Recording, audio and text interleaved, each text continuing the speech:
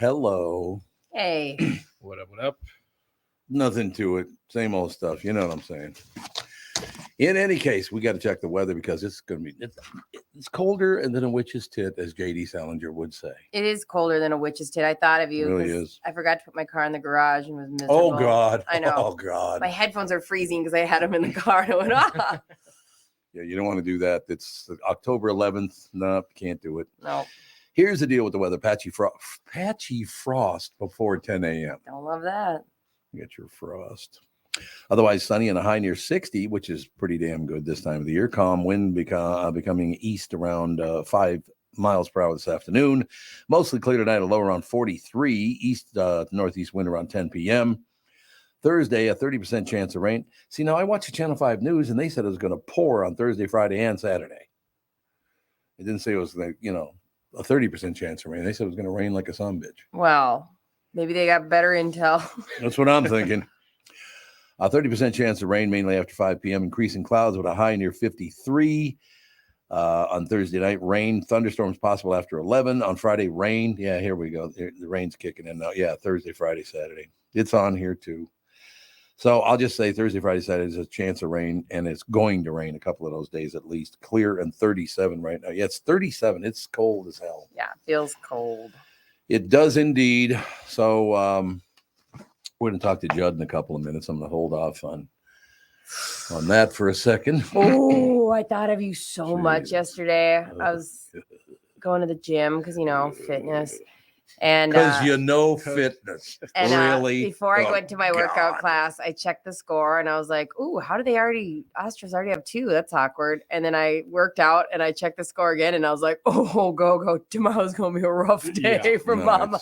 It's unbelievable. It felt like every 5 minutes there was a home run being hit by the Astros. Oh, yeah. Would they hit like 5 of them or something? It was not good. Were you both at the game or just? No. But I was at the game, yeah. This was my brother. And because I live close enough to the stadium, so every once in a while I hear like a loud cheer. Right. And you run to the window. And I'd be like, oh, they must be like doing something good. And I'd have the game on TV and like, oh, the bases are loaded or we got 2 runners in scoring position, nobody out. And then now we still have no runs. And it's like, Jesus.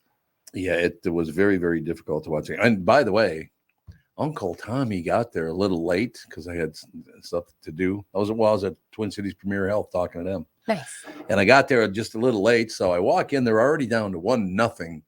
As I'm sitting down in my chair, they're now down 4-0. And then you got up and walked out. I wanted to. I said, this game's over, basically. Yeah. You get shelled like that in the first inning, you suck. That's what it was. 4. I thought, that was wild. I was like, what? 4-0. Yeah, I was like, this game just began. Well, I know. Unbelievable. And you thought maybe they could make a little bit of a comeback like they did in game 1, and it just never came to fruition. 9-1 final score. Yeah, I believe that's what that. That's when I last saw it and was like, I can't keep checking this. My anxiety for tomorrow is going higher and higher. Yep. The greatest part of that is being around Catherine when we're losing because she gets so manic. It's hilarious. What are we doing? It's like, settle down. I wonder what you guys have in common. I only get pissed off at coworkers, not at baseball teams. That's a different story. You're such a liar you right now. You definitely get pissed off at baseball teams. What are you talking about? We've sat here all season for the roller coaster of up and down. You've been experiencing the whole thing. Catherine's funny. I was wearing my my Twins hat Monday. And she looks at it, she goes, yes, go Twins, as if like I'm confirming that the Twins should go. It was just a very funny moment. She's funny. We'll get to the sports in about 5 minutes when Judd calls in. I just saw the headline, the number 1 headline this morning in the Star Tribune. Minnesota DFL chair rebukes socialist group for disgusting statement after attacks on Israel. The Twin Cities chapter of the Democratic Socialists of America issued a statement, and then of course an ad popped up and I can't scroll through it. What a shock. We'll never know. No wonder no one reads your newspaper anymore. Whoa, take it easy, sir. Well, do they? I don't know, but it felt like mean. Yeah. I'm reporting the stats. I'm saying I feel like it was a mean comment. If you want to apologize, right? And it's not just the Star. It's not just the Star Tribune. It's any website that has a paywall. I'm like, I'm done. I'll go find it somewhere else. No, you're right. Twin Cities chapter of the Democratic Socialists of America issued a statement of solidarity with Palestine. You people are stupid and crazy. Yeah. I mean, not only are you nuts, you're the dumbest human. The Palestinians would cut your head off if they got a chance. Yeah. As a honky American? Probably, yeah. A white American, they'd kill you in a minute, you dumb bastards. Get a hold of the DFL chair. Have them on right. Who's the DFL chair? Yeah. Who's our booker? Tevin, get a hold of him. Who's our booker? I'll shoot him a text right now. Perfect. Yeah, because I wouldn't mind talking to the head of the DFL. Look, as I've told you, my mother was an ardent Democrat. She loved being a DFLer. That was wonderful. And I still, most of my friends are ardent DFLers. They just are, right? Some of them are conservative. Some are, lean more liberal, all the rest of it. But this is unforgivable. Ken Martin? Martin, that sounds familiar. I feel like that's what I'm coming up with here. That might be the deal, I would guess. Why would you support Palestine? They hate you. They hate you. I promise they don't like you. Oh, you do promise that, don't you? I promise that. It's a very negative statement. Thank you. That's all I have to say. Thank you. State DFL Party Chair Ken Martin said the Twin City Socialist Group's statement doesn't even acknowledge the slaughter of Israeli and American civilians. Well, that's where we are now. Our whole lives are based on what we're angry about. And of course, we don't care about the Americans who were killed or the innocent people who were killed. We just want to take the opposite side of whatever you think. I'm going to take the other side of it. Right. That's all it is. It makes me feel like I don't know what's actually going on over there, because it should be pretty simple. Like, this terrorist Hamas group slaughtered a bunch of people at a concert. Yep. Hamas bad. We feel bad for the concert people. But now, like, it feels like people are like on both sides. I'm like, I don't understand what's going on. It's just, and you could see it as soon as that cash was handed over a few weeks ago. That was a huge mistake. Well, they're now saying they're trying to claim it never happened, that we never did give them that money. Right. It was like we just unfroze their bank account. Yeah, which it's the same thing. But you can't do that and not expect them to spend that money in a very bad way. Yeah. Even which if they did. Right. And even if they said we're not going to spend it on certain things, like if you hand a crackhead $20 and he tells you he's not going to go buy drugs with it, he might go buy drugs with it. He might go buy a sandwich, but he also might go buy drugs with it. I will tell you again, I would like to see Americans look at all this, see what's going on. And if you want to be liberal, you want to be conservative, whatever, just don't be a nut job about it. You can lean a little left, lean a little right. That'd be good. Yeah. Let's not get nuts on both sides, shall we? What do you say? Yeah, the footage, I just think, God, there's just families and kids. Like, everybody is going to pay for all this bloodshed. And I just can't imagine. I'm so thankful that I don't think about that in my day-to-day life. Like, my ideas is like, what are we having for dinner or whatever? Who's picking up go-go? It's not, is my family okay? Yeah. No, you told me actually, your husband told me that what? He didn't do the bacon properly and you turned Hamas on him. That's what I've heard. Hamas on He didn't do the bacon. How do you mess up bacon, though? Well, honestly, you idiot. I'm talking to Justin. He's done. Out. Unbelievable. In any case, we'll keep an eye on. But I do like the fact that the DFL chair stood up and said, look, this is bullshit. And it's got to stop. This fake hatred and anger in America. You have nothing to be angry about at this point. No, not when you see what's happening around the world. Could we just back off our own needs for a minute? Yeah. What do you say, ladies and gentlemen? So, look, I'm not going to spend a lot of time on this, but I will say this again. I said it before, and I'll say it again. I am very, very happy where I grew up, because I grew up in a Catholic, Black, and Jewish neighborhood, had tons of friends. What I see, and I'm not going to go on and on about this, but what I see whenever there's somebody from, Whispering Acres out there in the rich communities and all that stuff, you have no idea about the Jewish community, the Black community, the Catholic community. You have no idea what the hell you're talking about. So shut up. And why don't we count on people who actually know what they're talking about to make comments? What do you say? Yeah, like Judd. Well, I don't know if we go that far, because Judd, I'm trying to avoid it, but we got to get to the sports segment. I'm angry this morning. I'm not sure why you're so happy, because I mean, if you were at Target Field yesterday, I don't know how you're not angry. I was there, and as a matter of fact, I walked in because I was a little late because I was doing some business with Twin Cities Premier Health, going to visit them, having a good time. I got there, I'd say about 12 after 3, so about 5 minutes late. We were already down 1-0. Yeah. And as I was sitting down in my chair, we were now down 4-0. And I just got there. Yeah, it would. It would help if the first baseman fields the ball down the line and doesn't have it go by him. That was gonna. I just have a feeling that would have been helpful. Me too, Pally. I will tell you, honest to God, you notice I'm not wearing my Twins cap, and it's not that I've turned my back on the Twins. They have 2 games left here. I don't think they're going to win it, but they do have 2 games left here. Mm-hmm. I'm wearing this hat in protest of one of the worst efforts I have ever seen by a baseball team. They were so horrible yesterday. I can't even describe it. Nothing. They did nothing right. Well, yeah. And the thing is, okay, so Sonny Gray didn't have a good start. And, to your point, gave up 4 runs. I think 3 were earned in the first, gave up the Bregman home run. Yeah. I think it was in the 5th. But, the reality is this, and this goes back years with this playoff, the losing streak that they ended against Toronto finally. But the frustration for me is the overall lack of timely hits almost ever. Yeah, now Sunday they scored 6 runs, so that sort of helped with it. But if you look at what they have done, because those Toronto games, it's not like the Twins piled on runs in those games. No, right.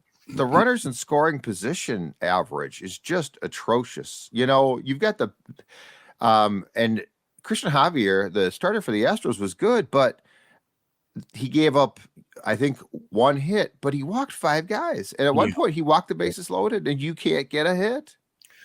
It's true. Sonny Gray was horrendous the whole time he was in there. I mean, he was terrible.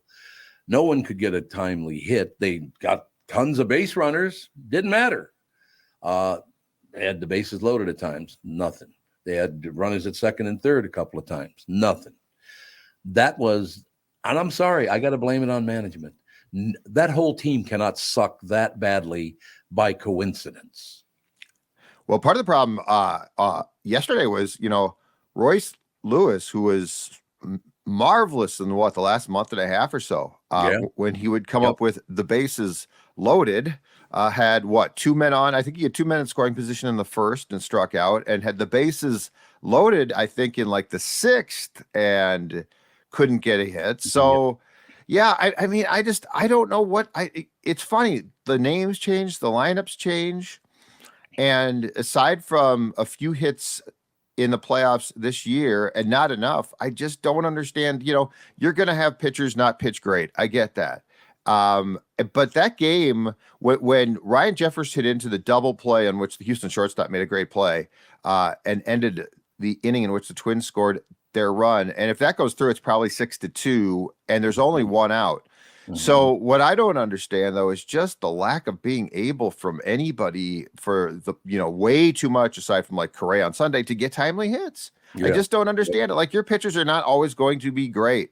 But the reality was, Gray, I think, gave up 5 runs, and 5 runs at home with that atmosphere shouldn't end your day. Like, you shouldn't have that. By the time they got to 9, Bailey Ober was just pitching batting practice as far as I could tell. That's my frustration is just get a timely hit, that crowd. And I'm sure, Tom, you sensed this, was ready to explode. Like, that crowd was great. Yep. And they had nothing to cheer about. And I like I said, the pitching was horrible. The hitting was horrible. There were plenty of chances to score runs. They couldn't get that big hit.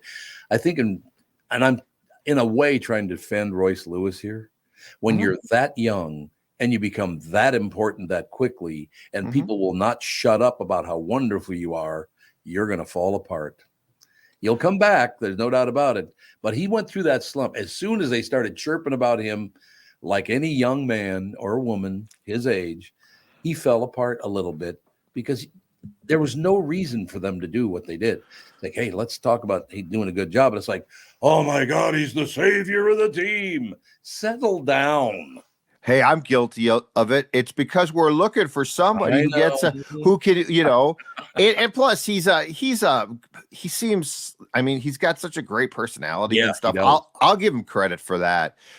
He does seem to embrace the pressure, but the other problem too, and this is where it's frustrating, but you have to face facts too, is, the Twins' September schedule. Go back and look who they played. It was a lot of awful baseball teams. Houston's damn good. I mean, Houston's and the slider that the Houston starter had yesterday. I mean, that was a lethal pitch, an absolutely lethal pitch. And you just flat out have to have better at bats. Their problem too, Tom, is Kirilloff, in addition to the fielding F-up, which was massive, Kirilloff and Wallner, two of their young kids or two of their younger guys, they don't have a hit in the series. Nope. I think they're combined 0 for 17. That is not good. And once again, how does the coaching staff not see that coming? I mean, if you're 0 for 7, why don't we get to work so we don't get to 0 for 17? I mean, that's their job to step in and go, hey, man, we got to work on a couple things. Yeah, or you don't start one of them. Or you don't start one of them. That's the thing too. Like it's all based on. I think Houston. Houston, I think, has one left-handed starter. They have no southpaws from the bullpen, and I think it's all based on Kirilloff hits left-handed, and I like him, but at some point in time, I think you have to say, no matter what the analytics say or what the baseball moves say. If a guy is struggling that badly, I think you have to look at it and think to yourself, is this the right guy to start in this game? Yeah, I think you're absolutely right about that. But at least today, I mean, we're starting a pitcher who's only given up, 37 home runs so far this year? It's going to be Joe Ryan against Jose Urquidy, who was hurt most of the year. He's not a bad pitcher, but here's my suggestion. You either walk Yordan Alvarez, who has now 4 home. He's 6 for 12 in this series, 2 doubles and 4 home runs. You either walk him, you hit him. If you throw him anything that he can hit. I know. Rocco post game yesterday said, I thought we did a pretty good job of pitching him. That's wrong. He did not. I did. I'm not. Yes, he said. I'm paraphrasing, but I went to his press conference. He said, "I thought we did a pretty good job of pitching him." That's the king. Don't pitch him. Yeah, after the game. Oh my God, is he? Oh, he's got to go just because of that thing. They're going to fire him today. You see now you're mad too. I knew I could do it when it came to the Twins. I don't care about the rest of the world right now. I care about the Twins. Yes. He thought they did a good job. They tried to say, well, I mean, he grounded out to first and our first baseman missed it. He should have made the play. But I'm sorry, when you are hitting 500 and you have yet to hit a single, 6 hits. At some point in time, if you think you're doing a good job of pitching to him, just stop pitching to him, period. Don't allow him. Don't, there's the old thing, right? Don't allow this guy to beat you. Mm-hmm. Somebody else might. Okay, that sucks. But if you allow this guy to beat you, you are an idiot. I couldn't agree more. But that's on Rocco Altabelli or what the hell ever his name is.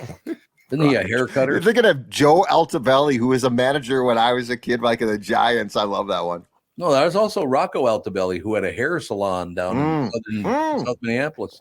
Maybe that'll be this Rocco's next job if he doesn't get his stuff together. He sucks right now. I will tell you that. I'm not impressed with him at all because he says things like, I thought we pitched him pretty well. Look at the stats. Yeah. How can you think he pitched? So obviously it's very negative, but as far as a baseball game goes, everything that could have possibly went wrong feels like went wrong yesterday in the game. So it can't get much worse. So does that at least give us some hope? Because in the regular season, we did take 4 of 6 from Houston. So it's like we can definitely beat this team. Is there some sort of we can rally? The fans are going to be lively. We're backs against the wall. Can the team, turn it around and win one tonight and extend the series? Of course they can. Yeah. But, it's hard to get past the fact that my biggest thing is not pitching. It's the bats. And that's the thing is the Twins can extend the series if the Twins can hit. Now the good news is, I guess from a standpoint of the players, the good news is because Texas, absolutely kicked the crap out of the Orioles. Yeah. That series being done, the Twins Astros is now going to start at 6:00 tonight. Right, I heard that. Yeah. So it's being moved to a night game. So you've removed all the shadows, you've removed all the talk of that type of thing. But yeah, they can definitely come back and win. But they have to get going at the plate consistently. And Houston's good. That's the thing about this too. You've got to beat. Toronto had talent, but they were a very up and down team, and they could not score runs. And that's a credit to in large part Lopez and Gray. But this is one where you're going to you can't send Joe Ryan out there and say go get him. No, you cannot. We're going to score 2 runs for you. Go get them. Yeah, exactly. Do you think the Twins already shut off the heat for the Astros clubhouse? Oh, I like it. You can freeze their ass off in there. Works for me. Yeah, I don't. Why not? Try whatever you can. You got to do whatever. I mean, how quickly do you expect them to go to the bullpen? It's a must-win game. Oh, real quick, very quick. Like Joe doesn't have a leash here. I guess my question is, what's the bull? Who are they going if they have to go to the bullpen in the third, which they might? Who are they going to bring in? Maeda pitched 2 innings yesterday. Mm-hmm. Ober was almost at 2 before he got pulled. So I'm curious to see who they're going to bring from the bullpen, and are they going to, go real drastic, like bring Duran in early to pitch if there's, 2 guys on just to try to get out of an inning potentially. But yes, it is going to be an all hands on deck game for sure. That sort of concerns me though, because I don't know the Twins are going to be nice, cool, calm, and collected if that's the case. In part because of Tom's point about Rocco. It's one thing to have a strategy. It's another to appear panicked. Right. Very good point. That's a very, very good point. No question about it. All right. We'll talk more about we'll close with this, though. Yes. That I met numbers of people yesterday at the stadium, a lot of them who work there, some of the attendants there that listen to this show every day. I met a neighbor I didn't know I had, a guy named Krystin. I met him. I was walking into the men's room and we're schmoozing while we're waiting to pee because there were about 85 people at the urinals. But met a lot of people yesterday that listen to this show and they love the show. They love your show. They think the world of Garage Logic. There's a lot of big fans at that game. That was great. That's awesome. Yeah. Well, you know what? That's one bit of good news on a day that didn't have much. I do feel bad for fans though, because they showed up ready to absolutely rock and roll, and they were great, and they didn't get a lot to cheer about. So thanks everybody. All right, Judd, we will talk to you one more time tomorrow this week. We will indeed. See y'all. Have a good day. Bye. Judd Zolgad, ladies and gentlemen. Score North. Take a break. Be right back in a couple of minutes. Chris Eggert will join us at that time. Let's take a second to talk about my bank, North American Banking Company. You've heard me talking about them for a long time now. When they opened in 1998, they made a promise to deliver a better banking experience for their customers, where you know your banker and they know you. Well, a lot has changed since 1998. This commitment to being a true community bank in the Twin Cities has not. They are my bank. I'm not just saying that. So if you're looking for a better banking experience, why not bank with my bankers at North American Banking Company? Go to nabankco.com or stop by any one of their 6 Twin Cities locations. Member FDIC, equal housing lender. This is Bob Sansevier, and I want to tell you about Dave Bialki from Bialki Law. Dave represented my wife, Mary, when she had a significant workplace injury. She was very happy with the job Dave did. If you have a work-related injury and have Dave represent you, I'm betting you'll be happy too. Dave is a down-to-earth guy. He grew up in northern Minnesota, rides a Harley, and worked various jobs doing concrete, electrical, plumbing, roofing, and carpentry work. Dave works for people with work-related injuries. If you work construction, or anywhere for that matter, and you're hurt or even just hurting, you should talk to Dave. Let's face it, our bodies wear out. If your body is worn out from work, if your knees or back or shoulders hurt from things you do at work, do what Mary did. Call Dave and talk to him about it at Bialki Law to set up a free initial consultation. The number to call is 571-2410. That's 763-571-2410. Or visit bialkilaw.com. That's BIALlaw.com. You need to know a guy for your auto repairs, legal issues, banking, and more. The same goes for investment advice. You need a guy to help you be successful, someone you can trust who gets results. Well, I got a guy for you, Josh Arnold. Josh gives you straight talk, not sugar-coated advice about your financial situation. Josh has seen it all when it comes to economic and market conditions, and Josh can make sure that your retirement objectives match your investments. Do yourself a favor and call Josh now for a no-obligation 48-minute evaluation. You've got nothing to lose, and you'll get a different point of view for your investments. Call Josh at 952-925-5608. That is 952-925-5608. You'll be glad that you did.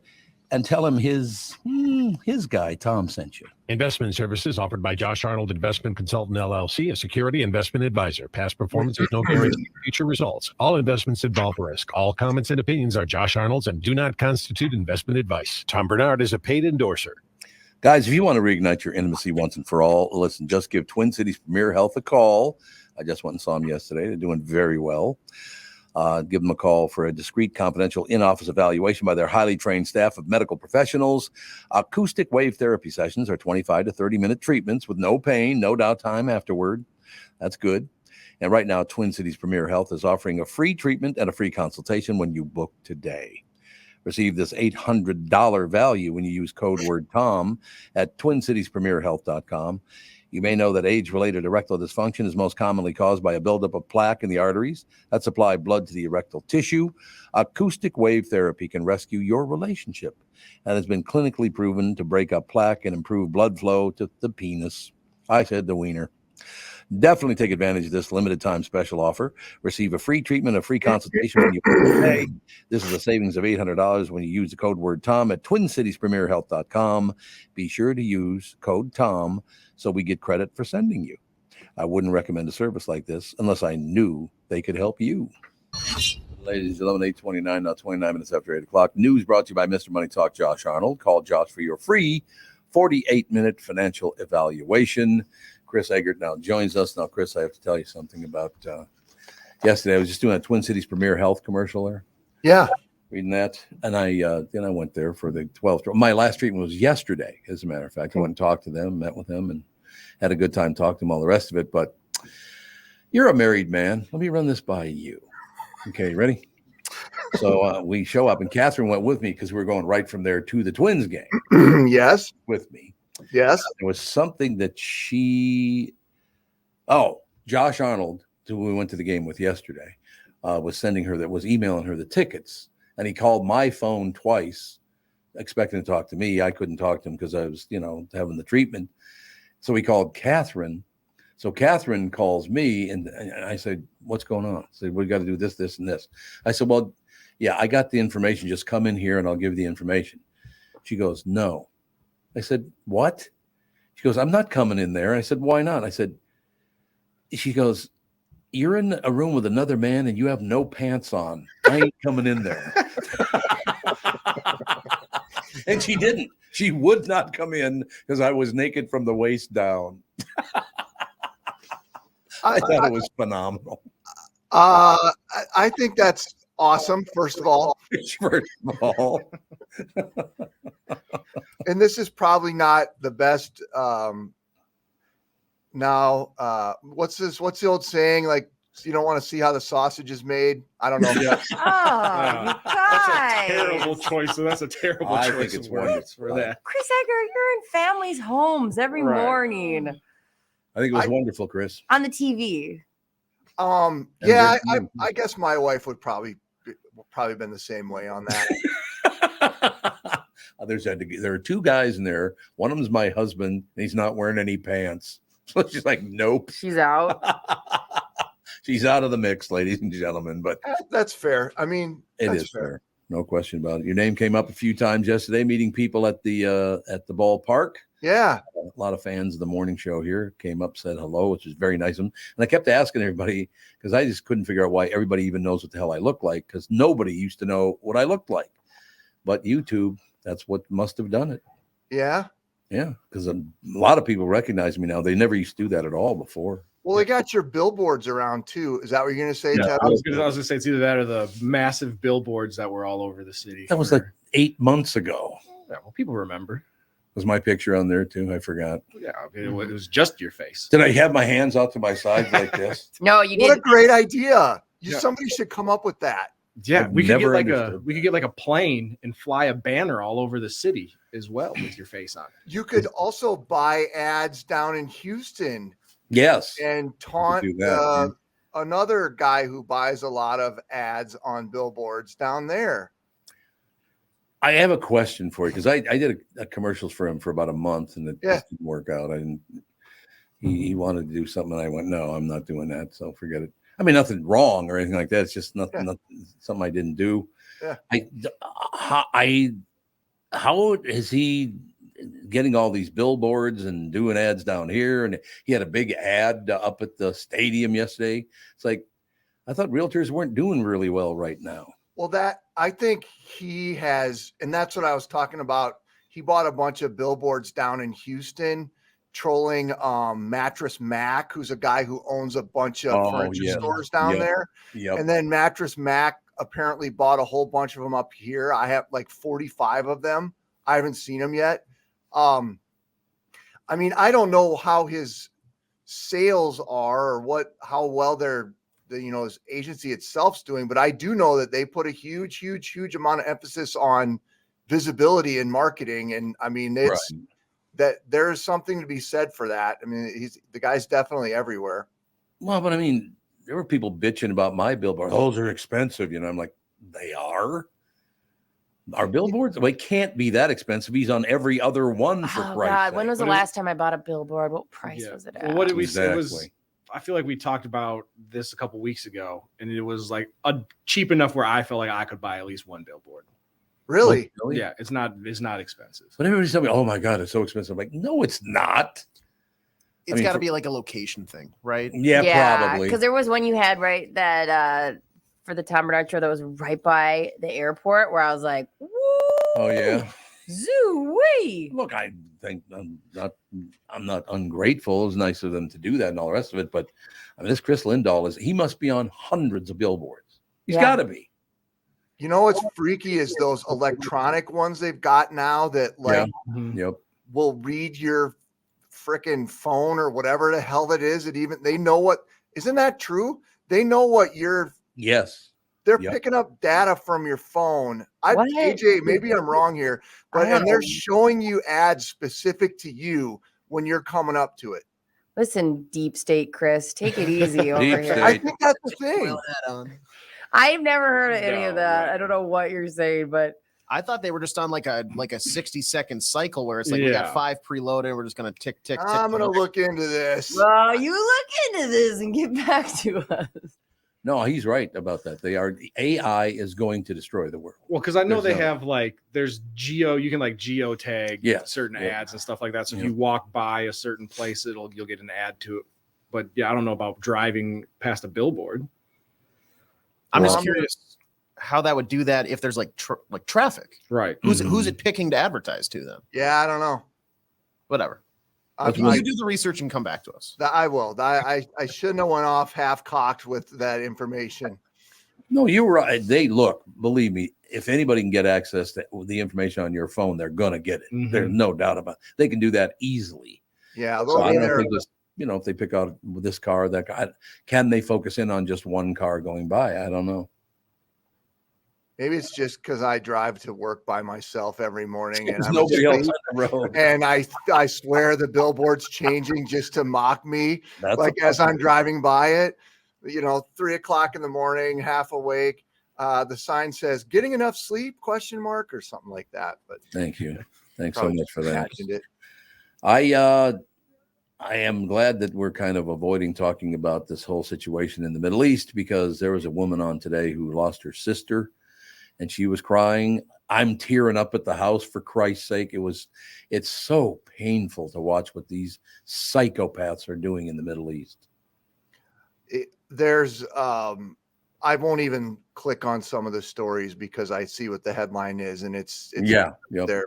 I saw a woman was in the back end of a truck that was some video that was showing this weekend, and one of the news organizations interviewed her dad, and it was just like, oh my God. What's interesting now is that you are seeing people lining up on both sides of this, which is the scary part of it, because that's, meanwhile, nobody really knows what's happening in Ukraine right now. It's just, I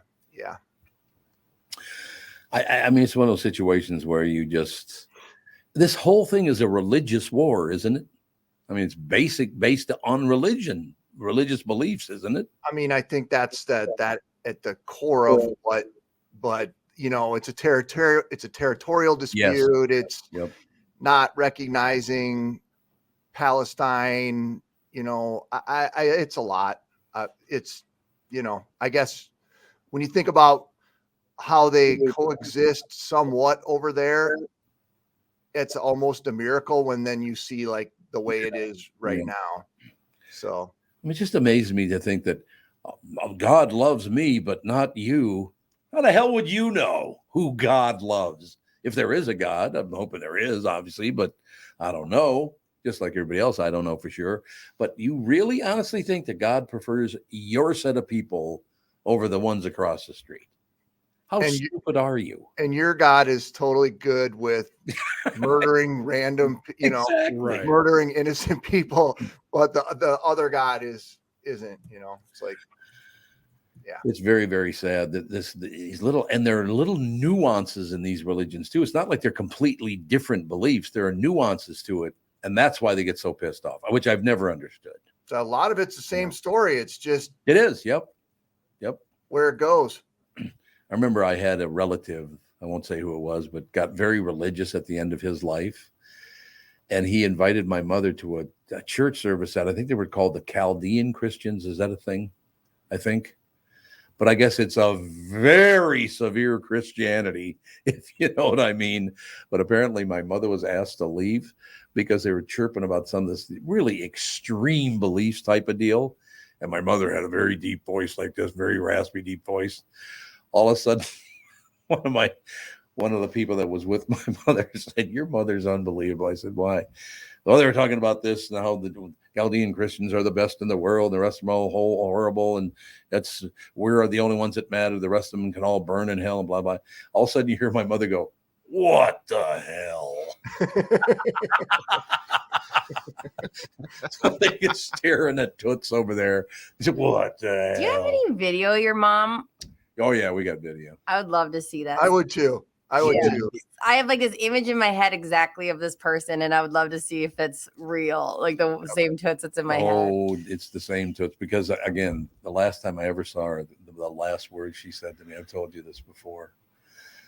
"Mom, I got to leave for a couple of weeks. Well, I don't think I'm going to be alive when you get back, Tom." "Yes, you'll be alive. I'm only going to be gone 2 weeks. I have to go, but I'll be back in 2 weeks." She said, "I'm almost certain I won't be here." I said, "Okay, let's say you're not." And I'm holding her hand. I said, "So you die, and you've always loved the Virgin Mary because, you like the female deity, which I think is wonderful. You're a woman. I understand that." And going on and on about meeting God and meeting Jesus and meeting the Virgin Mary. And so finally I said, "Okay, so even if I never see you again, I'll be happy to know that you're in heaven." And she said, "Yeah, don't give me that."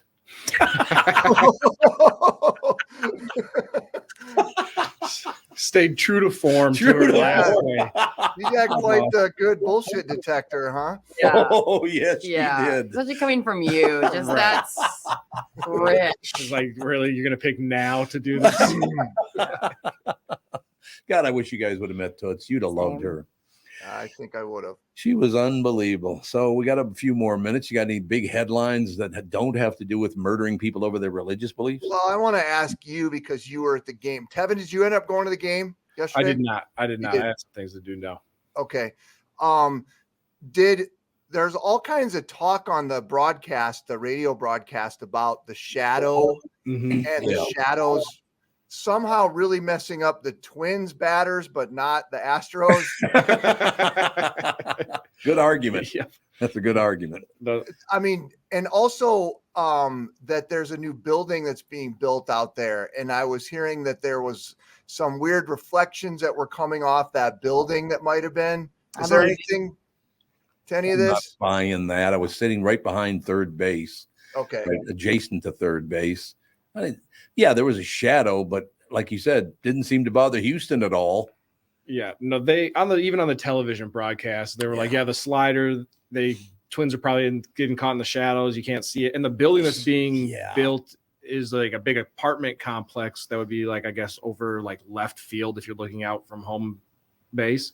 Yep. And I don't think there's any glare or anything. And if it is, it sure didn't affect the Astros at all. They're managing to hit a home run every inning. So they hit a lot of home runs. Well, it's a night game tonight. They got moved to a night game tonight. So we'll see if those lack of shadows will propel us to the next game. Wait, did it get moved because of that? No. I got moved because the other series ended, and so they need a primetime game tonight. Okay. So they slid that down to primetime. I had a half moment of going, oh my God. No. Twins have a lot of pull where they're like, hey, we need to move this game. No. Texas massacred Baltimore. I mean, it was just hideous. Like rest in peace kind of vibes. Yes, definitely rest in peace. My God, they killed them. But look, I suppose anybody can win at any time. I do not expect the Twins to win tonight, but if they do, then we got Lopez tomorrow. If they can somehow pull it out tonight, we got a shot because Lopez would be the pitcher in Houston. Okay, all right. There's some positivity. Yep. What a tale there will be to be told if we win tonight, we go to Houston and somehow manage to pull it off, right? Would be huge. Yeah, I saw a stat today that was the Twins are 0-9 since 2002 in elimination games, partly because we've lost 18 straight games in a row before this. Don't worry about that. No, so we've already busted the can't win a playoff game period. Yeah. Why not bust this one too and win an elimination game? Legend. You know what I love? He's talking and you're chanting. I was like over getting him. excited. I was This just is hyped. an audio Well, did not show. feel like I was hyping you up. I was trying to hype you up. Let's not do that. This is not some dog shit other show you're on. Yes. I like the positivity, Tevin. Right. I'm trying to we need to speak some positivity into this team. We believe still. Everybody get your Homer hankies out. Let's make We believe. Go Twins. Thank you. You guys weren't at the game yesterday, were you? None of you. No. My brother was, and he's staying with us. And he came home and he looked depressed. Extremely painful. I mean, it was extremely painful to watch that game. They were horrible. I mean, not just bad. They were horrible. Did you stay for the whole thing? We left after 1 out in the 9th inning. Okay. It's like, it might as well be the whole thing. Yeah. And by the way, we got to sit in line waiting to get on the freeway for about an hour after that. Yeah. So that was a thrill. That's good to sit in the radio then and listen to all the Exactly. people's wonderful things they have to say about the Twins after a loss like that. That's always good. They sucked so badly. It was unbelievable. Did the people around you, were they staying or leaving? A lot of them stayed. Okay. I would say people started filing out after about the 6th inning because they kind of realized we're not going to win this game. It was pretty obvious. But mostly it was interesting because the upper decks left first, which I thought was kind of interesting. That is interesting, especially you couldn't get a ticket there less than $100. So I would be we are staying the whole time. Yeah. No question about it. But no, there were 20 of us total that went to the game together. It was just phenomenal. So much fun, great friends, some I've known for most of my life.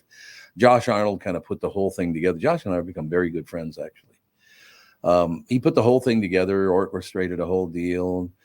I saw Ken, my buddy, yesterday. Used to lift some weights with him, and it was a great time. And like I said, meeting all those Tom Barnard Show listeners at the stadium, you people were so incredibly nice. Thank you. That's It was good. All right, let's turn things around tonight. Absolutely. We'll get that done, Buster. Get back to work, for Christ's sake. I got to go do things now. All right. See you guys later. Wait 1 second before you go. Yes. Do you have any pants on? I do. Damn it. I thought I could get you to stand up. Wouldn't you like to know? Yes, thank you very much. Ladies and gentlemen, news brought to you by Mr. Money Talk, Josh Arnold. Call Josh for your free 48-minute financial evaluation. He's another guy, I'll say it again. I know I say it a lot, but I'll say it again. I've known him for years now. He just came in and did the podcast a couple times. What a nice man. Very nice guy. Josh? Yeah. No, he's not Josh. Well, him too. Chris was. I don't know if we're saying nice things about Chris when he's not here. I don't know. Oh, that's kind of negative. Yeah, we could be talking about Chris. Chris. Stab him in the back. Is that what you want? Oh, so we're saying nice things. You know who sucks? Chris Eggert. That's who. If I was going to tell Chris he sucked, I'd wait till he's either on air or he's sitting in the lobby so he can't talk back, but he can still hear. Well, it's not a bad. That's not a bad call. All right. We do have to take a break here. Be right back in a couple seconds, ladies and gentlemen. So happy to welcome back our longtime friend, Sabre Plumbing, Heating, and Air Conditioning. Matter of fact, Steve and Tatiana, his lovely wife, were at the game with us last night too. So that was terrific. I am so happy to welcome back our longtime friend, Sabre Plumbing, Heating, and Air Conditioning, to the show. I've known Steve, the owner, for many years, and I completely trust Sabre to keep my house comfortable. Why? Sabre does everything the right way, and they always put the customer first. I love the team at Sabre because their service experts are experienced NATE certified technicians. They are not salespeople. Their pricing is completely upfront, and they fix only what needs to be fixed, nothing more.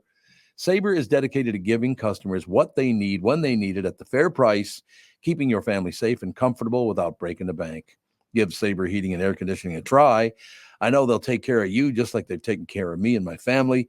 Whether you need a new Bryant furnace or air conditioner replaced or just simply need a service call to get you going again, go to saberheating.com. That is SABRE heating.com. Sabre and Bryant, whatever it takes.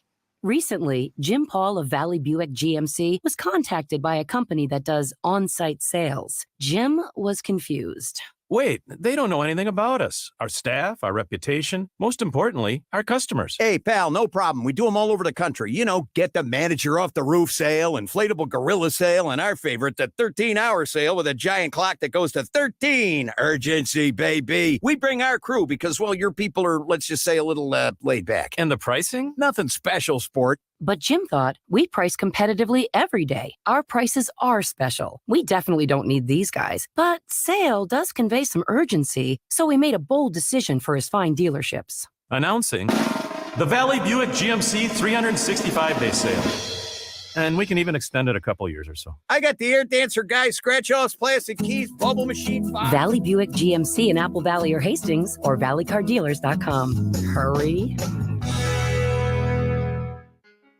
In a world that's racing a mile a minute, a split-second distraction can change everything. I'm Mike Bryant from Bradshaw & Bryant.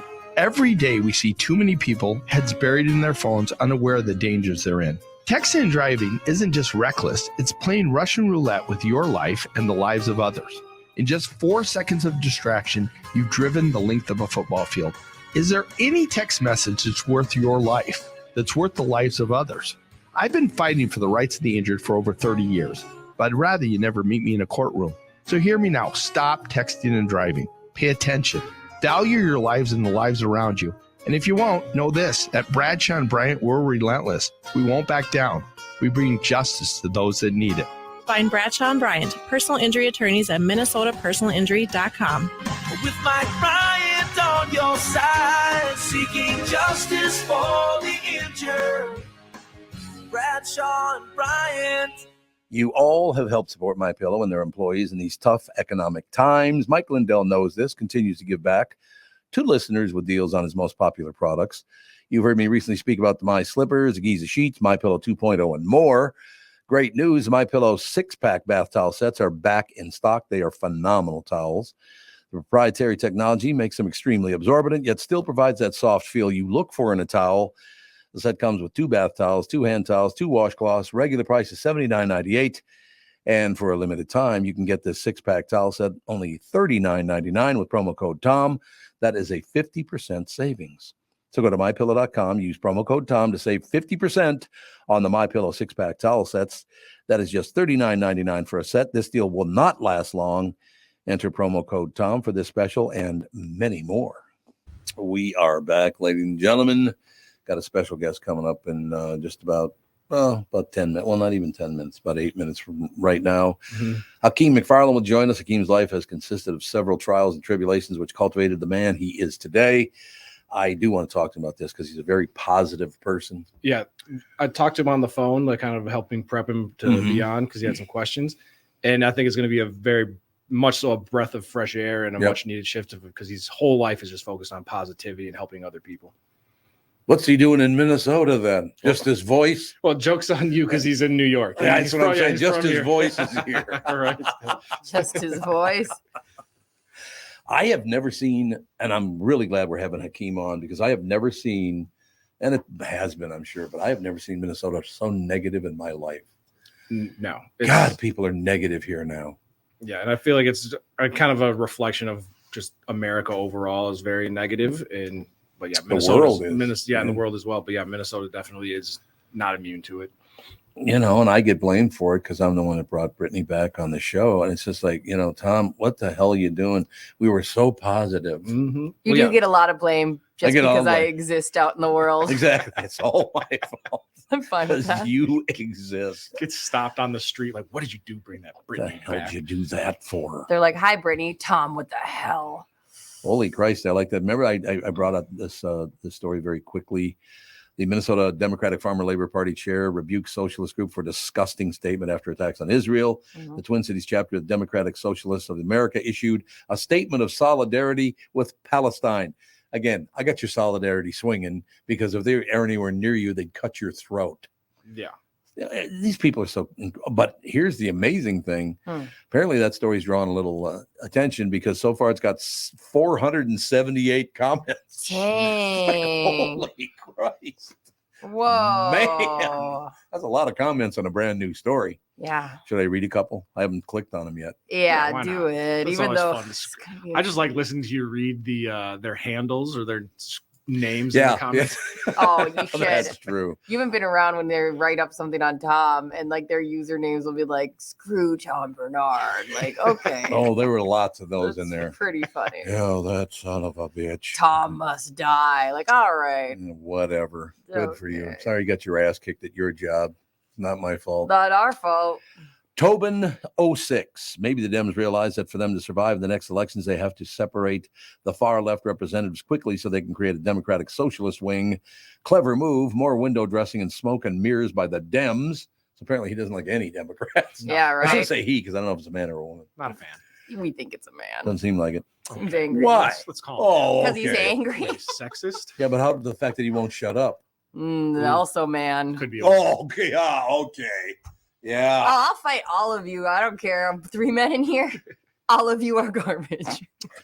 Hierophant says, when have any of these politicians made statements in support of the Palestinian people who are regularly and routinely murdered by the Israeli government? It's a weird double standard. See, what I would do is I wouldn't make comments about this war going on right now because you cannot win. And so it's funny you say that because we have a listener that gave us some feedback and essentially said, shout out Gary Kimberly for writing in through the app. I call him GK. GK. Yeah. That's our dog. But yeah, he essentially, he essentially said the same thing. Like, we got to, like, everybody mind your business, like, stay out of it. It's a religious war that's been going on for thousands of years that we're not going to solve overnight. No, but we helped to fund it. That's the big problem. And they knew, whatever. I won't get into that part. Maybe Kendall Jenner should give somebody a Pepsi again. Right. I like it. That would solved be racism. Solved racism. Yeah. I like All that. took was a Pepsi. Took what? Well, you'll notice I'm drinking Pepsi this morning. She Oh, got the look idea at for that. me, you know. Tom, are you the new Kendall Jenner? Yeah. Yes, absolutely. No, seriously, are you the new Kendall Jenner? Is that the former guy?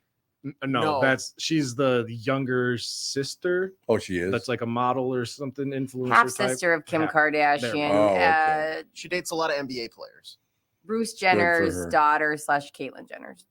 Oh, it's Kim. Bruce Jenner's daughter. Yeah. So what's his name now or her name now? Caitlyn. So Caitlyn, and who is this one you were talking about?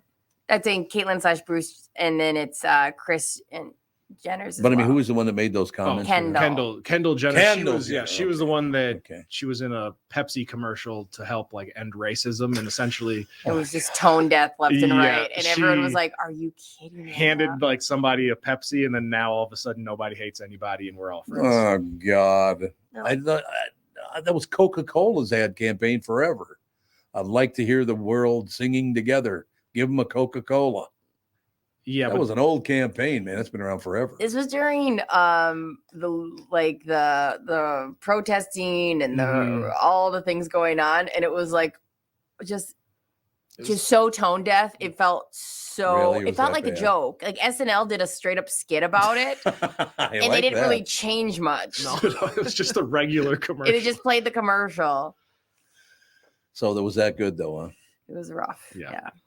Yeah, I don't understand. I never did understand the attraction of the Kardashian family.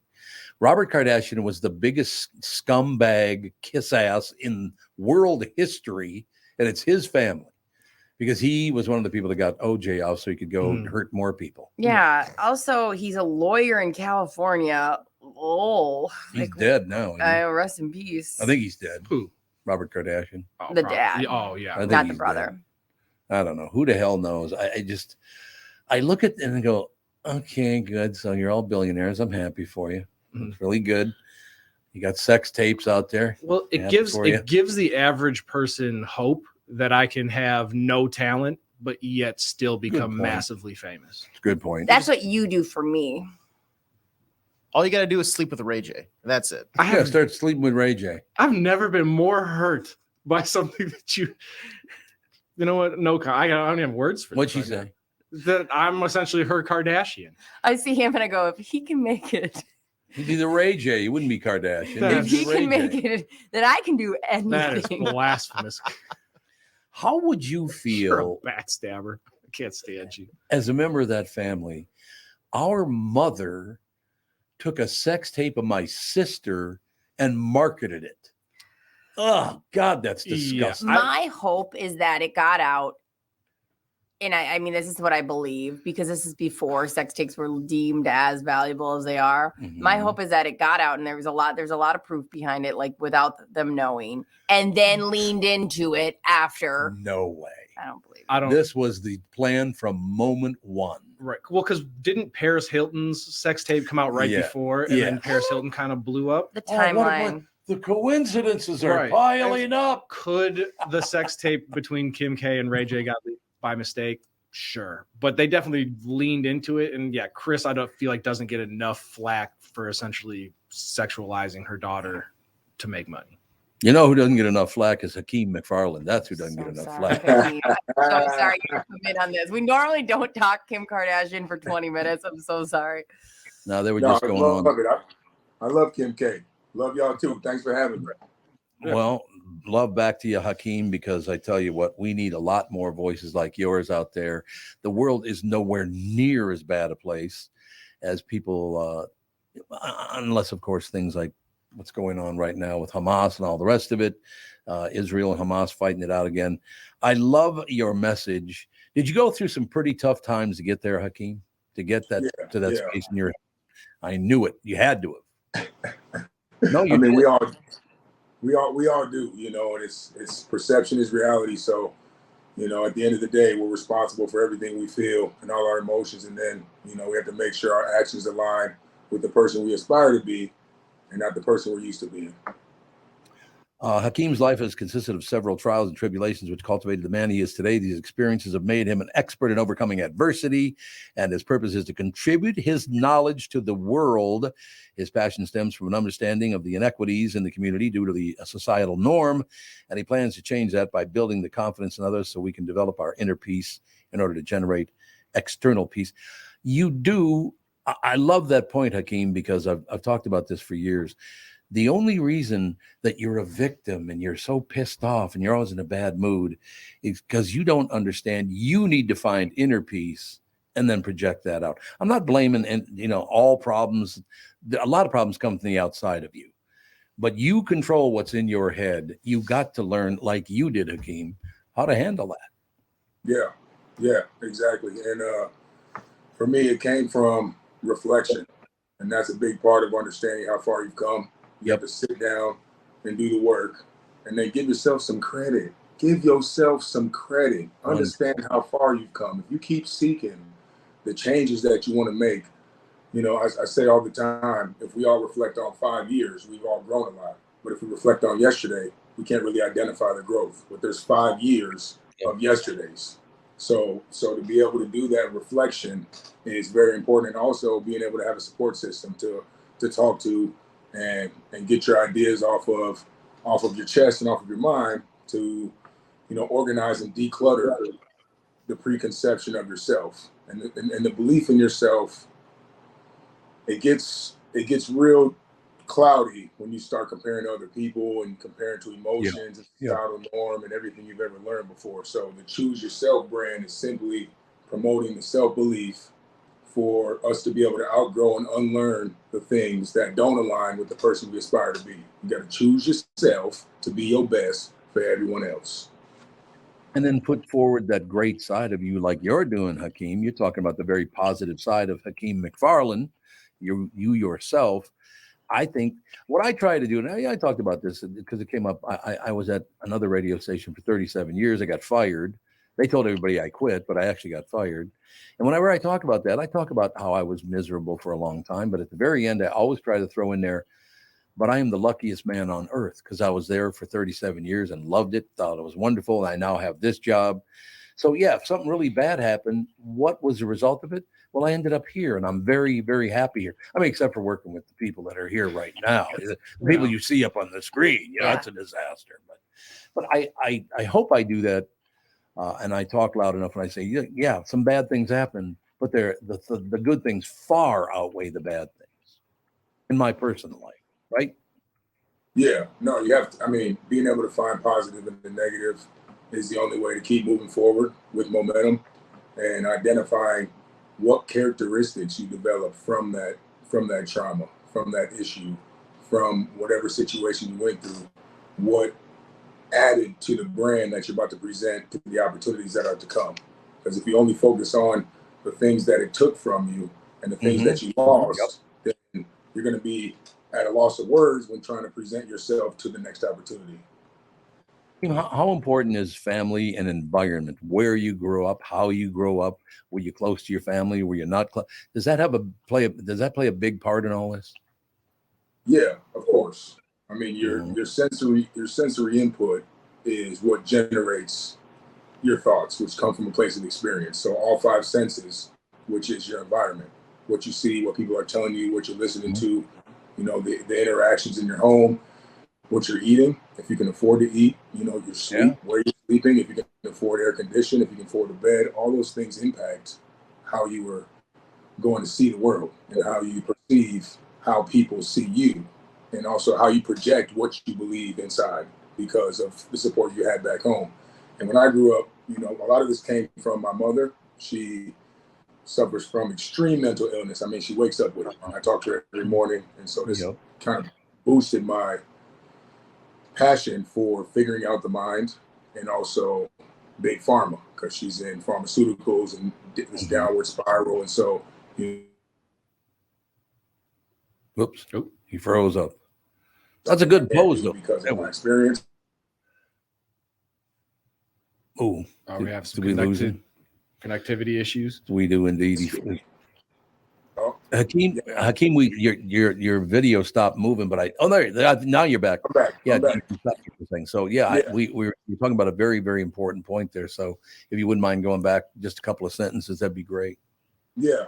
Just watching my mom battle addiction, alcoholism my whole life, and addiction came once my little brother passed when I was 16 and he was 6, and that's when the meds came in, and then I was, you know, single parent my whole life. So those things, I didn't realize how much they impacted me until I went through my grieving process, went to a dark, dark place, and then came out. And I looked back and I was like, dang, that's why I'm like that. That's why I'm like that. What the hell? But you can't, until you get to that turning point of I've had enough of my own then you want to grow your mind to be able to understand why you were who you were, you'll always be blaming people. Oh, my dad, my mom, drugs, my brother. You're always gonna blame until you get to a point where you're like, all right, this ain't working. Nobody's coming to save me. My mama, my God, my boss, ain't nobody coming to save me. I gotta choose myself, create the image of who I want to be, take everything I've learned, resiliency, persistence, confidence, being able to communicate, identification, the need to contribute to people who didn't have a support system like me. All those things are positive that came out of this. So now I developed a brand that specializes in the development of mind, body, and brand for other people looking for resources to choose themselves. And it doesn't take long. It's a short transition. I mean, comparatively to your life, it's a short transition of 6 months to a year where when you outgrow your old habits, old people, old places, old things, old addictions, old networks, and you're on your own because you don't know where to shop, who do I hang out with, who do I text, because you've outgrown all these things. That transition is what the Choose Yourself movement is for. So now you can reach out to other people in the movement who are proven that Choose Yourself has gotten them their success, who have the resources and strategies and perspective to provide for you to tap in and reach that potential and confidence to be able to get through that 6 months of your fitness journey or relocating jobs or coming out of a relationship, because it gets lonely choosing yourself in the beginning because you don't even know what you're doing. I ain't never been here before. I never done this. How am I supposed to know where to go if I want to start losing weight? I've been overweight my whole life. How am I supposed to stop smoking? I've been smoking my whole life. I don't know what not smoking feels like, but you choose yourself in that transition, and then it gets easier and your mind starts to understand that this is the new norm. We ain't going back. I'm not going back to places that are going to tempt me to go back either. No, I think that's wonderful. Hakeem, I tell you, just listening to you, because on the flip side of that, it was my father who was mentally ill. He was institutionalized several times, died very young, but he was way over the top with mental illness, all the rest of it. I grew up very, very poor. But you know how I look at that, Hakeem? I look at it as a couple of good things. It was not a good thing that my father was mentally ill, but it taught me that I could deal with it, which gave me more belief in myself. I grew up I just talked about this about an hour ago on the show. I grew up in a Jewish, Black, Catholic neighborhood. And it was not a lot of money going on and all the rest of it. But as I look at the world now, as other people look at neighborhoods like I grew up in, they think they know all about the people who grew up. In this case, it was North Minneapolis. And you do realize you learned so many great things from growing up there. And all these people who grew up in, let's say, very wealthy neighborhoods who think they know have no idea what they're talking about. So you walk away from a very poor situation with a mentally ill parent like you did. I don't know if you were very, very poor because of that, but possibly. Yeah. You learn so much and you have so much to say. Now, you are the person to step up and tell us what it's all about, because you've been there to a lot of places where all these experts have never been. So you would be the true expert. Yeah, I appreciate that. And I'm a firm believer in experience is the best teacher. And if you can read all the books you want, but until you have surgery, you don't know what it's like to be in that pain. You can do all the things you want, but until you've had an addiction that you can't overcome, you don't know what addiction is. And I've battled addiction. I've done sobriety. I've had surgeries. I've been to multiple schools. There's, the single only child, the single parent, losing a sibling. These are all areas of, I call character development. Now, the book's going to call them trauma. You ain't going to tell me that's trauma. Yes. I know how I'm looking at it, but there's definitely a sense of self-belief when you start to see your power to be able to overcome things that not many people can or have. And I'm here to tell you that I just listening to you. And by the way, you and I have so many things. If you ever come to town, we have to have dinner, because you and I have a lot in common. I'm ready. 3 years ago, my youngest brother died, and I never saw it coming. All of a sudden, I just get a call. He's in the hospital, and he's not expected to live. So you and I have been through losing a younger sibling. We've been through, whether it was a mother or the father with mental illness, all these things. There are good things that come from that. And if you want, look, I will tell you this. I've said this many times, Hakeem. Even if I believed I was a victim, I would never tell you that I'm a victim. No way would I say that, right? I'm a victim. No. We're going to move forward. We're going to learn from that. One thing I do, because I know you only got about 1 more minute left, but I got to do. I'm going to do you a great publicity favor. You ready for this? Okay, you see that picture of you there? I do. You sent a picture out of the guy. If I ever come to town, I'm gonna whoop your ass. It looks like. Look at how bad. Look at it, like, oh god, damn! Hakeem's mad at me. I got a little smirk on. You got a smirk on. Right. Hakeem, like I said, I know you got very, very like 1 or 2 minutes at the most left with us, but we need more voices like yours. People who've been through the things you've been through. I try to talk about it as much as I possibly can. And it's not that, again, it's not that I was a victim. It's if you can get through what Hakeem got through and what I got through, you can get through it. You can get through anything, right? Yeah. And that's all I want to say, man, is when I tell my story is that I want to be the proof and the possibility within. And, it's tough to see records get broken every day. There was a story about a guy who ran a mile in under 4 minutes.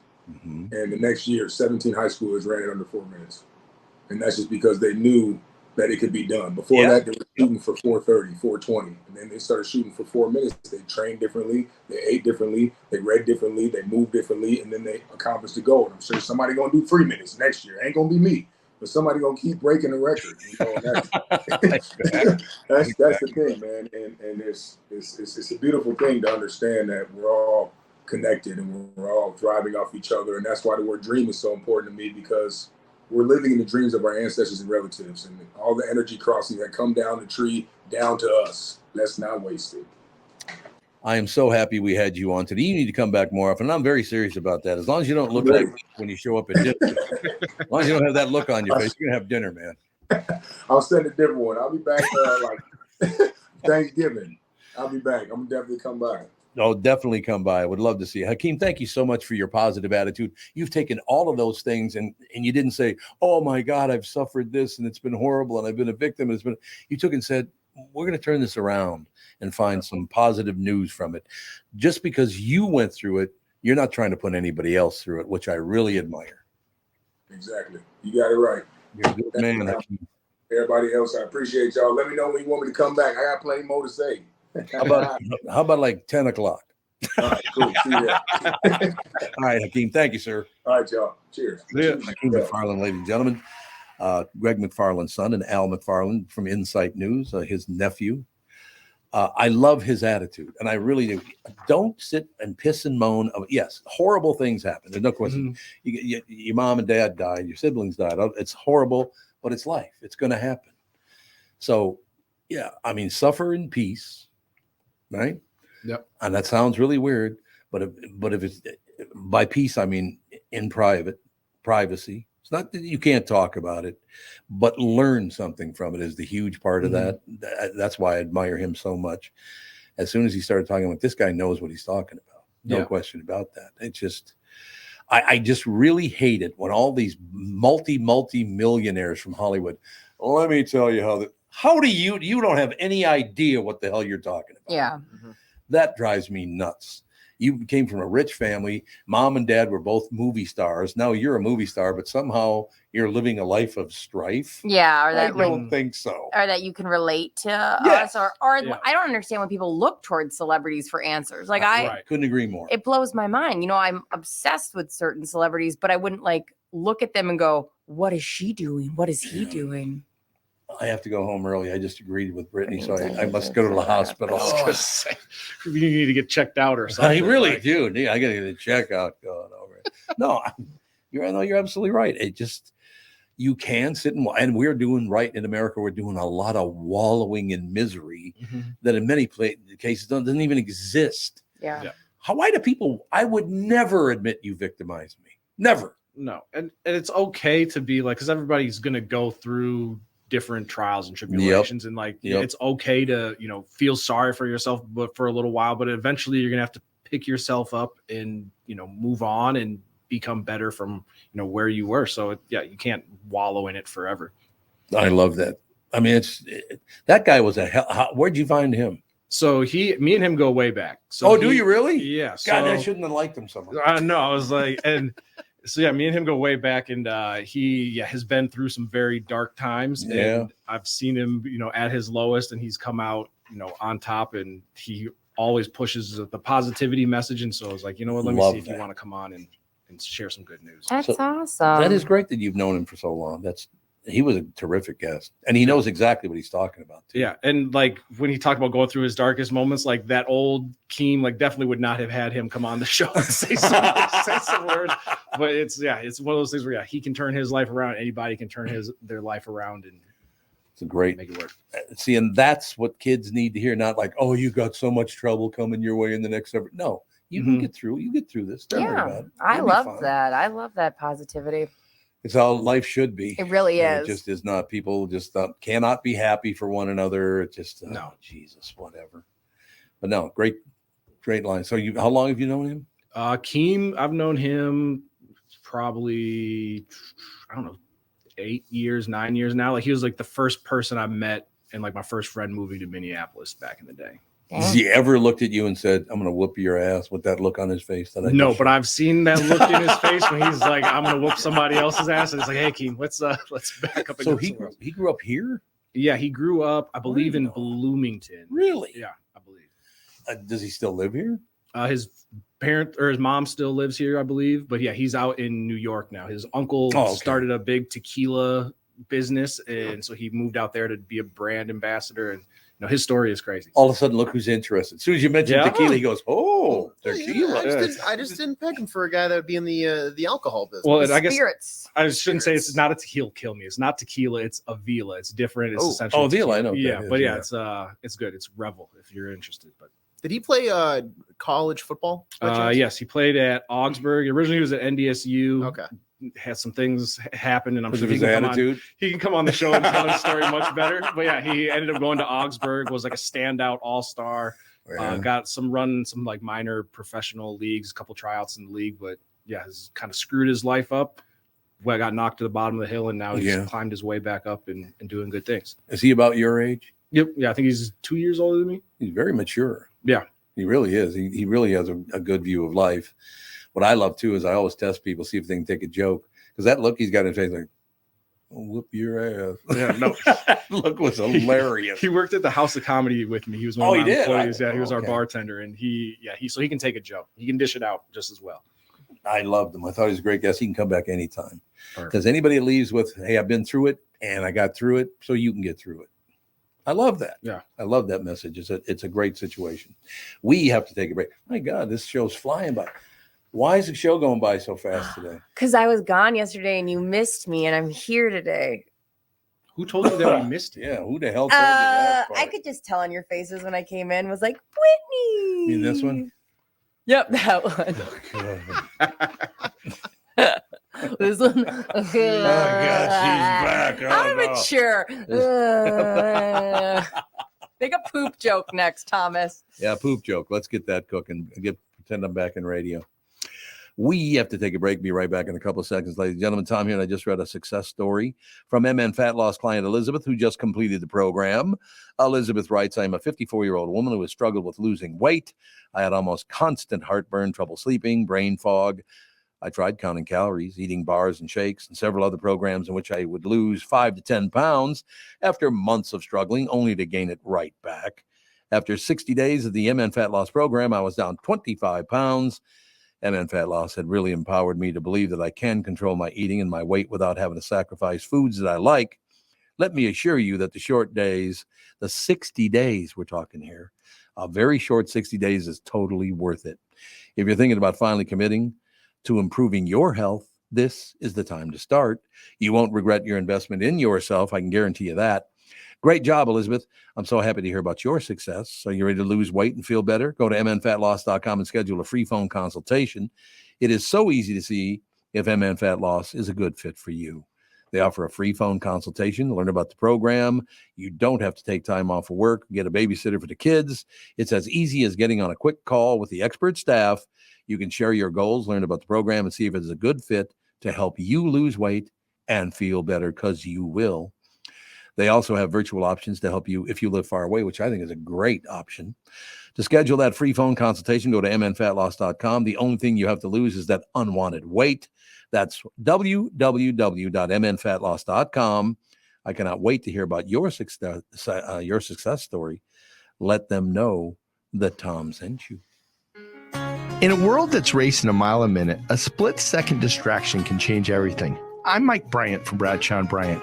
Every day we see too many people, heads buried in their phones, unaware of the dangers they're in. Texting and driving isn't just reckless, it's playing Russian roulette with your life and the lives of others.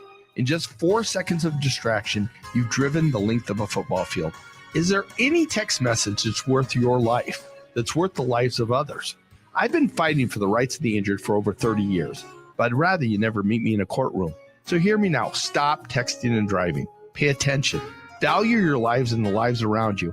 And if you won't, know this. At Bradshaw and Bryant, we're relentless. We won't back down.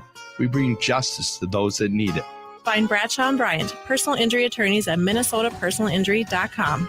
With Mike Bryant on your side, seeking justice for the injured. Bradshaw and Bryant. Why should your business bank with North American Banking Company?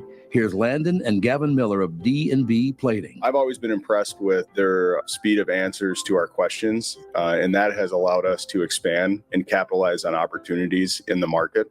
North American Banking Company has never made us feel like a number. They've always treated us as a partner. For more information about North American Banking Company, go to nabanco.com or stop by any one of their Twin Cities locations. Member FDIC, equal housing lender. The new Tom Barnard Morning Show is proud to have partners like Bradshaw and Bryant, MyPillow, and North American Banking Company founder, chairman, and president, Mike Bilski. I've advertised on Tom's show for years, and the reason is simple. My business is recognized because of the ads, and that recognition has created growth. What business doesn't want to grow? I highly recommend the Tom Barnard Morning Show for your advertising. Grow results for your business by partnering with the Tom Barnard Morning Show. Visit TomBarnardShow.com, keyword partner. At the UPS Store, we know this upcoming holiday is when things can get busy for small business owners. Exactly. My to-do list and I don't take days off. That's why you can count on us to be open and ready to help with every small business need, whether it's packing and shipping or if it's just to check your mailbox. That's almost everything on my to-do list. My list and I can take the day off. Your local, the everything to help you be unstoppable store. The UPS Store. Be unstoppable. The UPS Store locations are independently owned. Product, services, pricing, and hours may vary. See Center for details. We are back. What the hell does this mean? I just got this message on my phone. Device added to your account. Ooh. What does that mean? If it's iCloud, Apple Watch is now. Oh, did you you get messages on your Apple Watch? Yeah, but you've always had. But I've always done that. Open it up. Let me see if it's a scam. Is that a good idea to open things that might be a scam? Well, though? no. So if it's if it's asking you to put in any personal information, don't do it. Don't click on a link unless don't click. Yeah. And it's even to the point now where if you get a phone, like a pop-up one, so it should be okay. Yeah, you should be good. But yeah, if you get like a phone call, you're not even supposed to talk to people if it's because they can take your voice and just now make it look like you're giving consent to subscribe to whatever else. Or the big one is like Netflix. You'll get a fake email that says from like Netflix or Amazon. You got to update your payment information. Like no. Can't they all just grow up? Yeah. Well, or there's the scam now that people are doing where they're calling and telling you that your pet needs some sort of surgery or whatever, and people will get suckered into that. And I always go, put robot on the phone so I know it's real. We'll talk. Robot and I will talk. Robot? Is this you? Be honest. And if I don't hear no, I hang up. Brittany. Mama. We're going to check the weather quickly because it sucks. That's why we're checking it's not great. Patchy frost before 10 a.m. Yes, I said patchy frost before 10 a.m. Otherwise sunny with a high near 60. So that's the good part. Now tonight, mostly clear with a low around 43. So that's another good part. But then we get the Thursday, Friday, and Saturday. Thursday, a 30% chance of rain, mainly after 5 p.m. Increasing clouds with a high near 53. Then on Friday, rain. The rain could be heavy at times, high near 48. Friday night, rain, a low around 45. Saturday, rain before 8 a.m. Slight chance of showers between 8 a.m. and 2 p.m. So, yeah, after we get through today, and, well, there's a 30% chance of rain tomorrow. But Thursday, Friday, Saturday do not look good for the weather. It is clear and 43 right now, so it's not exactly heating up quickly either. I got a good email. What's that? Eric, who we met at the state fair. Oh, yeah. Okay. He wrote, very good guest. I have a life story for you that fits right in. In short, I have multiple diagnoses. Bloody. I don't want to go into too detail of this, but then he goes, I worked to understand it, work with it, and how to use it for benefit. All of this after a young life of trauma. Good job with the positive messages. And I've met him, and he's a super put together guy. I mean, it was just a glimpse. I met him and his wife. That's awesome that he looked at it and he said, how can I work with this? I'm sure there was a mourning process. We talk about that or whatever trauma or this you have to deal with. And I'm sure sometimes it sneaks up on you. But Eric, that's very impressive. I'm very impressed. You're a pretty neat guy. Well, again, talking about handling it properly, all the rest of it. When I found out I had to work with you, I went to the church and lit candles every day. How many candles? But I was like thousands. Thousands of candles. But it didn't work. It was a blaze after Tom left. Exactly. Chris Jefferson wrote in, just said, hi, Brittany. Yeah, I thought that was your burner account. Yeah, right? Yeah. You just read that somebody said, hi, Brittany. So, Tevin almost did. No, you guys 2 years old? To cleanse that, say hi for everybody. To cleanse the stench that Chris just left in our comment section, Mark chimed in and he said he's been listening to us every day at work. He streams it on Spotify and loves the show. So what did Chris? He's never going to listen again? Yeah, Chris, well, I guess him and Brittany, they can work it out. They got a whole different deal. He didn't even say I'm good or bad. He just said hi. So don't worry. It's not even like I'm... I'll still have to get a pep talk. I'll get a pep talk from my mom after the show, like always. So don't worry. That didn't fulfill that need. So that was Chris that said hi. Yeah, Chris said hi. Mark said he loves the show and listens every day. That's how it should be. Yeah. See right there. I'm into it. I'm part of this show. No, you're not. You look at me like a ticking time clock for how much longer. Yeah, 3 days a week. 3 days a week. We're starting to whittle down. I feel like we're whittling. I was put a percentage on it. I'm 5% of this show. Boy, that's pretty high. You think that's high? I went low. What's Tevin? What percentage is Tevin in the show? I think 99. Damn. We got 1% left for AJ? It's really hard because AJ and Tevin are both 99. And it's hard to do. It's very. This is a weird math equation we're dealing with. It really is. I should go back to school. You want to come? Don't you think? Come along. That's right. You're at school. How's school going? School is hard. I'm only in one class, and I'm watching all these other students doing a full load, and they are overwhelmed. School is a lot. She says it's hard, but she also got like a 96% on the last test sheet. But here's the thing: it was a math one. I'm really good at the math part. It was a dosage calculation, so that one I rocked. I didn't do so well on my cardio meds, which is embarrassing because I love cardio. But hey, yeah, but it doesn't mean like I love music, but it doesn't mean I can sing. That's true. Right. What do you mean cardio meds? So I'm in a pharmacology class, and so it's meds that have to do with the heart circulation. Your heparin, your warfarin, your so you study the medication. Yes. Oh, okay. But you have to look at it because you can't memorize every medication. So you have to look at it in groups and then pick out names that kind of helps you. I'm going to study different for next test. And I'm going to include you guys in studying. Get some flashcards and yeah. Why are you fist pumping in there? Listener Jim just said, hi, AJ. Oh, perfect. Can we get somebody to message in? Say hi, There we Kevin. go. Hi, Kevin. Everybody's Hi, accounted Can for. we Hey, complete the trilogy? Everyone's accounted for. You said my hi. name come up. I was going to say, not a lot of people chiming in saying hi, Okay, Tom. the harsh. Saying hi, Tom. Oh, yeah. First of all, don't make fun of Derek. I'm just saying he writes in every day about it. The point is, Tom, we're going to all have to start making sure I pass this class. I think I've got six labs left. So 6 Tuesdays. So why do we all have to work so you pass? Because then would it be for what? I took off work for what? Well, it's on you. It's not on us. You don't want to help? Hell no. You're out of the mix. Give me eye contact. You don't want to help me? There you go. So how could we possibly help? See, that's what I'm talking about. I'll get back to you. Okay, get back to me on that. Would it help if I stepped up and paid for the Holly Dazzle personally so we could still have the parade? I'm actually not affected as much as other people I'm not are either. About the holiday. That's not going to Gives a change. rat's ass. As much, it's fun to go to. I think Gogo would love it. We are fine with waiting till 2024. We can handle that. She doesn't know it exists. Is there a bigger scandal to hit Minnesota than the Holidazzle Parade? Really? It's either that or the Twin Cities Marathon getting canceled. What's I next? still can't believe it. It's 72. We got to cut back. What? Well, President Biden just was asked the biggest problem on earth right now. It's not Hamas, not the Middle East. It's climate change. Of course it is. Why? Because you can make money from that? Is that why it's so important there, Joe? These frauds. Oh, my God. Go.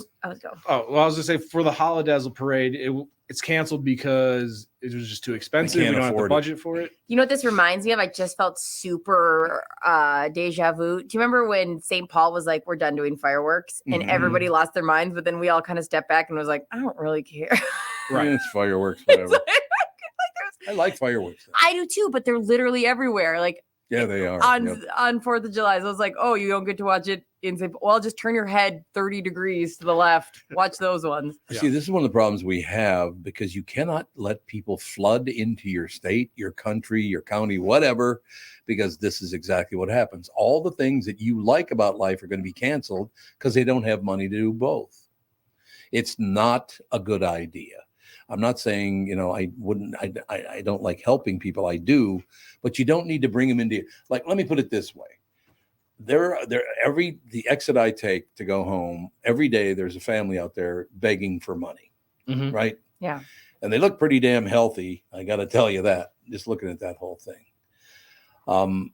So what if I decided, you know what? It's not enough that I just hand you money every day out my car window. Why don't you come live with me? Because that's what America did. They opened the border and said, hey, just come live with us. How was that a good idea? Explain that to me. Can't you just help them? You can't go sit face to face with that scumbag that runs Mexico? Yeah, because I would assume that most people that, no matter where you're coming from, move to America because where they're living at isn't that great. And so if you want to come here, there should be I feel like there needs to be a more fluid process for getting people in and making sure everything goes well. Because it's not safe for somebody to be trying to sneak across. Status, you're saying? Right. There's got to be some sort of process to make sure, one, they can get in safely. And then two, that we can make sure that we're making the adjustments we need to make on our end to make sure that everything runs smoothly as a country for everybody. And how about the sexual abuse of little kids that's going on every day? No, we can't talk about it. Oh, I know, but you've got to talk about it because we cannot allow people to just run around this country willy-nilly doing whatever they want. You can't do that. No. And I don't know why we ever put it. And then you got the lying sacks of shit like those squad people. Oh, no, border's closed. No, it isn't. Why do you even say things like that? Because we can all see. We can all see that it's not closed. I can see the people over there that keep flooding in. Nobody wants anyone to starve to death. I don't care where you're from. I don't want you being tortured, all the rest of it. But that is not the way to solve the problem. It's just and the only reason they're letting you in, it's not to be good to you. It's because you'll vote for them. So they can make more money because you reelected them, because you think they did you a favor by letting you come here and wander around the country. What's funny is they make these proclamations anyways, and nobody follows through with anything. They just go, look at this, I'm grandstanding, and then nobody does anything about it anyway. So don't worry about it. Literally, don't worry about it. And we are in a position to do this, but I will tell you this, lest people think I'm being too callous, I cannot tell you how much dough that Catherine and I have sent around the world to help people. Yeah. You stay where you are. We'll send you some dough. But apparently a lot of people won't do that. Yeah. So I'm not saying we shouldn't take care of people who need our help. I got no problem helping people who need our help. It's just bringing them here to do it is a really stupid idea. And the main point is, how are we going to bring back this Holodazzle parade? Am I right? Am I right? That's why you're not even 5%. Because you just changed the subject. I changed it because you're right, but I'll handle it when I want to move on to another subject. How the hell like are we getting going to rid get of this you. Holodazzle parade back? AJ, can you mute Mike 4? Oh, there you go. She's muting her own mic. Okay, let's talk about Holodazzle because that's part of it. Yeah. Because the reason we can't have Holodazzle, part of it is because we're giving so much money to people who just walked into our country. And again, I am going after some of these scumbags because some of them are coming here to prey on us. I mean, did you see the list of all these criminals they've let in? I mean, very serious criminals. Yeah. That is not good news, ladies and gentlemen. So what I'm saying, I guess, is yes, help everybody as much as you can. But the only reason they're letting them in this country is so they'll vote for them. That's the only reason. It's me, more me now. It's all about me getting elected. Isn't that disgusting? Yeah, because essentially, it's not when they get into the country. A lot of times, it's not a good life that they're like. Nobody wants to be standing on the street corner, like trying to make a couple bucks to feed their family. Like, yeah, like I said, there needs to be more of a process to help support people if they do want to come in. You know, and if you got to use the Holly Dazzle money to get it done, then take it. I don't know. How much could the Holly Dazzle possibly cost to run anyway? That's what I'm saying. Because what about your electric bill? Think about that. No, because oh boy, where does the Holidazzle parade even run? Loring Park. Loring Park. Okay, so they don't go down Nicollet anymore. Oh, I thought it ended at Loring Park. Maybe I'll check. Well, I think it does end at Loring Park, but they go down Nicollet. Yeah, and I get it. You're gonna put up a bunch of lights and stuff, but you're normally putting up a lot of lights and stuff anyway during the holiday season. So it's not like it's really anything that's too much extra. I would assume that everybody that's walking in the Holidazzle parade, they like pay for all their own stuff, like as far as floats and stuff like that. So like I don't know how much money it really costs the city, but whatever. I'm not on that committee. So why are we shutting down Holiday? Why can't we be happy? I don't know if this will make me less happy or more happy of the Holidazzle. Some little kids are going to really miss it. I hope. I think a big part too. So I think they had to cancel it in 2020, and you know what it's like with funding.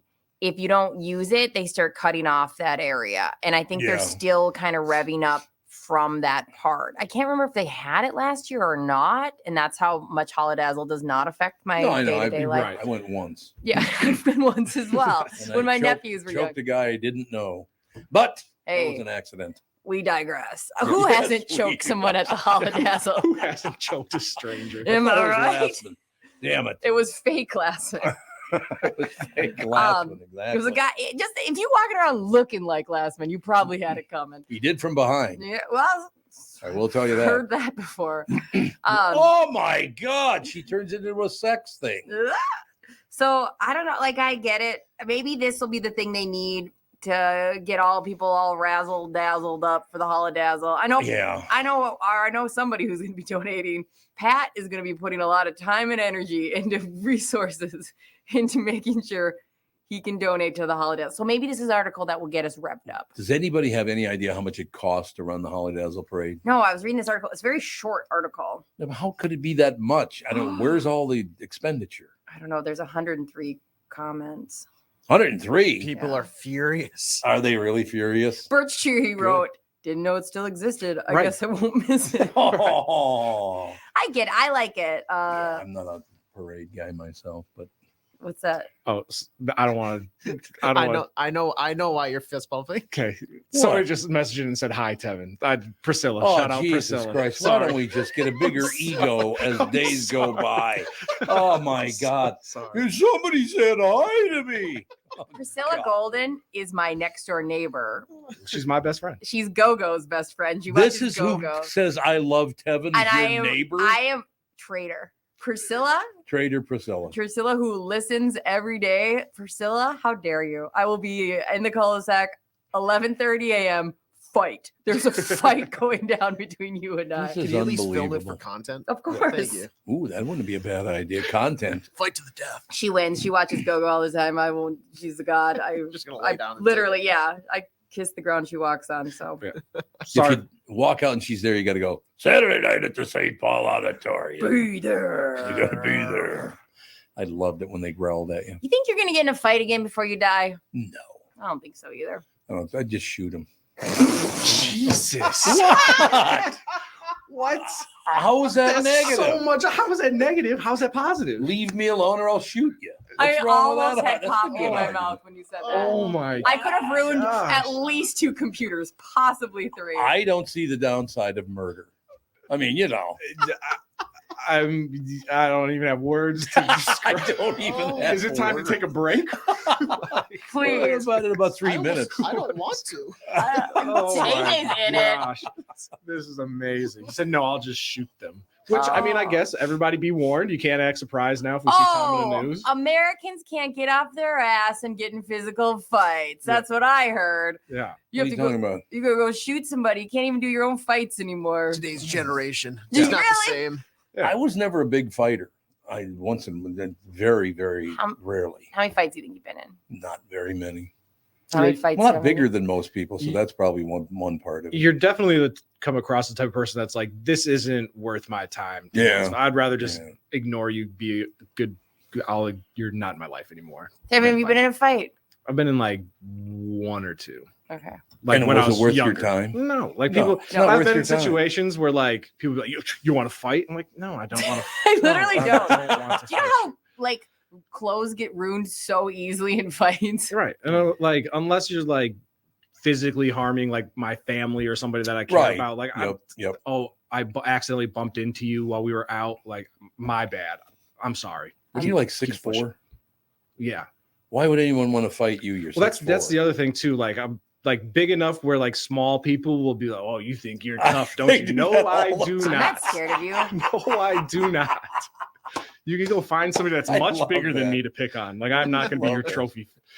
You imagine Andre the Giant? I ain't afraid of you. I ain't afraid of you. And really what did it for me and like not wanting to fight is because people are so trained nowadays in whatever mixed martial arts. Like I was working at a club and Nate Diaz, the MMA fighter. Yep. So he came in to the club one day and I remember he walked past me and I was like, I think that's Nate Diaz. And he is tiny, like a tiny human being. I just was huge. And so I was like, yeah, if that guy can whoop anybody's ass, like I'm not fighting anybody because fighting's a waste of time anyway. Right. I mean, it used to be a big deal, I suppose, when I was a kid, but I know a lot of tough guys. That's the one thing about that whole deal is people do not realize, well, Sonny Barger said it best. Guy was the president of the Hells Angels, who's dead now, unfortunately. He once said, everybody thinks they're a tough guy until they meet a tough guy. Right. And I am not a tough guy. Woo. Woo. Oh, I've met some tough guys. I don't know anybody that's a tough guy compared to those people. No. I mean, honestly, God, there's some people in this world that are so much tougher than we are. It's unbelievable. There's people that will like get ready on a Saturday night and they go, I'm going out looking for a fight. Oh, yeah. Like that's absolutely. No. I'm good. And in general, that's because of something that happened to them, probably in their own family. It's usually a family issue, like dad beat the piss out of them. Yeah, on a daily like when basis. they were so helpless and they try to recreate those situations where they have control. It's like immersion Very therapy sad. that they choose. It's not great. No, it's not great. You're absolutely right about that. But you move on. I love people who think they're tough. It's like, I've met tough guys. You ain't a tough guy. Right. Calm down, okay? Yeah. I'm not. You're not. Shut up. Before we go to break, I do want to go on a We're not going to disclaimer break. that Forget it. Tom Barnard will not be shooting anybody, so don't worry about that. Yeah. Oh, I wish I had my gun on. No, I don't. If you brought your gun to work, I would have a problem with that. Why? I have a permit to carry. You have a permit to carry, but I have a permit to say that's weird. Please don't do that. Why is it weird? It's soup's weird. Your lifestyle does not permit from walking from that parking lot into this building a gun. Yeah, we're not really in a dangerous part of town over here. Your life is not, I'm going to carry a gun around kind of vibe. How about a machete? Well, I'm fine with machete because I feel like it could be a useful tool.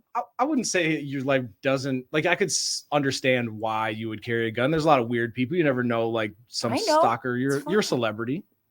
Like you gotta protect yourself. What would Catherine say if you're like, I'm gonna bring my gun to the studio? Well, aim it at yourself. She probably would. She's got dry humor that's pretty funny. Oh my God, she was such a joy to be with last night because she was so pissed off at the twins. It's anything like her mouth when she drives. Let me tell you, that woman. I didn't realize that she was like such a big Twins fan. Oh, she loves the Twins. I figured she was just along for the ride because you're a fan. Vikings, Twins. Yeah, she loves them both. She honestly, and as I've said it before, we've been together for 43 years, been married for 39. Be next July 7th, we're married to this woman for 40 years. I think I love her now more today than I ever have. It just gets better and better and better instead of worse. Like for most people, I guess it appears most people after a while they get sick of one another or something. I love her more now than I ever have. That's awesome. Yeah. I mean, it's how it should be, isn't it? Otherwise, 100%. Why would you be with her? I've only been married 5 years. I don't know shit. You're falling apart at the seams already. I didn't say that. That's what I heard. I like Justin more today than I did like last year. But you told me you hated him last year. Yeah, I said what I said. I said what I said. Yeah, that's the whole thing. You want to watch the news and all the horrible things. Think about your life, all the great people around you. I have a wonderful family. I got great friends. I got nothing to complain about. No. I really don't. No, people, and if you look for more good in the world, you'll definitely see it. Like I try to make a point, like as I'm driving or just out and about, like to try and like notice other people. Like you can see happiness on people's faces. You can see good things in the world. Like it'll make your life a lot better, not being miserable all the time. I meet so many nice people now. And again, it's because of YouTube, because I know who I am, I guess. But I just in the last couple of weeks have met 45, 50 people that would have never recognized me. But every damn one of them could not have been nicer. They're very, very nice people. So that, I'm sorry, but I agree with Hakeem on that one. Yeah. Live a happy life, man. Get out of your own way. I agree with Hakeem and I disagree with AJ. You got to look for the positivity, live a happy life. What? Yeah, absolutely. No, look for that gray cloud, everybody. Find that thunder cloud and then just hang out in the rain and feel down about everything. Feel down about everything. Everything sucks. I don't care what AJ says. I'm going to be happy and live a great life. I don't care what Throw on the saddest song you know and cry. What is the saddest song? That's a good, I'm glad you brought that up. I was trying to think of what is the saddest song that I've ever heard. Pennies from Heaven? What's no, that? The Christmas Shoes song. Oh, that damn song. I hate that. It's the worst Little song. baby shoes. Okay. Yeah. Also, hell? that song sucks. It's terrible. It's the worst song. Baby and it gets shoes played were there on the porch. It gets played at the happiest time of year, and it's just this kid crying because his mom's not with. Oh my gosh, I can't do it. No. Right. Baby, it was like the baby shoes at Christmas. Because essentially, yeah, he's like in J.C. Penney trying to buy a pair of shoes because his mom's find the J.C. Penney still. I don't know. That's in my head. That's where he shot. Okay, well, so the baby died. Right? No, it's like kid that's buying shoes because his mom is in the hospital dying, and he wants her to have like a nice pair of shoes to meet Jesus. That's or something right. Like that, yeah. Because Jesus loves footwear.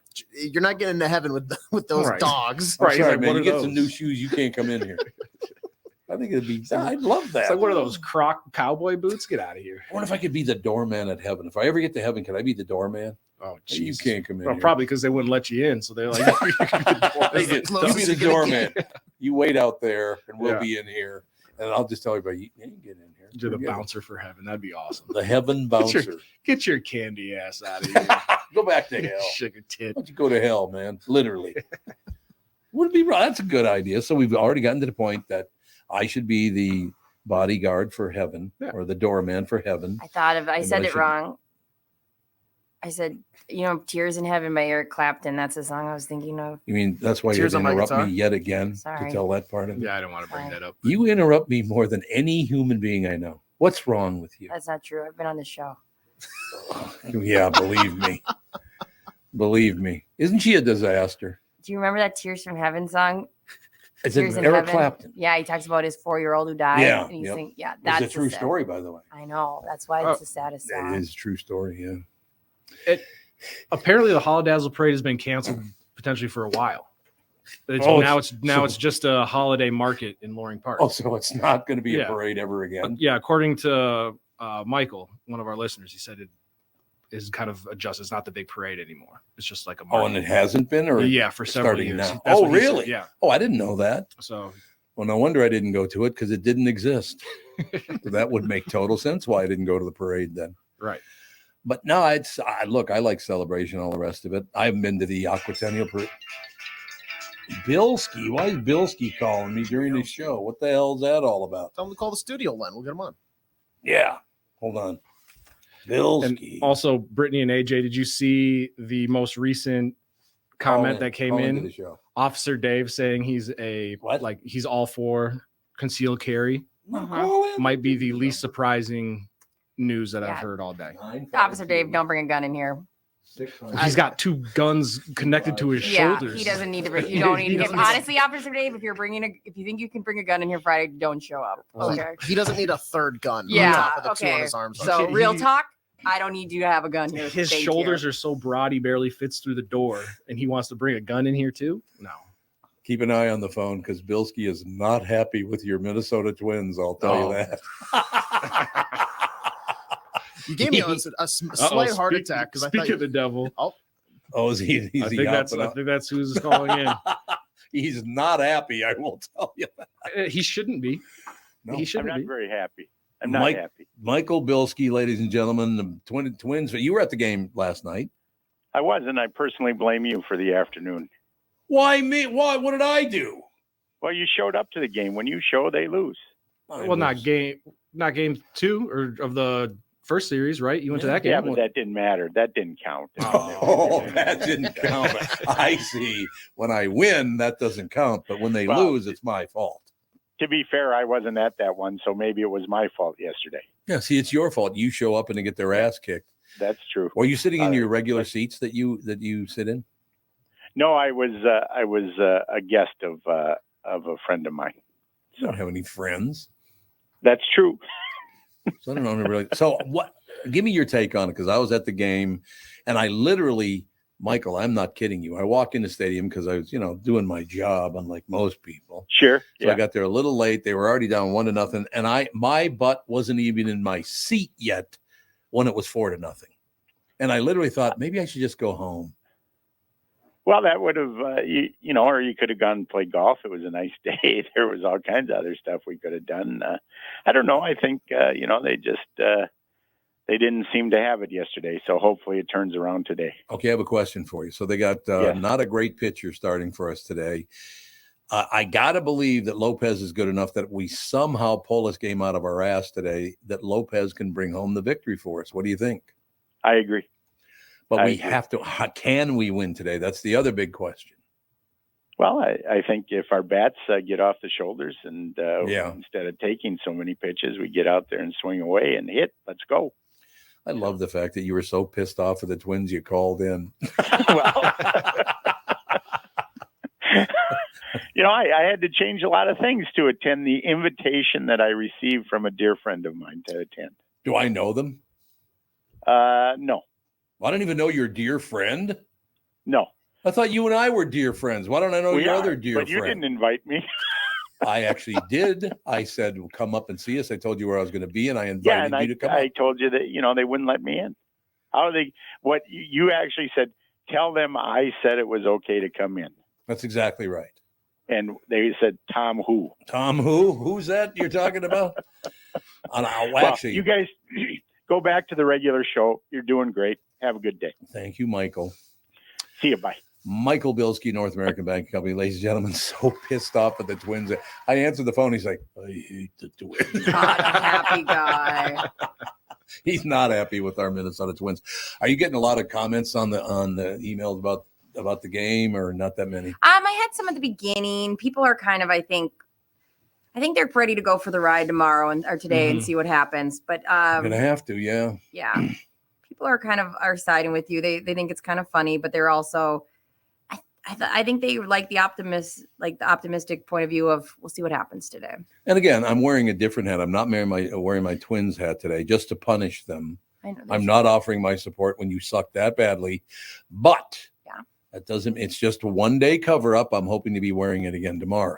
Yeah, I think so. Oh yeah, right. You have the right to be, because you're passionate about the team. You want to see the team win. I so do. You're frustrated when they lose. And you know what? Tomorrow or today, when we tip off first pitch, I guess, whatever you want to call it, we're back on board. We're on the bandwagon. Let's go. This is a good time to bring up my feelings about another team, because something happened to me for the very first time this year. It's never happened before.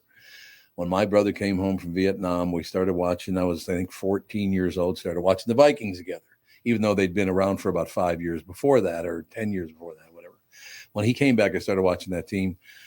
After this season, this horrendous season they're having, I literally am wondering, why do I still support this team?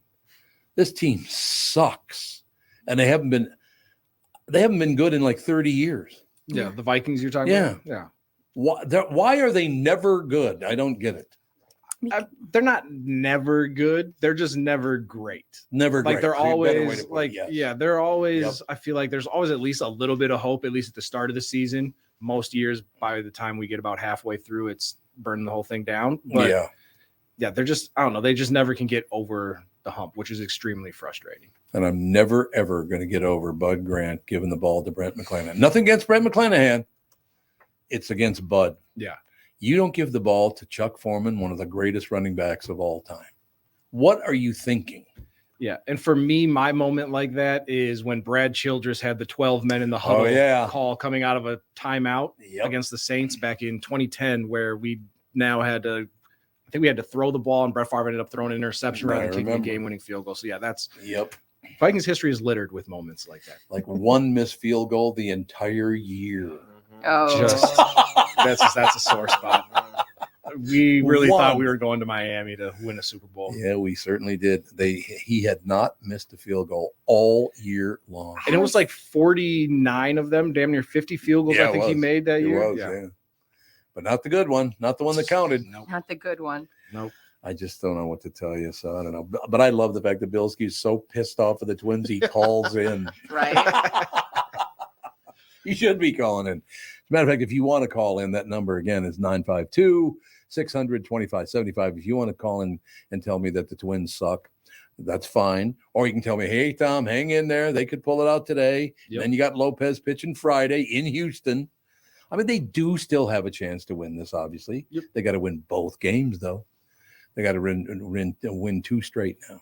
Yeah, which they've done before against this Houston team, so they can. Yeah, they have. Let's do it.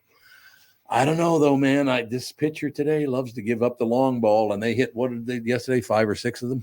Yeah, I think actually they just hit another one. So one of them just landed. Actually, it just came down out of the sky. Now, to be at that game was something else because the people were so fired up. They were so happy. Everyone was in a great mood as we were walking in the stadium. Everybody's just like everyone else, assumed that Sonny Gray was going to win that game. Yeah. I did, and he was terrible. I mean, Sonny, I'm a big fan. Don't get me wrong. I've loved watching you pitch it, just in case you're listening. But you were horrendous yesterday. Why does that? Did they just lose focus? What happened? It's one of those things, I think, when it happens so early in the game, like now you're rattled a little bit, the game, because you're, as an athlete, like in football, they script the first drive, right? And so baseball is probably pretty similar, where he has a plan going in, and then when that plan kind of just blows up in your face immediately, now you're scrambling to figure it out. So it's tough, but it's almost better to get blown out like that rather than lose a close one at the end, because it's not as emotionally taxing. Do we have a break there that I didn't do? Yeah, but it's been good conversation, and plus Bilski called in. So, like, how are we going to go to break during that? I couldn't agree. We can go to break now, though. You want to? Works for me. We'll be right back. This is the Tom Barnard Morning Show. Listen live on the Tom Barnard Show app or at tombernardshow.com. In a world that's racing a mile a minute, a split-second distraction can change everything. I'm Mike Bryant from Bradshaw & Bryant. Every day we see too many people, heads buried in their phones, unaware of the dangers they're in. Texting and driving isn't just reckless, it's playing Russian roulette with your life and the lives of others. In just 4 seconds of distraction, you've driven the length of a football field. Is there any text message that's worth your life, that's worth the lives of others? I've been fighting for the rights of the injured for over 30 years, but I'd rather you never meet me in a courtroom. So hear me now, stop texting and driving. Pay attention. Value your lives and the lives around you. And if you won't, know this. At Bradshaw & Bryant, we're relentless. We won't back down.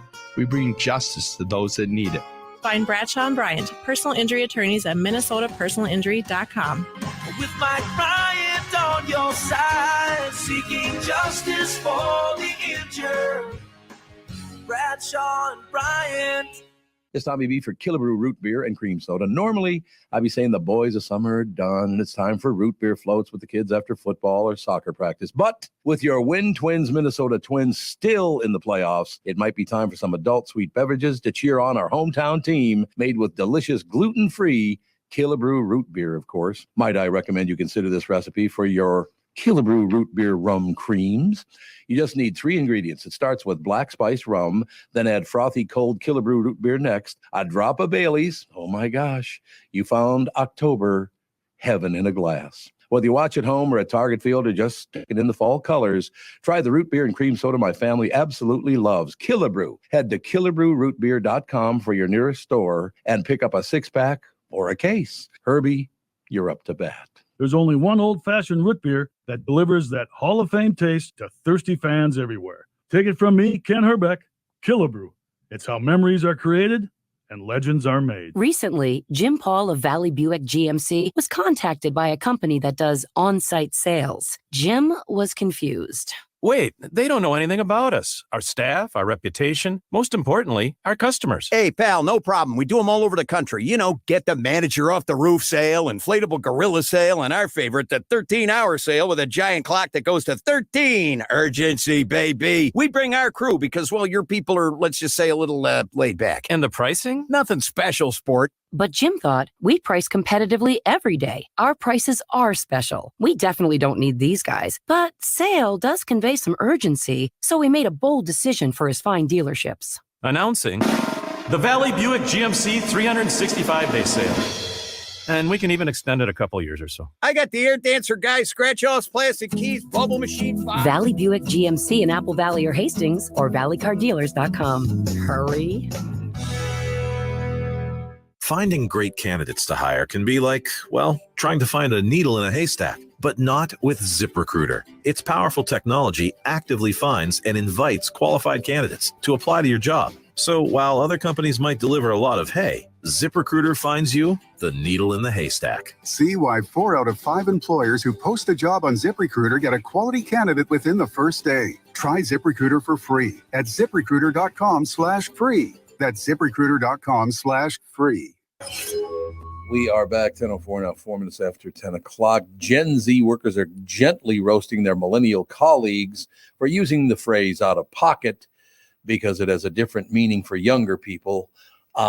Again, why would you roast someone because you changed the meaning of something to benefit yourself, which is fine. I don't mind you doing that. But then you roast somebody else because they don't think it means the same thing to them? That makes no sense. At all. Okay, so what are we? I don't even know. I never would use this phrase because in my mind, out of pocket means like I'm taking the hit financially. Yeah, you right? have to spend the money. Yeah, absolutely. So like, I don't think I feel confident enough in that. So what do they say it means? So Gen Z again is how old? They are a little younger than AJ. I want to say they're like 24, 23, maybe younger. Okay, first of all, Gen Z, understand one thing. Your brain isn't even fully developed yet. Right. And it is not until you're 28 years old, at least. So maybe you should calm down and let your brain develop fully before you start roasting other people. Roasted. It makes no sense to me. Yeah. And this would be millennial, would be you. They're roasting you. Age. So I kind of looked it up, and the rough ages are millennials start around 27 right now to 42-ish.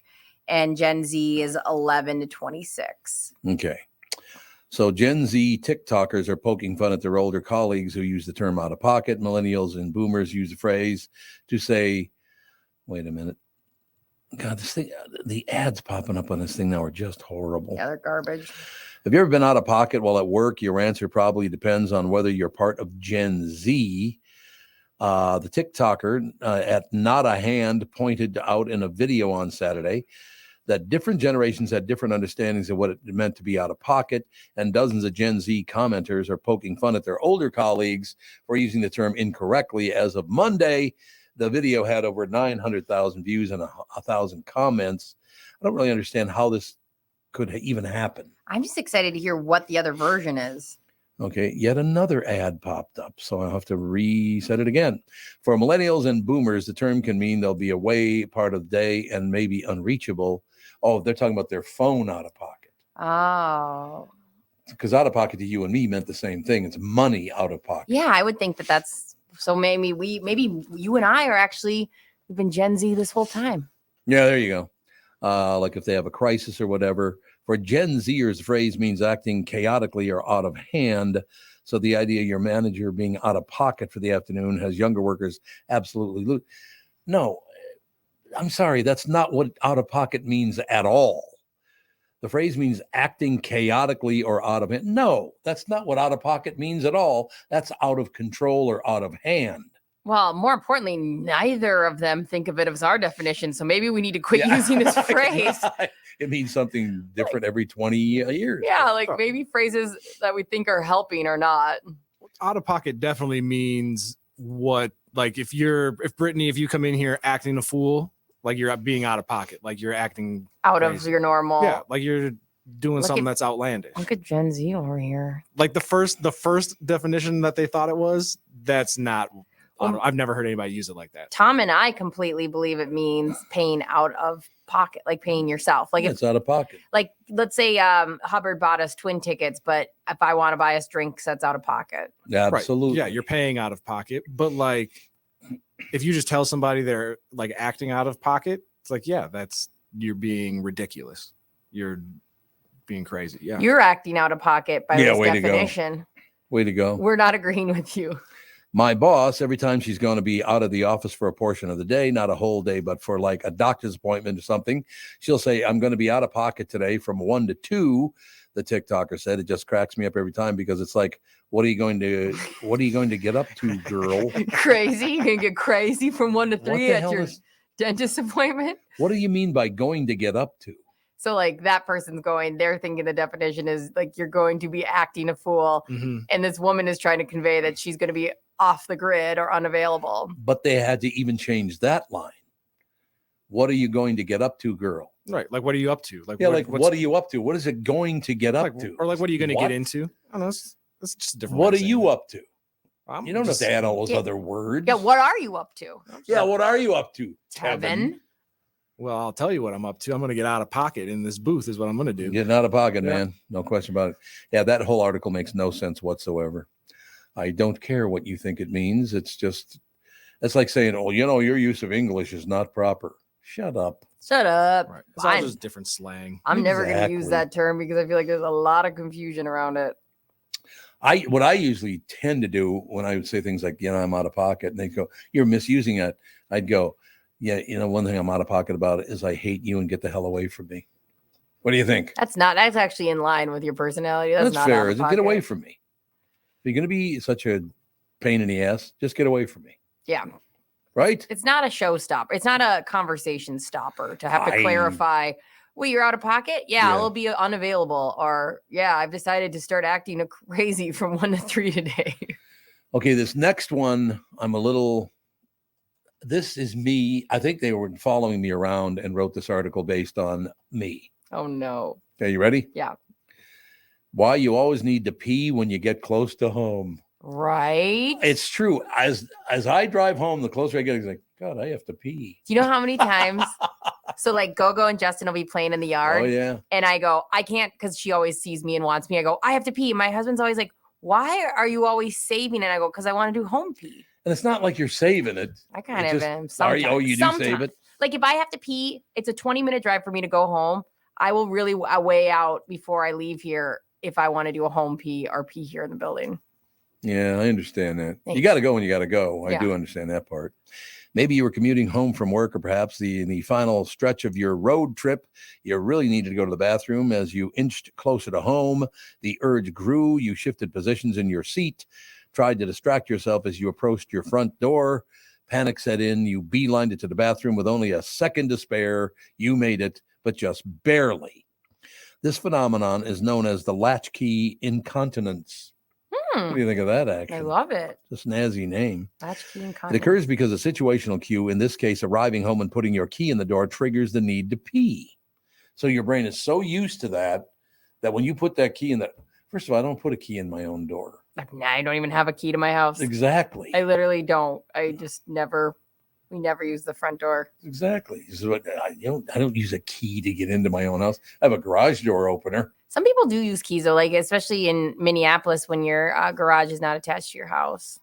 Yeah, that'd be a different deal. That would if you're not attached to your garage, that would be a totally different argument. Yeah, you're right. Because now we've got keypads. Yeah. Mm-hmm. We do whatever we own, whichever door we own, we always put a keypad on the outside doors. Those are nice.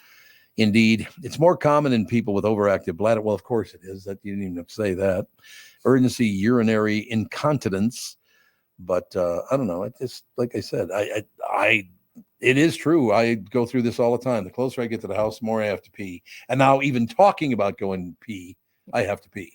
I have that problem so when Gogo was first born, I was holding my pee a lot just because like I'll wait till she takes a nap or whatever. And then I'll be living my life around the house and I'm holding my pee and in so much pain. I'm like, what? I forgot. Like I can pee whenever now. Like, I just kind of forgot that I have the freedom to pee whenever. I like, what the hell is Chipotlane? What is that? Is it a I would assume it's like a Chipotle drive-through. It says Maple Grove Planning Chipotlane. I don't even know what the hell that would mean. We're going to find out right now, though. I'll drive there. That's a good, yeah, absolutely. Yeah. Chipotle's good, isn't it? You and I love Chipotle. You and I once talked about how this was really bad. You and I were once talking about, this was years ago, but it made me laugh so hard. There was like a salmonella outbreak because they have that a lot. And I was like, I kind of like it because the lines are shorter. Absolutely. You got shorter lines. And you were saying the same. You gotta poop, you gotta poop. Can I say something controversial? Yeah. Sure. Qdoba is better than Chipotle. Qdoba is good. Qdoba, yeah. They have a lot of good random options where you go, oh, okay, I'll have that. Like they got more veggie options, but I feel like, I don't know if it's better.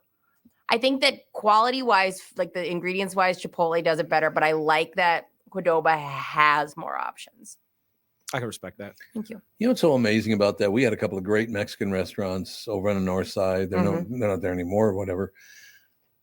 Was there ever a Mexican restaurant downtown Minneapolis way back in the day? Because I'm trying to think, and I don't remember there were Chinese restaurants. There were all kinds of different restaurants, but I don't remember there being a Mexican restaurant downtown. And maybe I'm way out of my mind. There are now, obviously, but I'm talking about back in the day. I don't think there was a Mexican restaurant downtown. Okay, there was when I was a kid. I remember my cousins had run the marathon, and we went down to this and I wish somebody can help me remember it. There was this Mexican restaurant where they would put like this little cactus chip. It was like a chip that's shaped like a cactus, and they would stab it into your food, and it would sit straight up. Really? This little chip, and I don't remember the name of the restaurant, but it was I remember it being so good. And how exciting is it? Where was it? Downtown Minneapolis. Oh, it was downtown. So I can't remember the name of it. And if somebody can remember, it would make my day because I've thought about this restaurant so many times. I remember they had like corn dishes and stuff that were so good. Is there anything better than when you go to a restaurant and then somebody immediately puts chips and salsa on your table? That is pretty good. No, there's nothing better than that. Is true. And it's like glistening because they're still warm, the chips. Yep. There's literally nothing better. No, the only like Mexican restaurant downtown that I can think of off the top of my head is Fuzzy's, which is like a taco spot. So there's really still not a full-blown Mexican restaurant downtown. Not that I can think of. That's weird. I mean, you would think there would be, because I don't remember one being downtown when I was a kid. Maybe there was, but I don't remember it. But I love Mexican. I mean, I go to Barrio all the time. Barrio's phenomenal. Barrio's so good. I love El Taquito on Robert Street in West St. Paul. That's like West St. Paul. That's like, because that's where I grew up. Love it. And they have so many good Mexican restaurants over on Robert Street. It's so good. We are so lucky, and I don't know if people understand this, to have St. Paul and Minneapolis. They're two completely different cities, and I love that. Yeah. Yeah. The fact that they're so different. I really like that a lot. Yeah.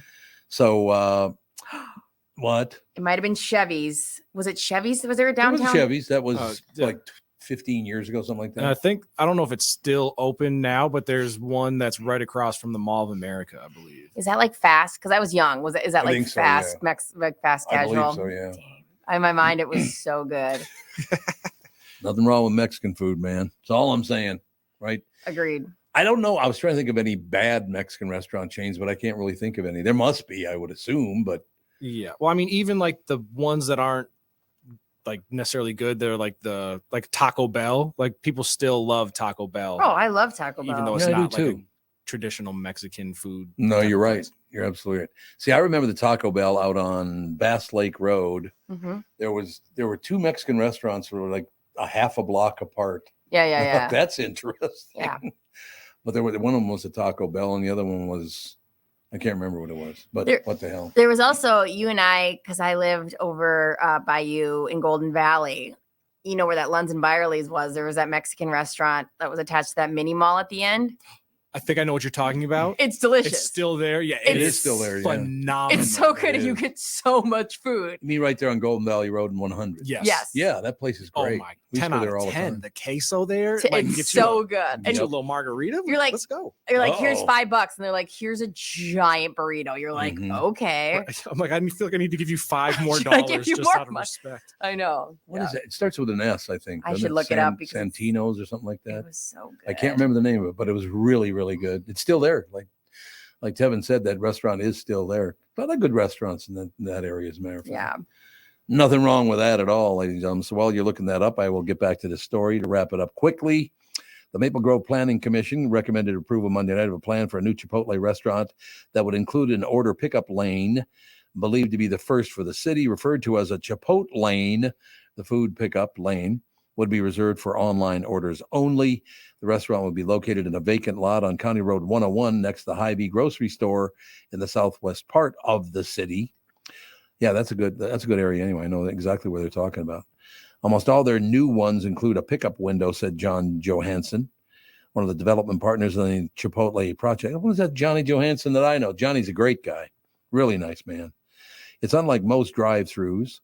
We all know these quick serve restaurants address consumer choices. Consumer choice is they don't want to get out of their car.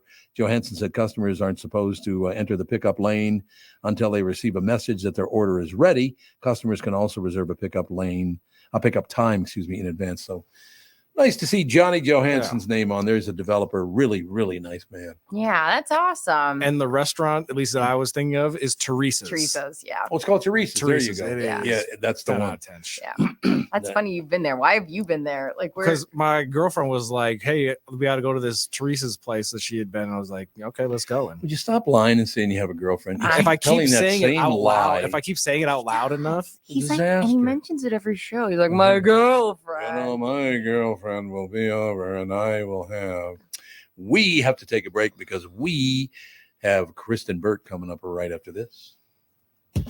This is the Tom Barnard Morning Show.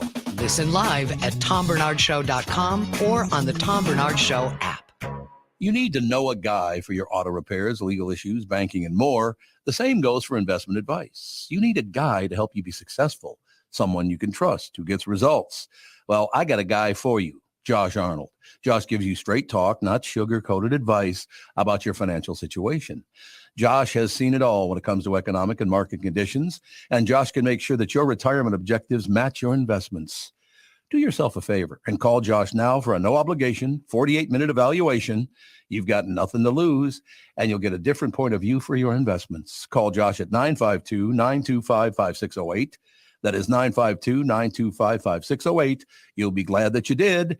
And tell him his guy, Tom, sent you. Investment services offered by Josh Arnold Investment Consultant, LLC, a security investment advisor. Past performance is no guarantee of future results. All investments involve risk. All comments and opinions are Josh Arnold's and do not constitute investment advice. Tom Barnard is a paid endorser. Hello, I'm Brad Huckle, President and Chief Lending Officer at North American Banking Company. And I'm Michael Bilski, CEO at North American Banking Company. As a locally owned and operated community bank, we work with many multi-generational businesses. Take Personal Care Dentistry of Roseville, for example. Dr. Walter Hunt, also known as Painless to me, has been a longtime customer of the bank since we opened the bank in 1998. When his son Kyle was ready to join the practice, they wanted to expand quickly. With their additional space and equipment, they now are able to see more patients each day while providing the same level of care and service. Okay, guys, I'll take it from here. If you run a family business or any kind of business for that matter, you should be banking with Brad and Mike over at North American Banking Company. Every time I deal with them or their team, I know I'm working with experienced professional bankers. So why not bank with my banker? North American Banking Company, a better banking experience, member FDIC, equal housing lender. This is Bob Sansevier, and I want to tell you about Dave Bialki from Bialki Law. Dave represented my wife, Mary, when she had a significant workplace injury. She was very happy with the job Dave did. If you have a work-related injury and have Dave represent you, I'm betting you'll be happy too. Dave is a down-to-earth guy. He grew up in northern Minnesota, rides a Harley, and worked various jobs doing concrete, electrical, plumbing, roofing, and carpentry work. Dave works for people with work-related injuries. If you work construction, or anywhere for that matter, and you're hurt or even just hurting, you should talk to Dave. Let's face it, our bodies wear out. If your body is worn out from work, if your knees or back or shoulders hurt from things you do at work, do what Mary did. Call Dave and talk to him about it at Bialki Law to set up a free initial consultation. The number to call is 763-571-2410. That's 763-571-2410. Or visit bialkilaw.com. That's BIALKE law.com. The new Tom Barnard Morning Show is proud to have partners like Bradshaw & Bryant, MyPillow, and North American Banking Company founder, chairman, and president, Mike. I've advertised on Tom's show for years, and the reason is simple. My business is recognized because of the ads, and that recognition has created growth. What business doesn't want to grow? I highly recommend the Tom Barnard Morning Show for your advertising. Grow results for your business by partnering with the Tom Barnard Morning Show. Visit TomBarnardShow.com, keyword partner. We are back, ladies and gentlemen. I'm going to talk these folks into going to Teresa's one of these days. That would not be a hard ask. No. No. It is good. No, that's not a hard sell at all. You always ask people you don't see all the time to go for lunch and hang out. I would love if you were like, Brittany, let's go to lunch. I'd do it. The three of us could go to lunch. We could have Krystin fly in. Yeah, we can bring Alex because we were talking about it today that I love Alex more than you. Yeah, she always decided that she loves my daughter more than I do. Because I was saying she should sit across from me so I can, like I was like, she'll just sit right there so I can see her. That's fine. And you go, you don't want her sitting next to you? I go, what? Yeah, you backstab her. I would share a chair with Alex if she let me. Backstab her. Krystin, I know. How the heck are you? Doing great. How are you guys? Good. All right. That was quiet, but I'm not sure. I'm not convinced that you guys are good. No, we are very good. I mean, the twins got everybody a little bit down, but we're surviving and we're happy now that you're on. Okay. Well, I've been up this morning dealing with all of the Will Smith, Jada Pinkett Smith news. What now? I haven't even seen that. Gosh. It's so interesting. And I'll mention this kind of like as an aside, but we're in the era of the celebrity memoir. Like a few years ago, it was a celebrity podcast. We're now in the era of celebrity memoirs. And Jada Pinkett Smith has a memoir coming out October 17th called Worthy. And she also revealed this not only in her memoir, but also in a Today Show interview this morning, that she and Will Smith have been separated for the last 7 years. What? Jeez. 7 years. How did no one know this? Well, it's so strange because there's been tons of rumors about their marriage over the past, few years, that they live in open marriage, or that there were rumors that they allegedly enjoyed threesomes or were swingers or things like that. She did fess up to an affair with her son's friend, August Alsina. What? Yeah, yes.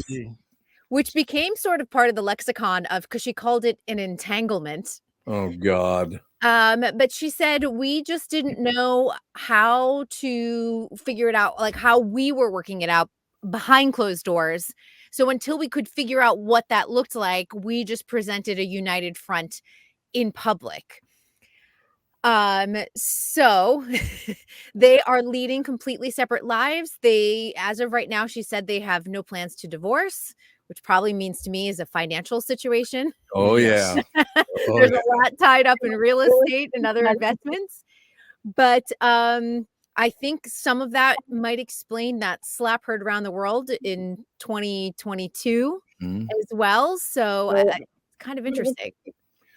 I have heard, and I've never talked to him, never met him or any of that stuff, but I have heard that Will Smith is one of the most arrogant, way over the top assholes on earth. I've heard that from a lot of people. I think it really depends on who you talk to, who's had a good interview with him, who's had a bad interview with him. I have had friends that worked on Aladdin and they had a great experience on set. So I think it really just depends on the situation. But he is an A-list star, and I think we saw a different side to him when we saw that Oscar slap with Chris Rock. I still think it's shocking because we've seen one side of Will Smith, and I think we saw another side that night. I have many, many people that told me that have worked with him in the past. He's unbearable to be around. Well, that'll happen. Which is disappointing too, because, he has been one of those that has presented an image that is friendly and likable and funny. He's been in our living rooms for years, going back to his Fresh Prince of Bel-Air TV series. His marriage to Jada Pinkett Smith has been really fascinating over the past couple of years. And I think that her memoir obviously gives a little bit more insight. We're like, oh, okay, there was a lot going on behind closed doors. Yeah, so if they're not together anymore, why did he get so upset with Chris Rock, who was just joking around anyway? I don't have the second part to their interview because it hasn't been released yet by the Today Show, but apparently there is a sort of pre-story to what happened with Oscar night, so that they had some sort of maybe discussion or something happened between Will and Jada, and possibly leading up to the point of that slap. I just think that Chris Rock was collateral damage in all of this. It wasn't like right. But for anyone, and I know we've had this discussion, I know for a long time you thought that this was a total PR stunt. I will tell you that was never a PR stunt, because the damage that was done to his career, some of it's irreparable. Yeah, but that's his problem. It is his problem, and he's going to be fine because he has a ton of money in the bank, and so he's not going to be down on his luck or anything else like that. But for someone who's enjoyed sort of that A-list movie star status for so long, that is a big fall from grace, and I think that's a hard thing to sort of grapple with. Okay, I'm asking the three of you and all our listeners. I don't understand, if that was real, why Chris Rock didn't even bother to put his hands up to try to prevent that slap from hitting him right in the face. Yeah, well, I think he just was like, we're on national television right now. There's no way he's going to slap me in the face. Yeah, and I disagree. He's looking for the publicity. That was the exact time he was going to slap you. I don't know if I would have reacted that way, because I don't think I would have thought Will Smith was coming to charge me on the stage and slap me. Out of shock, I'm not sure I would have reacted until it was maybe too late. Why did he kick him in the seeds right after that? Wait, which one? You want Chris Rock to kick him in the seeds, or you will finish him off? But you can't win in that situation. Remember, you are on live TV globally, and if you fight back, that also creates a whole other level of situation for Chris Rock. Chris Rock probably did the best thing he could, which was make a quick quip, turn the ship around, and continue on. Oh, could you imagine if if it would have actually turned into a fight, like two black guys on stage, and we would like usual, you know? What do you mean, like usual? Mom? We're gonna get canceled. He took a long time to react to that. Let me get my Chris Rock on and just analyze the situation here. Yeah, there you go. Yeah, I still do not there is no excuse for security allowing him to walk up on that stage. 100%. That was handled so poorly. The fact that you had people reacting to Warren Beatty and Faye Dunaway reading off the wrong name for Best Picture several years before, but nobody reacting to violence on the stage is unbelievable. The Academy has obviously had to change some of their laws and security and everything else, but it's one of those situations that it was handled in the worst possible way on multiple levels. Yeah. Didn't he have any friends? I'm talking about Will Smith. Any friends in the audience that said, whoa, man, don't go up there. You stand up and grab him and go, don't do this. I mean, didn't he have any friends? I don't think everyone sat there in shock. I was at the Academy, the official Academy party that night. And I remember watching it, being surrounded by Academy members, and everyone just looked in disbelief, because then you're like, oh, is he going up there to do something funny? Is this something pre-planned? And then all of a sudden, once you saw him slap Chris Rock, we all stood in shock, and the gasp in the auditorium, I will never forget it. Oh, I like I said, I just assumed it was fake, because how was that ever allowed to happen? Where the hell is security? Right. And especially because after I forget what award show it was, but when Kanye West went up on stage and hijacked Taylor Swift, you would think after that moment, all the award shows would be like, hey, we can't let people just run up on stage. Keep in mind, though, a big part of the award shows is the live aspect in bits. People will do silly bits where they go up there and Chris Rock was probably in like well, what is he walking? Is he going to do something silly? Like, what's going to happen? I mean, it's Will Smith. I mean, Chris Rock, did you watch his stand-up talking about this? I think you did. Yeah, I did, yeah. He actually, the way he talked about it, I mean, he started off saying, let me just say this. I was a huge fan of Will Smith. I idolized him. The things he's done. So it'd be like if you were walking towards me, I would never assume you would be slapping me when you would punch you in the stomach. Yeah, right. Not totally if I'm different. pregnant, sir. Yes. Are you trying to announce something on the show right now? now? Oh, God, no. Really? But if you came up to me, if you aggressively walked from me when I'm on stage, Tom, I trust you so much. I idolize you. Most things I've learned in radio are from you. Let me see how much cash I got. I would never expect you to hit me. No, I wouldn't think I would. So it's like I wouldn't think I would hit you. Yeah, it's almost like an out of body experience, and Yeah. I don't know if anything as traumatic has happened to you. I've had traumatic things happen to me where you don't know why you responded the way you responded, and you literally rely on no response because you're like, everything seems out of character right now. Yep. Yeah, and when you work in live TV too, especially in front of a live audience, the adrenaline's already going. You're a little bit nervous. So there's already sort of that like heightened sense of like, okay, like I just gotta like get the lines out and do what I have to do. And the fact that Chris Rock has never taken Will Smith's phone call ever since. Will Smith has tried to apologize, but Chris said it was just too traumatic of an event. It was also traumatic for his daughters, seeing their dad hit live on TV. They were really concerned. Yeah. And he said, there just was a lot of fallout that people just don't expect. You don't think about that. But they were all sitting at home watching their dad, and all of a sudden their dad's beaten on TV. That's scary. I can just picture Andy. Somebody walks up on stage and slaps me, and he go, "Hey, he probably had it coming." Andy would be so unbothered. Alex would be a wreck. She'd be a wreck, but Andy wouldn't care. He's like, how would Catherine react? Oh, I've done that before. He needs a better angle. If he puts his weight, his hips into it when he slaps him. Exactly. He should have had a better slap. Yeah, I don't think it would go over very well. Someone walking up and slapping a member of my family. That wouldn't go too well. But it's amazing that it still resonates. We're almost 2 years out from this slap, and we can't stop talking about it because it really was that shocking.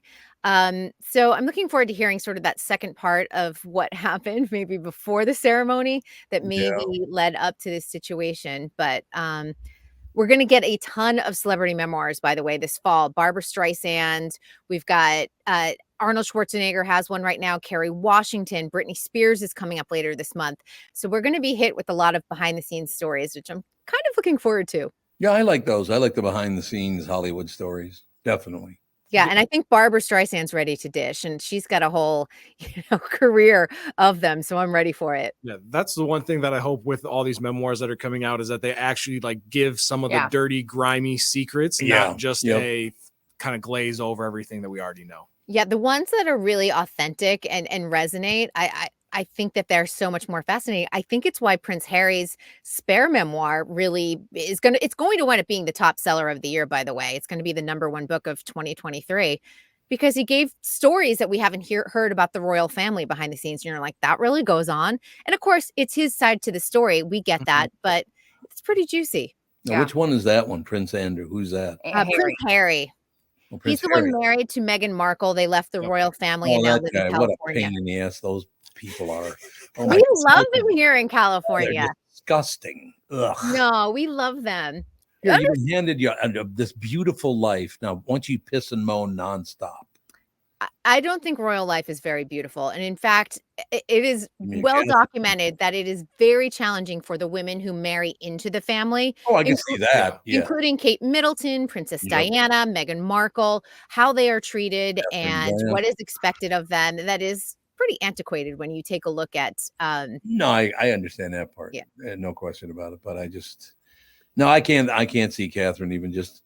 Yeah, okay, you have to do this. No, I don't. I know. I actually think none of us on this show would do well in that situation. No. If you told me I had to wear pantyhose, forget it. Oh, game over. Why would you have to wear pantyhose? Forever. You can't show your legs. Can't show bare legs. Why didn't you just put on nylons or something instead of the whole panties? That's pantyhose. Yeah. Well, they got just ones that don't have the panty part. No, the whole thing, like that's what pantyhose is nylon. Listen, I don't want to wear nylons for that long. But I'm just saying there are just regular nylons too. Sure. Yeah, there's just like different degrees of them. You could wear like tights. Tights are a little bit more comfortable than like tights. There you go. Yeah, something like that. But again, they like skin tone. Right. Nylons. Yeah, you it's can see that it's a skin tone thing. it's very 1950s and 60s type of wardrobe guidelines. Christ, we got to go because now Alex is here, so now I got to put up with Brittany and Alex together. And you, Wishing you luck. Oh no, she's setting her up. There you go. Are you giving her headphones? We're talking to Krystin Bird, Alex. I'm familiar. I'm familiar. She's like, I've known her for over a decade. Please. For over a decade, but other than that, I think about that sometimes, and I'm like, I've known these people for over a decade. Like, But I've never met you in person. like, you were what, 7? I know, When right? met was something, yeah, something like Like, that. yeah, just He was out a of- youth. Alex, you weren't even married, right? No, Dan and I had just started dating a few months before the podcast started. That's crazy. No. I hope when we finally meet in person, I'm not disappointing. I thought you were going to say I'm not disappointed. Oh no, like if you're just like, oh, she's so fun, and then in person you're like, wow, she's like a wet noodle. I remember being on the show like very early and like listening because it was before we were doing a lot of video. So all I heard was Kristin's voice. And I just assumed that she was like my age, some 20-year-old girl living out in LA. And then they're like, And she is. Yeah, she is. So I was shocked. End that to sentence not- because it's not going to go I well. I was like, Kevin, where are you going with this? You know what? So tell us about the movies that you've seen. yeah. Hey, can we bring Alex up? Is there a picture up or Yeah, that's you too can add hard? her in, Oh, Kevin. Sorry. Yeah. Let me do my job. Quick. There we go. Oh boy, that took a lot. Nice effort. Wow. Yep. You look great. Here to make the people Thanks. I'm freshly washed. So Nice. Must I be feel nice. I'm freshly washed. Love a shower. Yeah. Look at Yeah. that, just surrounded by superstars. I'm Even right in the you. middle, You're surrounded very, by superstars. you're very like Halloween. I dressed up like this on Halloween. It is and Halloween. He's dressed like he doesn't want to get hit by a car on a job. Are those the Duluth Trading graphic Company? Yes. He looks Look great. at how Phenomenal. workman he is. He's very Like, can you even October tell? vibes too. You could be a pumpkin. You could be a traffic cone for Halloween. I could Fawn absolutely. wanted to be a pumpkin for a little while. She wanted to be a box and then a pumpkin, and now she wants a box. She wanted to just wear a box. I feel that. Okay, and now Alex. she's going to be Mavis from Hotel Transylvania. Oh, cute. Davis, So you cute. have to tell because I think everybody else knows the story. You have to tell Krystin Bird about what your daughter said about the bed when over the weekend. Do you know the story, Kristen? I don't. I didn't think so. God, I Okay. love this story. So now, we Fawny is 7 years old for listeners. She's a 7-year-old girl. 7 going on like what 62. 62. Oh, I know. I'd say. Yeah. So we stayed at an Airbnb. Beautiful place. Beautiful place. We went to a wedding an hour away and we stayed in an Airbnb. And the kids' rooms, the beds were just like twin beds, Neutral. simple white frame, white blanket. And Fawn was going downstairs. She was supposed to be going to sleep and she was like, I'm going to go get that blanket that's downstairs. And I was like, well, Bop's going to use that blanket. So you just use what's on the bed. She's like, well, these are like rags. And then I was like, what? And she's like, this is like an orphan's bed. She can't handle a neutral palette. An She can't- orphan's bed. That's so funny. Yeah. Good God. And then have you told the fire station Sage introduction No, story? that's a good one. What? Okay. Well, we need it on video. It's more. Yeah, on I- video would be good. Okay. So, Brittany, you and I will just do it. Yeah. So we go to a fire station and we're like getting a tour of the fire station. And the firefighter looks at Sage and he's like, hey, how are you? And put out your hand like you're going to shake my hand. You're the firefighter. Sage goes, Sage, 5 years old. Like, okay. Whatever. I wonder if he practiced that somewhere. Like he does it in the mirror. Yeah. Probably. Say, So cute. No, and the guy was just cracking up. He was like, okay. It's like, yeah, it is nice to meet me. Yes. Why did that take a year to So do the fire official. truck thing? Because it was kind of it happened right as it was getting cold, and we were like, we don't want Yeah. to do it when it's cold outside. last year. And, yeah. Yeah. And then we're like, oh, we'll do it in the spring. And then spring was crazy. Kids stuff gets busy. You know? Yeah, because Catherine and I bid on their trip on this fire truck. They get to ride in the fire truck, so we bid, made the highest bid to make sure they got it. Yep. So I wanted to see it, but we never got around to see it because it was so random. What are you going to do? Well, you couldn't have seen it anyway because it was a ride to school in a fire truck and you're always working. I was going to ride with them. But then you said, I can't do it. I have to work. So all I ever do is work. So It's nonstop. There you go. Nonstop working. Did they have a blast? Did they go to school in a fire truck? They didn't go to school in a fire truck because it was to the other campus that they don't go to. Yeah. Was like the parameters of the whole thing. And so they were like, we'll just drive you to the other school, take a picture, drive you back. Yeah, perfect. So they got like 45 minutes of a fire truck ride. Works better anyways. Yeah, Yes, somebody exactly. who's had I to know, pick up yeah. kids. If I have to see a fire truck was in the way, I'd be like, come on, people. Let's go. It's hard enough. It is hard. It's chaotic. It is. Did they turn on the siren? Oh yeah, and they Oh, honked I the knew it. horn. The kids sat in the back, and they had to put headphones with the little microphone Oh, on. I want to do that. I know it was. Really, Dan and I both did it, and we were like, "This is fun." Uncle Tommy will have to make another bid so you can get on there, Krystin. No, they I know. I have to fly to Minneapolis. They can't do it They anymore stopped now. allowing Yep. civilians on fire trucks at Yep, like can't do it ends. anymore. Yeah, but Sage, 5 years old, Yeah, he's, true. he's not a He civilian. is. Sage, 5 years old. Maybe you've heard of me. What is it? A liability situation? Is that why they don't? Yeah, I think so. Yeah. Yeah, I don't know. What are you gonna do? Such is life. So we were just talking about Jada Pinkett and well, Krystin, you revealed because you're the one who revealed the story. What happened? Yes. now? What'd they Jada do? Pinkett Smith revealed that she and Will Smith have been separated for the last 7 years. Who's surprised? Nobody. Wow. It is true. It is funny to think about it. It's like, yeah, that actually makes a lot more sense than whatever we've been pretending that they've been doing. I feel like everything that goes on with that family is just a big weird stunt that doesn't actually make any sense. Like they didn't think to ask anybody, should Yeah. we tell people this? Yeah. And they Yeah, the just- Red Table Talk Facebook watched show was oftentimes very revealing, and you're like, should you be telling people this? And I understand that they're like, we're trying to be authentic Yeah. and share our stories to maybe help other people out there, but they do have some they have some strange ties to Scientology, Yeah. maybe about a decade ago, maybe even a little bit longer than that, 15 years ago, that still are inexplicable. And they oftentimes talk about taking psychedelics with their kids, again, Yeah. a little inexplicable. It's a good Well, who show. hasn't done that? Yeah, right. Dad, you and I, we screw them all the time. All the time. There's no. So getting around there's it. just stuff that you're always like, interesting ways of parenting, interesting choices. I suppose that is true. I mean, everybody's got those. I mean, I'm sure people look at ways I parent. It's like interesting, but with them, it's like, what are you doing? Please stop. Yeah. Yeah. Theirs are a little bit more Vegan extreme, I think, than too. vegan shrooms. Yeah. Yeah. Those two. Yes. There's more to come because she's, her memoir's dropping. So we've got another at least week's worth of headlines between the two of them. And then it'll be Britney Spears because her memoir comes out October 24th. And it's supposed to be an expose on Justin Timberlake. Oh my. Yeah. No. So That they- makes me feel sad because I want to like him. I He's know always you my do. favorite. I know He's you- not very likable in his personal I life. You can like know. his music.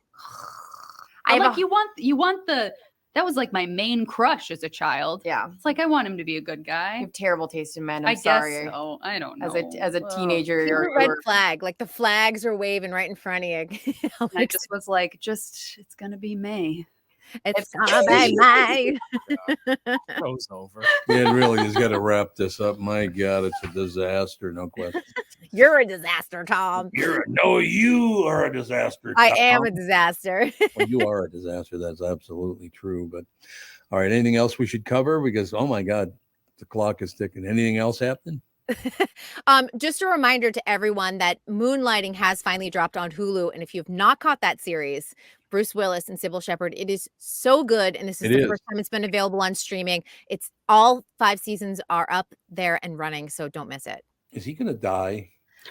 Oh, Tom, Tom. Dad. I mean, what? Somebody told me he's Let's dying. just say his health is not good. His health That's is what I not good. heard. And I think that's the one thing that is realistic, What's unfortunately. wrong with him? He's got frontotemporal dementia. Right. Now that I'm a doctor. I remember. Yeah. I'm a doctor. Now that I'm a doctor, let me just flip to my doctor lingo. Yes. He originally was diagnosed with aphasia, and then they got a more specific diagnosis that it is a form of dementia, and he is struggling from what it sounds like. And his wife, Emma Hemming, has talked about how very difficult it is being a caregiver, but the family has really rallied around him. Demi Moore's pitching in, his kids are pitching in, his adult children. So he's in good hands, at least. That's sad because I've always liked him. I know that he can be a massive pain in the ass to a lot of people. I've known people that know him, and I guess he can be a huge pain in the ass. But in other cases, he's very, very nice to people. So, and he's extremely talented, and that's why I'm just kind of like trying to encourage people to go over and watch Moonlighting, because I think it's some of the best work in his career. It's a great show. Moonlighting was a really good show. The chemistry, he and Sybil Shepherd could not stand each other behind the scenes, right. But the electric chemistry they had on screen is unbelievable. That's what I understand. Relatable. Bing, you get one pinky. I'll that take wasn't even it. a pinky. This is a pinky. Take what you can. All right, Krystin, well, a magnificent report as always. Thank And you. we'll We'll talk to see you you all tomorrow. tomorrow morning. Thanks a lot. We'll take a break. Be right back right after this. This is the Tom Barnard Morning Show. Recently, Jim Paul of Valley Buick GMC was contacted by a company that does on-site sales. Jim was confused. Wait, they don't know anything about us, our staff, our reputation, most importantly, our customers. Hey, pal, no problem. We do them all over the country. You know, get the manager off the roof sale, inflatable gorilla sale, and our favorite, the 13-hour sale with a giant clock that goes to 13. Urgency, baby. We bring our crew because, well, your people are, let's just say, a little laid back. And the pricing? Nothing special, sport. But Jim thought, we price competitively every day. Our prices are special. We definitely don't need these guys. But sale does convey some urgency, so we made a bold decision for his fine dealerships. Announcing the Valley Buick GMC 365-day sale. And we can even extend it a couple years or so. I got the air dancer guy, scratch-offs, plastic keys, bubble machine 5. Valley Buick GMC in Apple Valley or Hastings, or valleycardealers.com. Hurry. It's Tommy B for Killebrew Root Beer and Cream Soda. Normally, I'd be saying the boys of summer are done and it's time for root beer floats with the kids after football or soccer practice. But with your Win Twins Minnesota Twins still in the playoffs, it might be time for some adult sweet beverages to cheer on our hometown team, made with delicious gluten-free Killebrew Root Beer, of course. Might I recommend you consider this recipe for your Killebrew Root Beer Rum Creams. You just need 3 ingredients. It starts with black spiced rum, then add frothy cold Killebrew Root Beer next, a drop of Bailey's. Oh my gosh, you found October heaven in a glass. Whether you watch at home or at Target Field or just taking in the fall colors, try the root beer and cream soda my family absolutely loves. Killebrew. Head to KillebrewRootBeer.com for your nearest store and pick up a 6-pack or a case. Herbie, you're up to bat. There's only one old-fashioned root beer that delivers that Hall of Fame taste to thirsty fans everywhere. Take it from me, Ken Herbeck, Killebrew.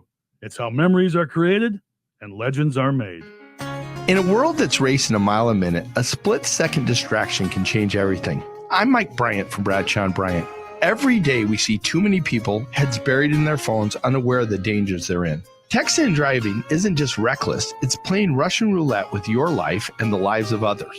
In just 4 seconds of distraction, you've driven the length of a football field. Is there any text message that's worth your life, that's worth the lives of others? I've been fighting for the rights of the injured for over 30 years, but I'd rather you never meet me in a courtroom. So hear me now. Stop texting and driving. Pay attention. Value your lives and the lives around you. And if you won't, know this. At Bradshaw & Bryant, we're relentless. We won't back down. We bring justice to those that need it. Find Bradshaw & Bryant, personal injury attorneys at minnesotapersonalinjury.com. With Mike Bryant on your side, seeking justice for the injured.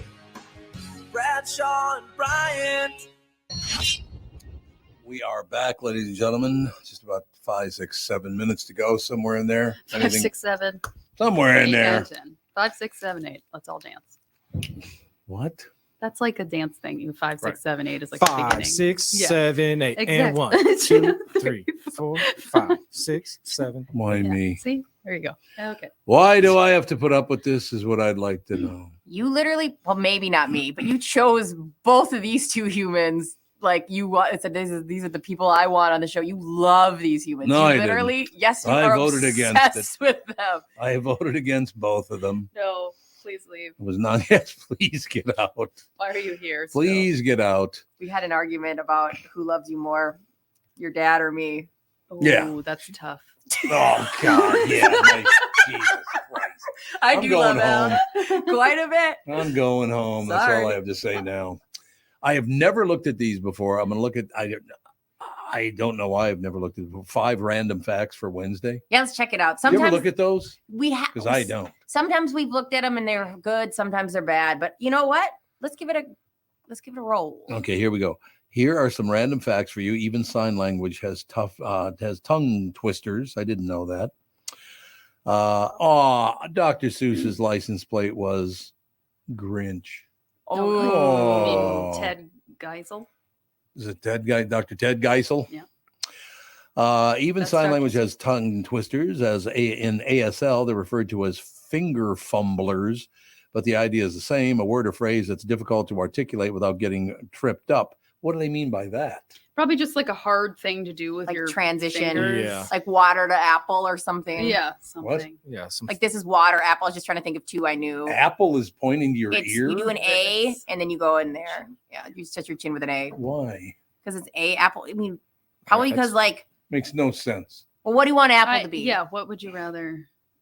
Okay, that could be. I am just so for if we can get switched from ASL to like TSL, Tom sign language. I like it. Everything is like a variation of making the shadow with their hand. Like Right. this is the shape of the thing. Car. It's just It could holding be. up pictures of what.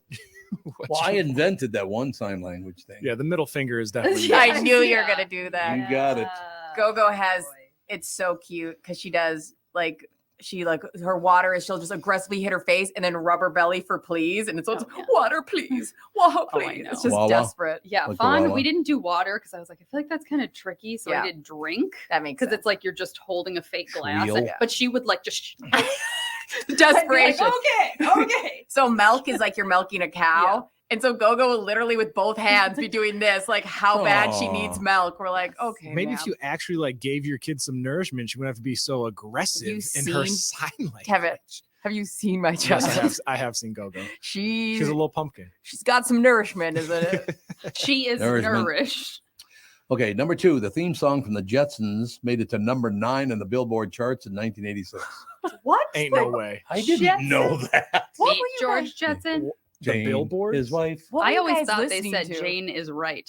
Yes, I remember. Same. Jane And I is was right. like, yeah. You and your mother both thought that, by the way.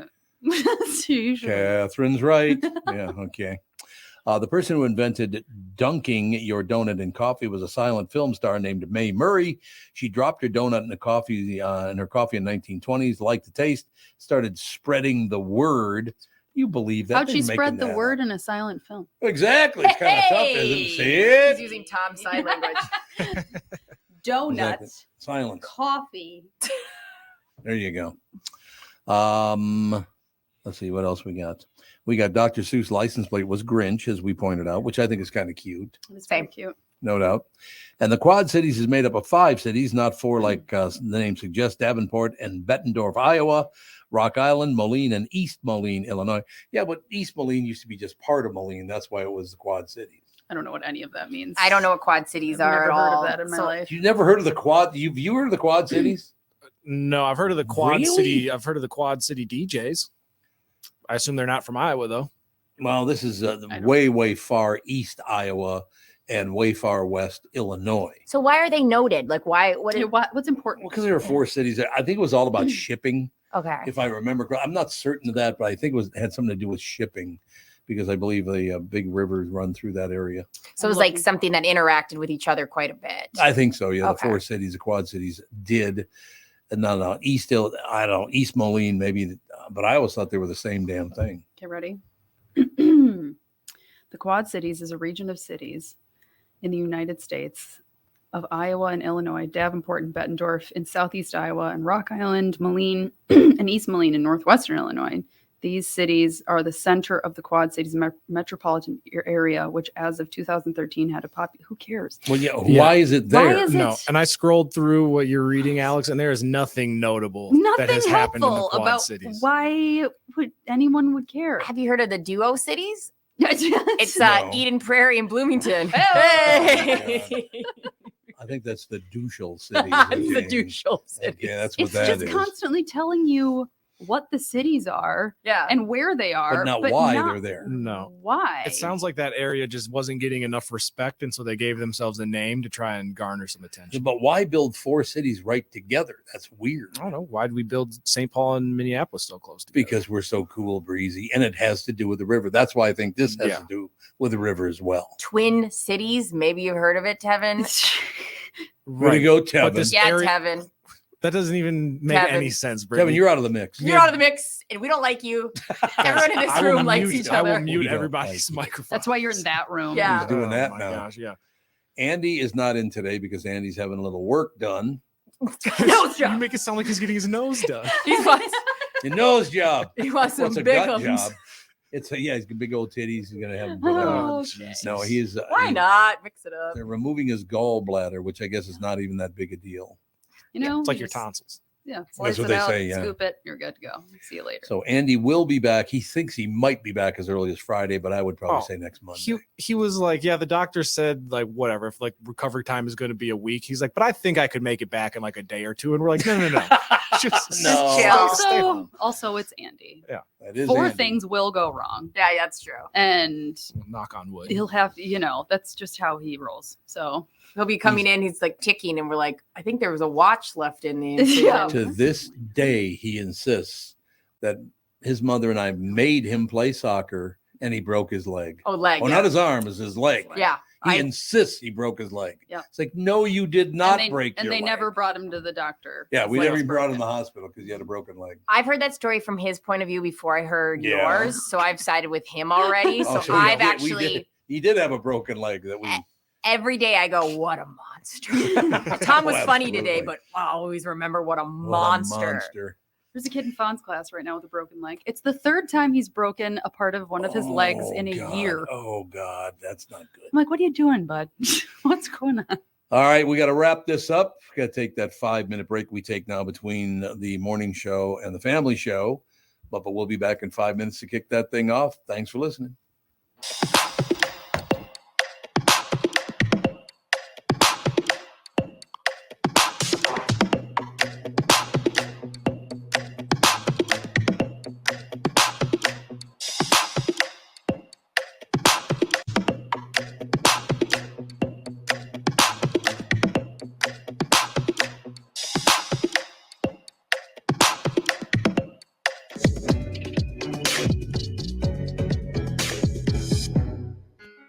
In a world that's racing a mile a minute, a split-second distraction can change everything. I'm Mike Bryant from Bradshaw and Bryant.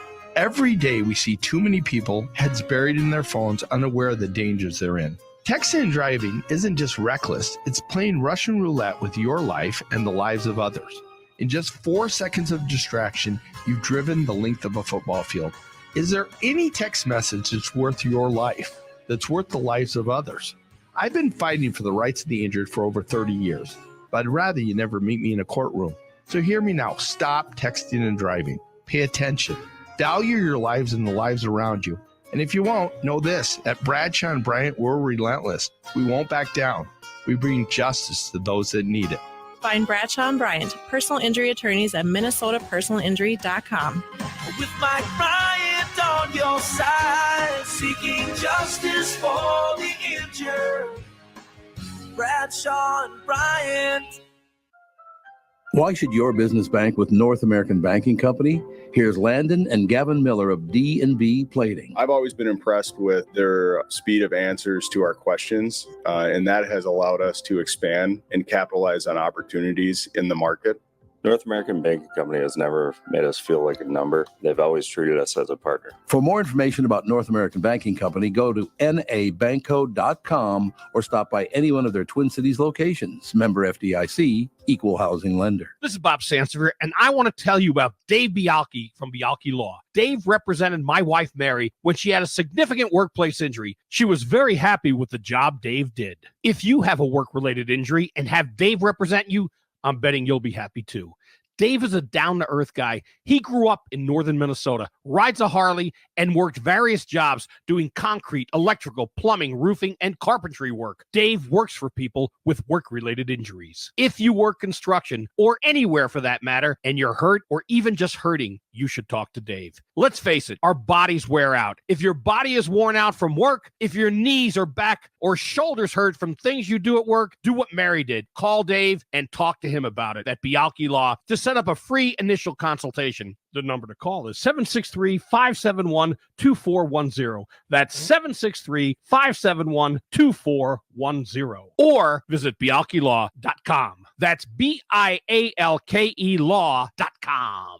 The new Tom Barnard Morning Show is proud to have partners like Bradshaw and Bryant, MyPillow, and North American Banking Company founder, chairman, and president, Mike Bilski. I've advertised on Tom's show for years, and the reason is simple. My business is recognized because of the ads, and that recognition has created growth. What business doesn't want to grow? I highly recommend the Tom Barnard Morning Show for your advertising. Grow results for your business by partnering with the Tom Barnard Morning Show. Visit TomBarnardShow.com, keyword partner.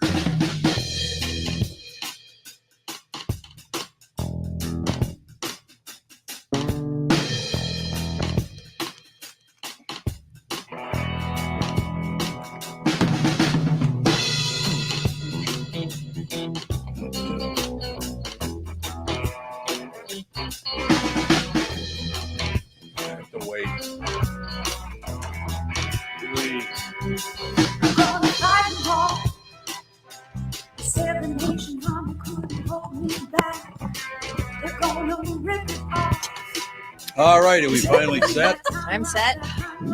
Nana wandering I around had a the area. series of unfortunate events coming in today. That happens. Yeah. All right. I had turkeys in the road. Oh my gosh, not turkeys in the road. Flock of turkeys, and then they were working on the lights at an intersection, and the light never turned green for a very long time. So sorry. Welcome to the family with Alex Bernard Rasmussen. You got this, babe. Catherine Brandt. And Tevin Pittman. You got this, babe. Yeah, you guys were trash talking me on the podcast, I heard. We were? When was that? Oh, you're talking about yesterday when what I don't remember how we got on. Oh, because Taylor Swift did something for Travis Kelce. It was like a post, and she was like, "Oh, you got this, baby." And then Tom was saying that you would never say you got this baby to him. We don't call each other baby. Oh no, I would. You don't call each other baby. Good way to put it. I don't. We don't call each other baby. No. You two aren't pet name people. Oh, no.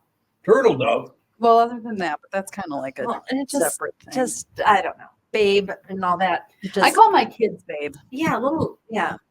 But I maybe don't when call you're like Dan babe. 16 and you're in love, babe is It always appropriate. drove me crazy when my friends called their boyfriends babe. And I was like, hey, babe. I know. Hey, babe. Hey, babe. Well, what happened was some movie star did it, and so then everybody had to do My it. computer stopped working. Am I Plug charger. Oh, It's plugged in.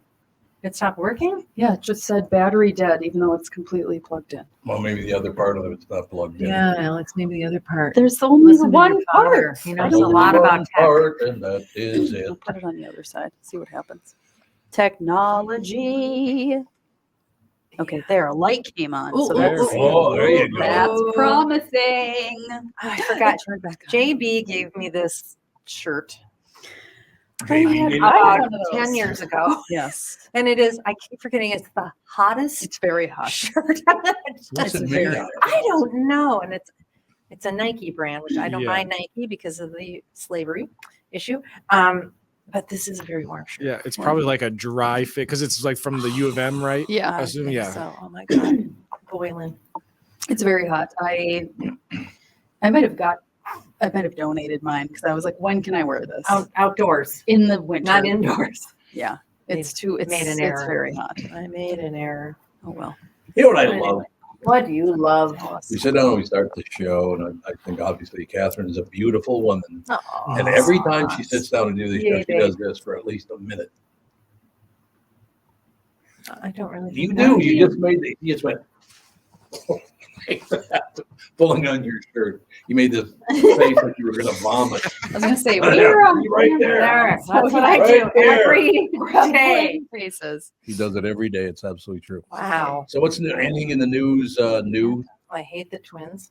Oh my Yes, we gosh, do you hate guys the need to Twins. just relax. Why? They Get over really it. They had a look bad like- game. Move on with your life. They didn't even look like they were trying.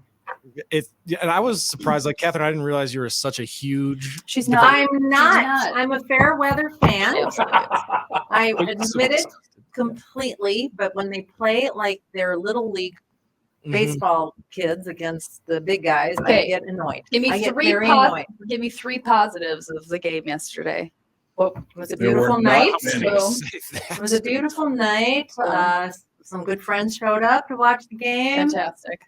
And the guacamole was good. Oh, I thought the third one might be, and I was with my husband, but guacamole beat me out. You're Well, fourth on the list. have you ever Right. had good guacamole? I have. There's no doubt Sorry. about it. Guacamole is king. You know what came up this morning? No. Right by the old house, Teresa's Mexican restaurant. Really? Yep.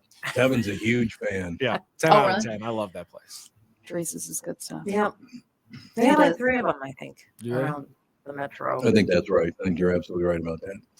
So what's new? Is there anything new? I haven't. I made chili this morning. It's in the crock pot right now. Chili? Melding away. Melding. Melding flavors. Is that what we're having for dinner? Is chili? Marinating flavors, whatever you want to say. Marinate. If you want to eat it, you can eat it. If you don't, you don't have to.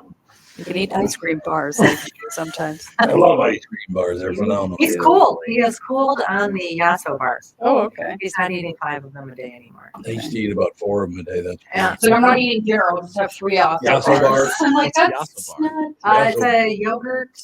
It's frozen yogurt, Oh, okay. like a fudgesicle kind of thing. And then they have Yeah, the caramel ones. phenomenal. And that's Yep. Our entire freezer was Chocolate filled or- with Yasso And like, bars. here's the Still is. thing. They're okay. They're delicious. They're okay. I'm fully in the camp of if you're gonna eat ice cream, go with like the sugariest, fattiest, I agree. richest ice cream you can find. Right. Because like the diet ice cream, why waste your time?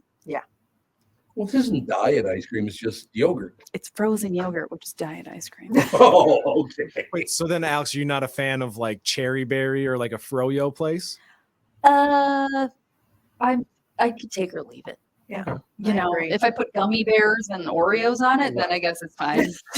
But like, To disguise that yogurt yeah, flavor. like it's okay. I don't know. Yes. I don't know. But I'm a yes, get the richest possible ice cream. And you know, I know you think that they're terrible and the worst, but you cannot beat Ben and Jerry's. Thank you. Yeah, Just it is cannot. Well, they're a horrible company. You Yeah. cannot They beat stick it. Well, I don't know. their The nose in everybody company is else's horrible. business. The leadership is horrible. Ben and Jerry, a couple of But they Ugh. know how to make some ice cream. They That's do. all I know Yeah, about. they And do. you know, They as do. far as ice cream makers, Haagen-Dazs is pretty good too. yeah, but like Dan the other night, he wanted ice cream, so he just went to Holiday and got like a Nestle chocolate chip cookie dough, and he ate some. And then the next morning, I was like, "How's your ice cream?" He's like, "It's not as good." And I was like, "Why do you even bother with other brands?" Because he's like, he'll see something's on sale, and he's like, "Oh, try it." Like, it's always a disappointment. Yeah. It's just by Ben and What are Jerry's. you gonna do? But you're supporting assholes then. Who cares? It's good ice cream, you know. Because they're You assholes. know, Yeah. you can't. Yeah. You can't. Every- You can't live in this Exactly. world There's and avoid assholes. It's just Yeah. not gonna happen. apparently I suppose. Nestle is a terrible company run by horrible people. You know, it's just like, what can you do? I don't know. It is what it is. I don't know. Yeah, I don't know what to do either. That's what Kevin told me this morning about Hubbard Broadcasting. Oh no. What? Fuck with you.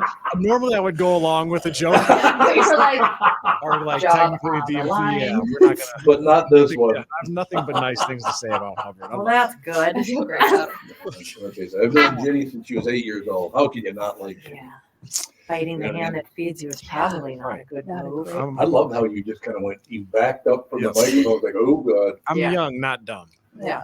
Well, let me be the judge of that. This is the headline in the Wall Street Journal this morning. Oh, dear.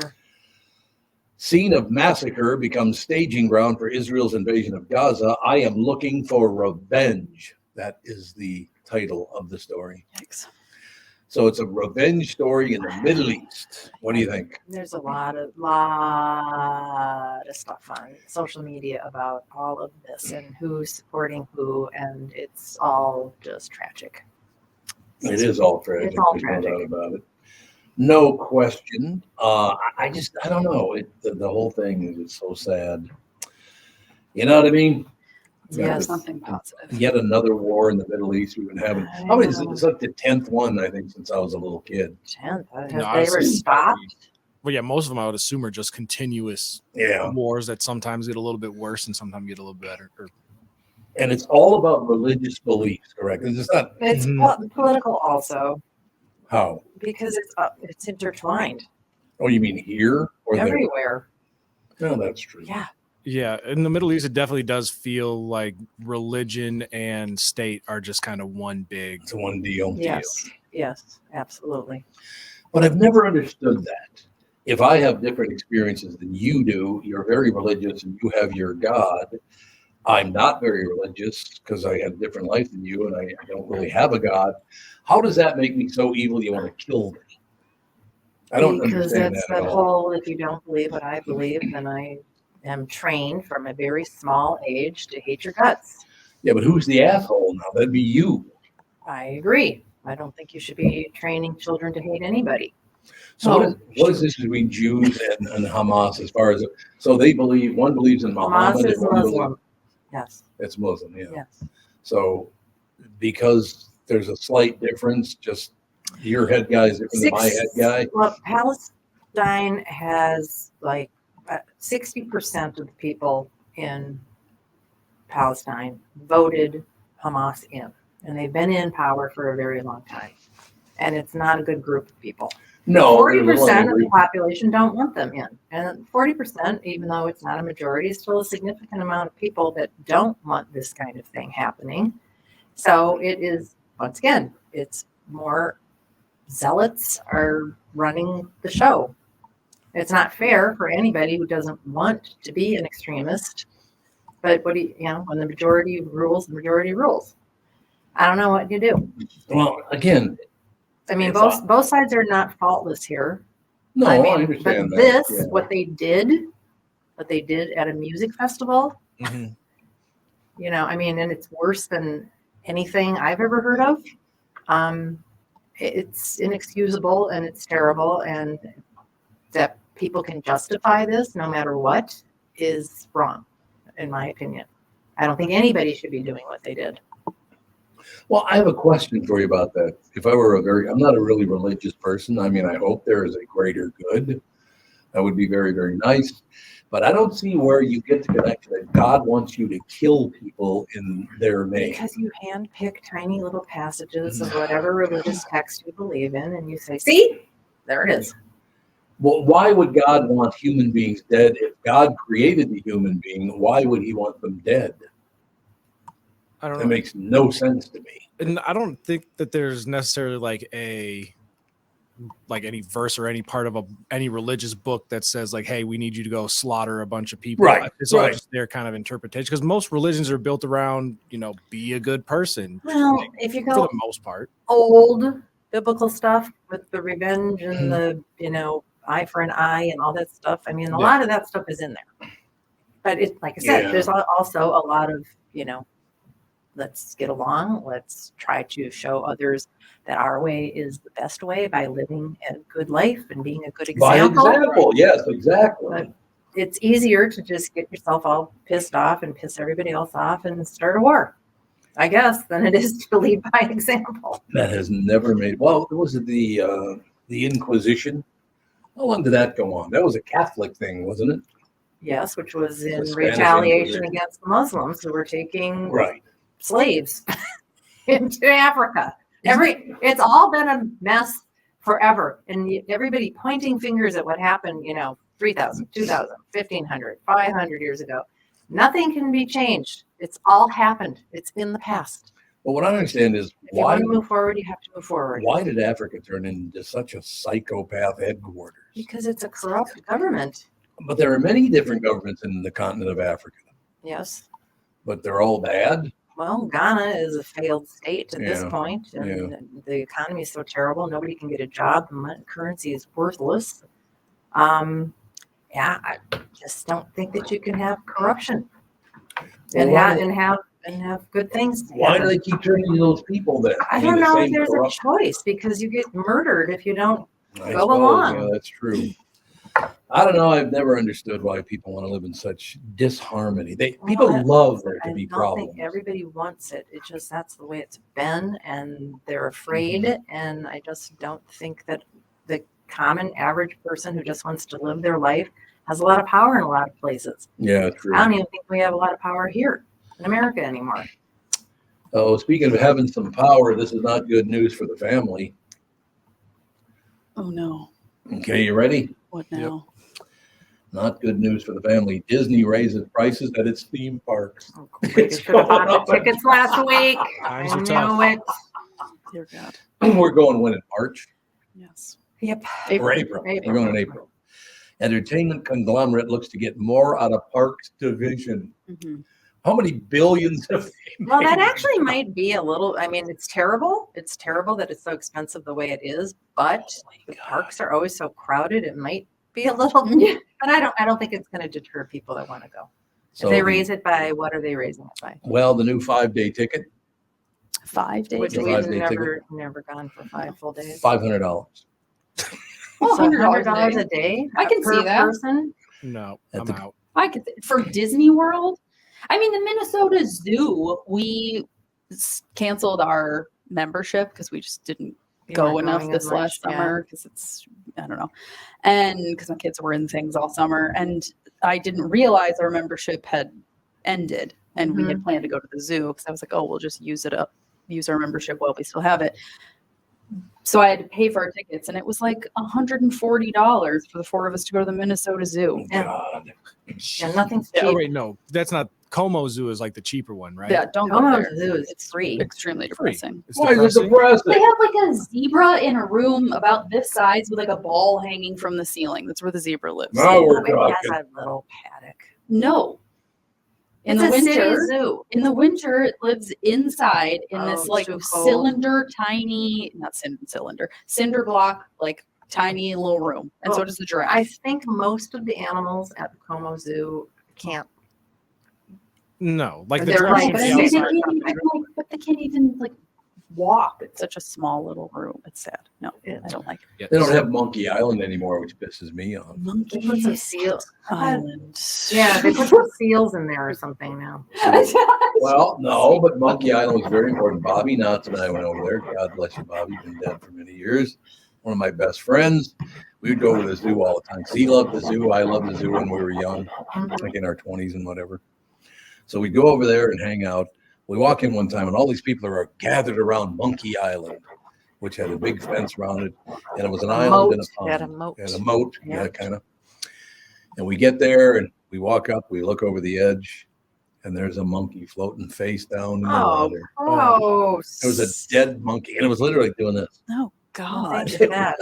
See, this is why you don't go to the Como Zoo. I really do like their greenhouse over there, though. Oh, I love that. Yeah, the greenhouse. conservatory is nice. Yeah, they've got that. There's one in San Francisco. It's an exact duplicate. Oh, really? Yeah, the same person Oh. that made it. It's like a Victorian design. It's Yeah, really There's a beautiful. lot of weddings there. Yeah, it's really nice. I have a news story that will make mom maybe feel better about herself. Okay, good. Oh my God. Scientists prove gingers are totally normal. See, I'm Having- trying to explain that to people. Having been around for millions of years See? in other species. Other species. So am I a direct descendant of a fox? We'll see. I just clicked on the headline. A pair of scientists have found fragments of ginger pigment molecules in fossilized frogs, which they take to mean that most famous genetic mutation has been around a long time. So it's a genetic mutation to be a Oh. redhead. And so they found that genetic mutation in fossilized frogs. Isn't So it's been everything a around. genetic mutation, or we would not exist? Probably true. No, I think Probably like is true. blue eyes is a genetic mutation. Blonde hair is a genetic mutation. White skin. I don't know. Brown skin. I don't know. But I think everything is. Yeah, I think everything some is. type of genetic. Yeah, like you're mutation. tall. Yes. You're short. You're whatever. Yeah. I never understood know. the whole like gingers are different. Like you Yeah. literally have red hair. Like It's because of your it's hair the, color. well, it's the What? smallest minority on the planet, redheaded people. Really? You mean That makes you a minority because you have a red The hair. smallest amount of Yeah. people. Yeah. And it's Yep. a minority because of red hair. Yep. Yep. And I'm sick of being hassled by the man.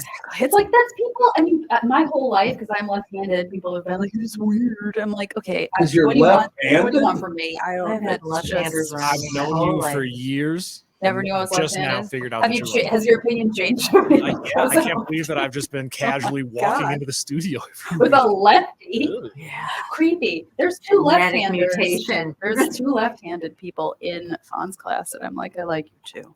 I've Oh, always liked you. God. Fawn's You're school left-handed. husband is left-handed. Oh, really? Yeah. So there you go. who was left-handed in your family, My Catherine? brother Terry. Ton of people. Okay, there you go. My niece. My daughter. Our daughter. You have two nieces. Nobody that in are my left-handed. family is left-handed. Rebecca and Aaron are both. Oh, that's right. left-handed. Was it not Ann left-handed? She might have been. One of Yeah. Grandma's sisters was left-handed. Yeah. Yeah, there's a lot of left-handedness. And if it runs on your mother's side, you are more likely to become left-handed than if it runs on your father's Oh, side. I didn't know that. It is a stronger gene on the mother's side, but neither of my kids is left-handed. But wouldn't you think, I mean, when you look at it, that Andy's obviously a Brandt, and you're obviously a Bernard. Yes. Well, you're a I'm obviously I think I'm a 50-50. Yeah. Wow, but you lean more toward the bad behavior of my family. Okay, great. Problem child. Problem child. Yeah, that was me. So problematic. No, I don't know. It's kind of a weird deal. And I don't know. Well, obviously, I'm the one boy in the family that tends to lean toward my mother. because You I'm- all look exactly like your mother. You all look the same. Yeah, but I'm 5 inches taller than my next you're just brother. a tall version of your mother. Which was my mother's. My mother's two brothers were both like 6'2" Yeah. and 6'3". Yeah, Bobby and Vicky look like your dad.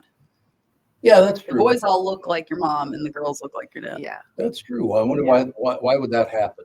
Just That's genetics. just what they do. Genetics is do whatever they feel like. They're gonna do what they're gonna do. Yeah. I suppose that's true. Well, that isn't. You look like a combination of your parents. I think I'm tall like my dad. Like my dad's side of the family, I'm the shortest one. Really? Oh, Like really? they're all You're like 6'3"?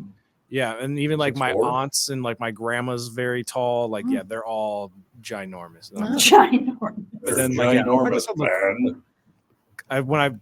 anybody that's seen my dad, which isn't a lot of people, but they always say I look like him. Oh, do you? So where's he live? Louisiana. So is that where he's from originally? Yeah, he met my mom in college, and then he moved back to Louisiana, and my mom is now Minnesota. Now Minnesota, but she's from Originally Wisconsin, from Spooner, Wisconsin. Spooner. Oh, she's from Spooner. I love Spooner. Yeah, it's a nice little town. My It's a great grandpa, town. well, he used to live up there and owned an Amish furniture store. Oh, I know where that is. Amish people in your Yep. family, and I Yeah. still am waiting on a cinnamon roll. Yeah, way to go. Tell my mom she has to make cinnamon rolls for you. Still waiting. Amazing. Because one time he told me that Amish cinnamon rolls are the greatest, and And it has not delivered? Yeah. Mm, because okay. cinnamon rolls are like one of my favorite foods, Well, your and I mother's have not yet Amish. to ever taste Amish cinnamon roll. Your mother's not Amish, is she? No. So my grandma was Amish, and then her and my grandpa got married, and it wasn't. I don't know. There's some family drama that happened. And so, In like, the Amish community? Yeah, they Spring didn't- board in the Amish they community? didn't get like traditionally married, or like family didn't approve, so then they kind of broke off from the religion. But everybody's cool now. We go back all the time and ride Well, that's horses and hang out. Nice. You ride a horse? Oh, I gotta see this. It's fun for like 3 days. That's my max because there's no electricity. Yeah. You ride horse and buggies everywhere and hang out on the farm. But after like 3 days, I'm like, I gotta get out of here.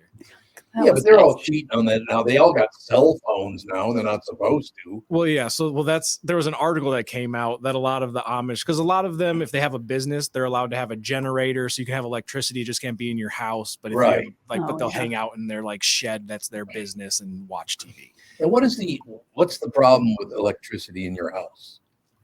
It's some religious thing. Well, what is it? God doesn't want you to be able to watch television? Not to have lights either. I don't know. Well, maybe because you're not being productive. It seems like being productive is a big thing, right? And they they can't drive cars, but if they're going on a long road trip, somebody can drive them. So they'll come up here and visit us. Well, you can ride. Yes, they can ride one out. There's a lot of weird rules. They don't like their picture taken a lot because they think it's like some stealing your soul type of thing.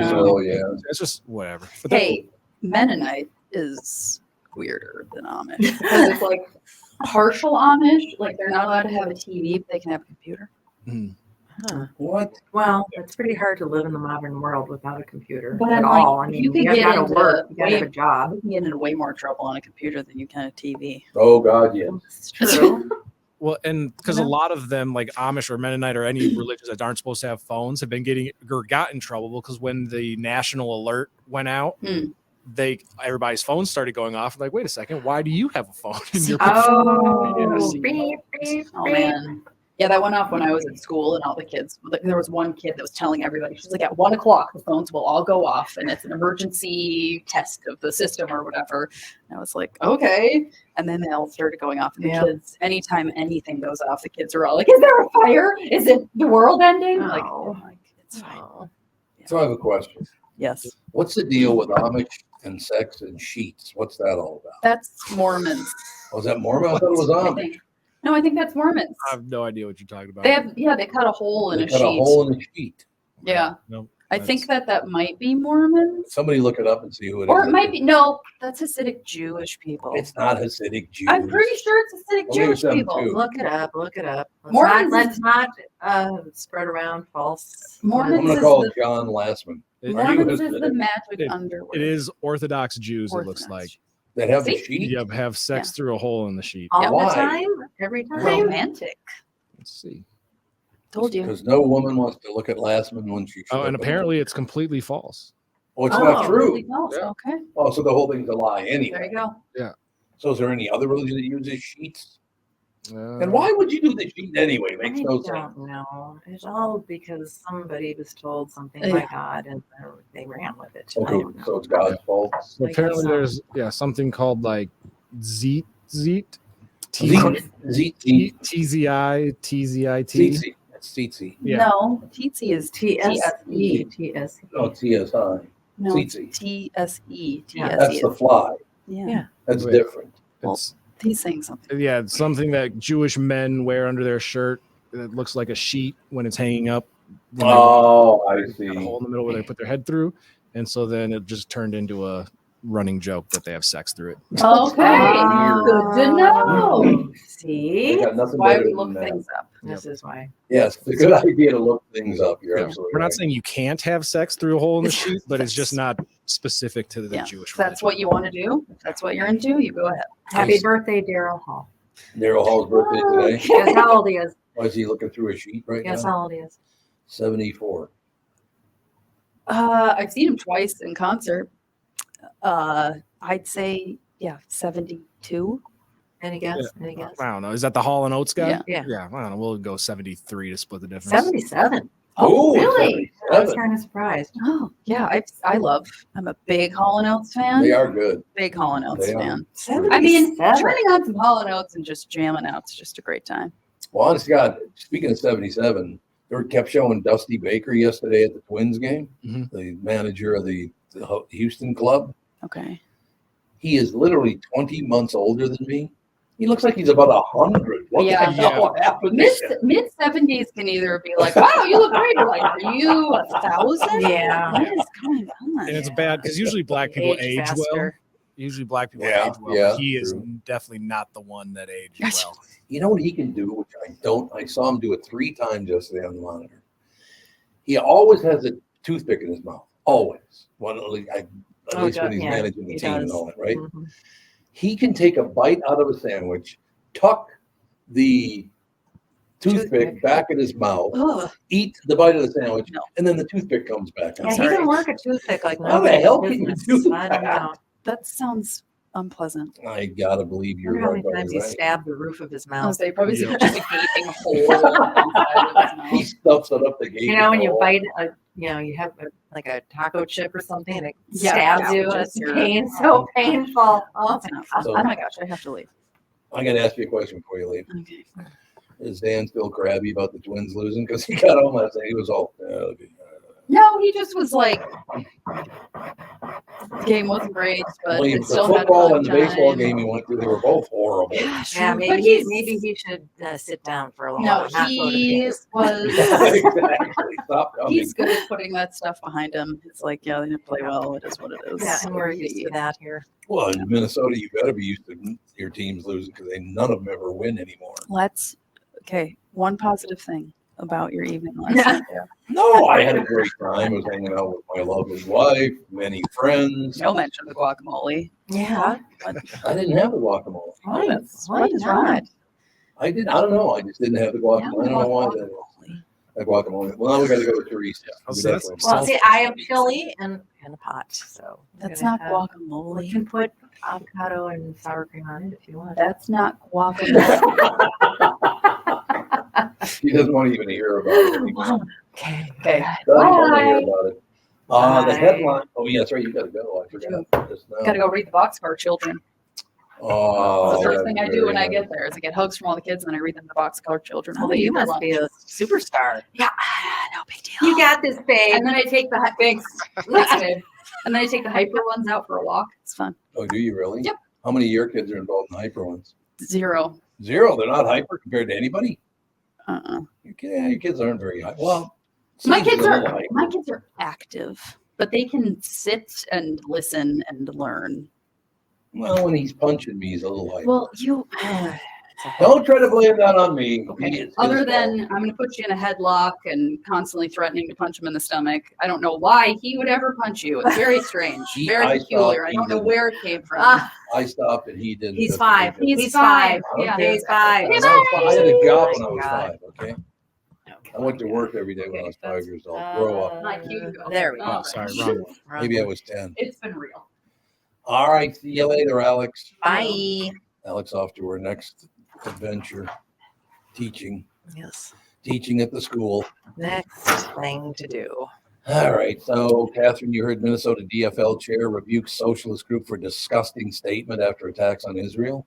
There's been a lot of rebuking. BLM is in trouble. Why? Oh my gosh, I saw that. I didn't see it. What's that all about? Something in their statement too. Yeah, They showed a graphic of somebody paragliding. What did they do? They paraglided into the music festival before they started slaughtering people. Oh yeah. The BLM graphic was somebody in a paraglider with "We Stand with Palestine," like they were approving what happened. Yeah, it was BLM the Yes. Chicago chapter Yeah. specifically of BLM. Posted. Why do they hate Jews in Chicago? Why do people hate Jews anywhere? I Yeah. don't Why do people get it. hate people? Yeah. Stop hating everybody. I know. Why would you waste your time hating another entire group of people? Like I said, I mean, it's also fundamentally stupid It how is. people operate this continual hatred machine against each other. My God, somebody did something 2,000 years ago, whatever. You know what? I had nothing to do with it. You had nothing to do with it. Why we keep that alive? Oh, what somebody I did know. so very long ago, and we keep on festering all of this bullshit. I just don't understand how we haven't evolved a little bit better than that. And part of that is I our know. leaders. Our leaders are Terrible. Terrible. They're all terrible. They really are. I mean, I make the argument all the time about racism in America and slavery and all the rest of it. Well, my family didn't even get here. Both sides of my family didn't even get here till 40 years after slavery was ended. So just because I'm a white guy doesn't mean I'm anti-black or pro-slavery. I mean, my family had nothing to do with all that. Right. And Right. even if your family was here during slavery, like, You know how exhausting it would be to walk around and like just blame everybody today for slavery, like way back in the day. Like, and that's what people are focusing on. It's crazy. And this colonialism thing. Another statement from BLM was, until we can tear down the construct of colonialism and start afresh from the ashes, we understand why Palestine did what they did. That was basically their statement. Another statement. So it's like, you know what? Everybody has to live somewhere. Yeah. You know, and yes, it was our nation was founded on people coming here from other lands and starting whatever religious freedom group that they wanted, because they were fleeing religious persecution in Europe. Right. What do you do? You just burn down everything and then you start and then you get to tell everybody what they get to live in and where they get to live? Is that how do you do this? And technically, wouldn't we just burn it all down and then the Native Americans get everything and now everybody has to go back to Europe, Africa, wherever? Yeah, I guess that's the only way to get rid of colonialism. But the problem is that the Native Americans weren't from here originally either. They came across the land bridge. Yeah. And they were fighting for land and killing each other. And they weren't nice to each other either. So what peaceful group do we say? They're the ones. They're the only ones that have ever been peaceful and all encompassing of all religions, skin colors and everything. And they'll get to tell us what to do. Who are these people? Where are they from? I'd like to know them. I mean, honestly, other than Africa, Northern Africa, you really can't say anybody belongs where they are, because we all came from Northern Africa, right? Mm-hmm. So why? I mean, people have always, went and sought resources, food, shelter, water, clean water, getting away from another warring tribe that's killing your people and taking your children. This is what the world started like. To blame people today for how humanity developed, it's just asinine, and it's a complete waste of time. Yeah, it definitely feels like deflecting from addressing the real issues today by bringing up stuff that happened thousands of years ago. You're right. And then Joe Biden is like, oh, the Middle East isn't a real problem, but climate change is. He thinks climate change is a bigger problem. And so far, 5,000 people have been killed? Yeah. Probably higher than that by now. I don't know what the count is going to be. I don't know, because they don't know there's so many people missing and have been abducted, and they don't know if they've killed them or not, too. So that's absolutely correct. I don't know. I just really. What do you got, Kevin? Well, it just says after a quick search, 1,200 people that have been dead and at least 2,700 more wounded. Yeah. Yeah. And then the last one on TV this morning I saw was about 3,000 dead. So who knows? And now Israel is bombing the Gaza Strip, and it's just like, oh my God. And they are bombing the piss out of it too, not just lightly strafing. They are blowing that thing sky high. I know. But it was predictable. Like I said, the whole thing was 100% predictable. You do not do what our president did. You do not give money to Iran, because they used it all to attack money to Iran forever. I know. And they use our money to attack other people. Why do we do it? I don't know. And I still don't understand why, if you have a special God, why is your God so violent? Explain that to me. Like I said, it's all about righteousness. I think I'm the righteous one, and you must be. But I mean, it just makes no sense to me. The whole thing makes no sense whatsoever. Shouldn't we be working together and go, hey, here's the good things about this religion, here's the good things about that religion. If there is a God, can it just be one God instead of 15 of them? Well, I mean, look to Ireland. Ireland seems to have gotten over it. Yeah, they did eventually. I'm sure there's people who are still mad about stuff. I mean, because the English were terrible to the Irish. They were. And the Irish killed English people. I mean, all of it. But now they just got, what was that, 2 years ago? They were going to vote to get out of the EU, and they voted to stay in. They did. So I think they're over it. You don't hear of the IRA bombing people anymore, doing any of that stuff. Yes, no, that's true. Absolutely. But I think that they finally figured out that we're all living on this island together. Let's just let you do what you're going to do, and I'll do what I'm going to do. Well, for several years, Catherine and I took in a couple of Irish kids, or at least one Irish kid. Every marching season, they would come and stay with us while all the strife was going on. Do they do that? Do they do the marching season? I'll say I've never heard of the marching season. Oh, that's when the Catholics would the Protestants would march down the Catholic streets with pro them and anti-you signage and really irritate everybody. And then there was usually fights and somebody got bombed and killed and all that stuff. I don't hear about that anymore at all. One of my favorite Irish stories of all time, it wasn't me, it was Gordon Nelson. Mm-hmm. He's in a taxi in Northern Ireland, and he's talking about the strife and the wars and da-da-da-da. And his cab driver says to him, well, about 2 more blocks, I'll show you a little evidence of how violent things got. They go 2 more blocks, and there's a statue of a woman in the town square. Mm-hmm. Said, look at her. You see what happened? The guy, and Gord's like, what are you talking about? Well, look closer. Can't you see it?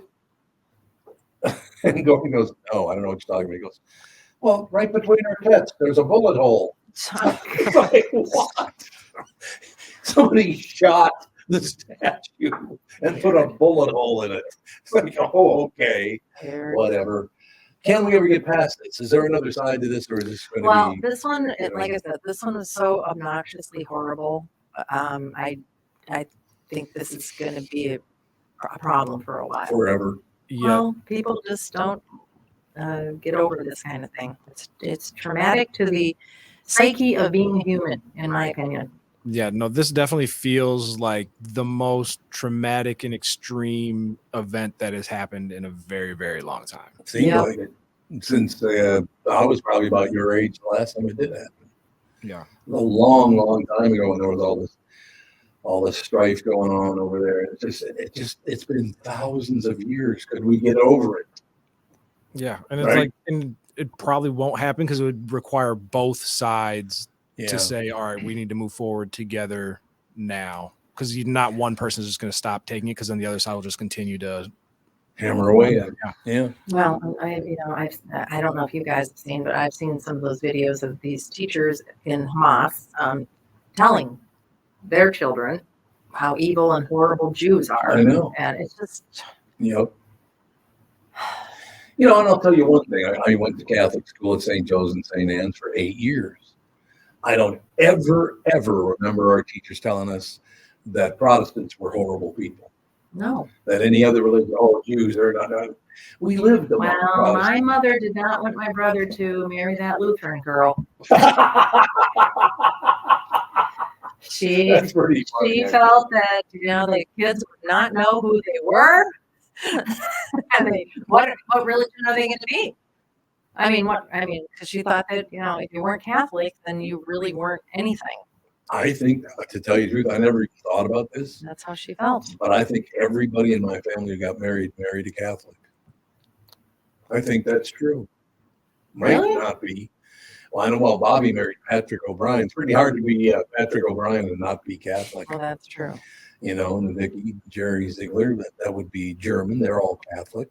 You're Catholic. Or you grew up Catholic anyway. Yeah. Shay, Faith Ariana was Catholic. She's Spanish. I didn't even realize that. My whole family. Terry, I don't know if his wife. No, that Colleen McCarthy. She was Italian too. All my family married Catholics. I never even noticed that before. I didn't know you were Catholic when I first started hanging out. Really? I remember you distinctly asking me. I hope you're Catholic, otherwise get out of my car right now. It's not going to approve. My mom will never approve. Get the hell out of my car as we speak. No, that's interesting. So looking back at that, not even realizing that was true, I wonder why that happened. Because they met all these people they didn't all, I met you because you were working at my attorney's office. You get on the list of why this happened. Now, today, with the dating, and both of our kids married somebody they met online, right? Yep. So do they go through that and pick certain traits that they want to marry? Oh, I'm sure Is you that can be part of very it? specific. You can say, I only want to talk to whatever religion you are. I'm sure you can do that. I don't know. I'm not sure about for Catholic, but there's like Christian mingle, which is like oh, that's right, yeah, like just for Christian people to Yeah. go on and date and stuff like that. So yeah. I literally never even thought of that every one of my family members married a Catholic. I had no idea. Troy never got married, obviously, so you got to look beyond that. But yeah, I mean, that's something. Let's see. My brother Jeff. I have no idea what Gail was, to tell you the truth, because they are not churchgoers. My brother Daryl married another agnostic. Terry married a born again Christian. So you're the only one that married a Catholic. Pamela married a Catholic. Tom was Catholic. Yep. I didn't know that. And Todd. Yep. Todd was Catholic too. Mm-hmm. Oh, I didn't know that. I had no idea. Moving on, I do want to read this because Catherine was so upset after the game yesterday. Bases loaded, and they just didn't care. Yeah, it was an ugly game. From It start was to finish. such an ugly game. I mean, we walked into the stadium, and there just was like a flat. There was. There was like You're no right. energy in that whole place. It was weird. It felt different. Yeah, well, it sucks when right off the bat the opposing team is scoring at will, right? And so as a fan, it's hard to keep that energy up. Yes. I know, it's like, let's get loud. People are like, screw you. Exactly. I don't feel like getting loud. You can't hit an 8-run home run. So No. they're not screaming. Yeah, exactly. That's exactly right. Neil from the Star Tribune says, win or else 5 changes Baldelli must make for Twins to win game 4. I want to see if you guys, the two of you and our listeners, think that these 5 changes would indeed maybe give us a win today. By the time the first pitch of game 4 is thrown shortly after 6 p.m. tonight, celebratory essentials will have been delivered to Target Field, but not for the Twins. Well, that's great news. Really, really great news. I don't know. I think that there should be a lottery at the Twins game. So when you get there, you get a ticket. And if they're sucking up a storm during like the 4th, 5th inning, fans who win the lottery can go down and kick them in the ass. Tell them. You wanted to last night. I really did. You wanted to go kick somebody right in the ass for being so I wanted horrible. to throw things. It was disappointing. I will be honest with you. I do not have a memory of any worst game I ever saw the Twins play at home. I cannot think of one game. Oh, honey, like 5-6 years ago. Well, I'm sure. Pretty horrendous. I'm sure they were, but that was from the moment it started to the moment it ended. They just got their ass in. Yeah. Well, because there was a couple years ago where they were like on pace to lose like 100 games, Yeah. but it's different when it's the playoffs and you have hope and your expectations are so high, and then they come in so and you're home. no Yep. excuses. No, I agree. All right, so here we go, ladies and gentlemen. Lavelle E. Neal III.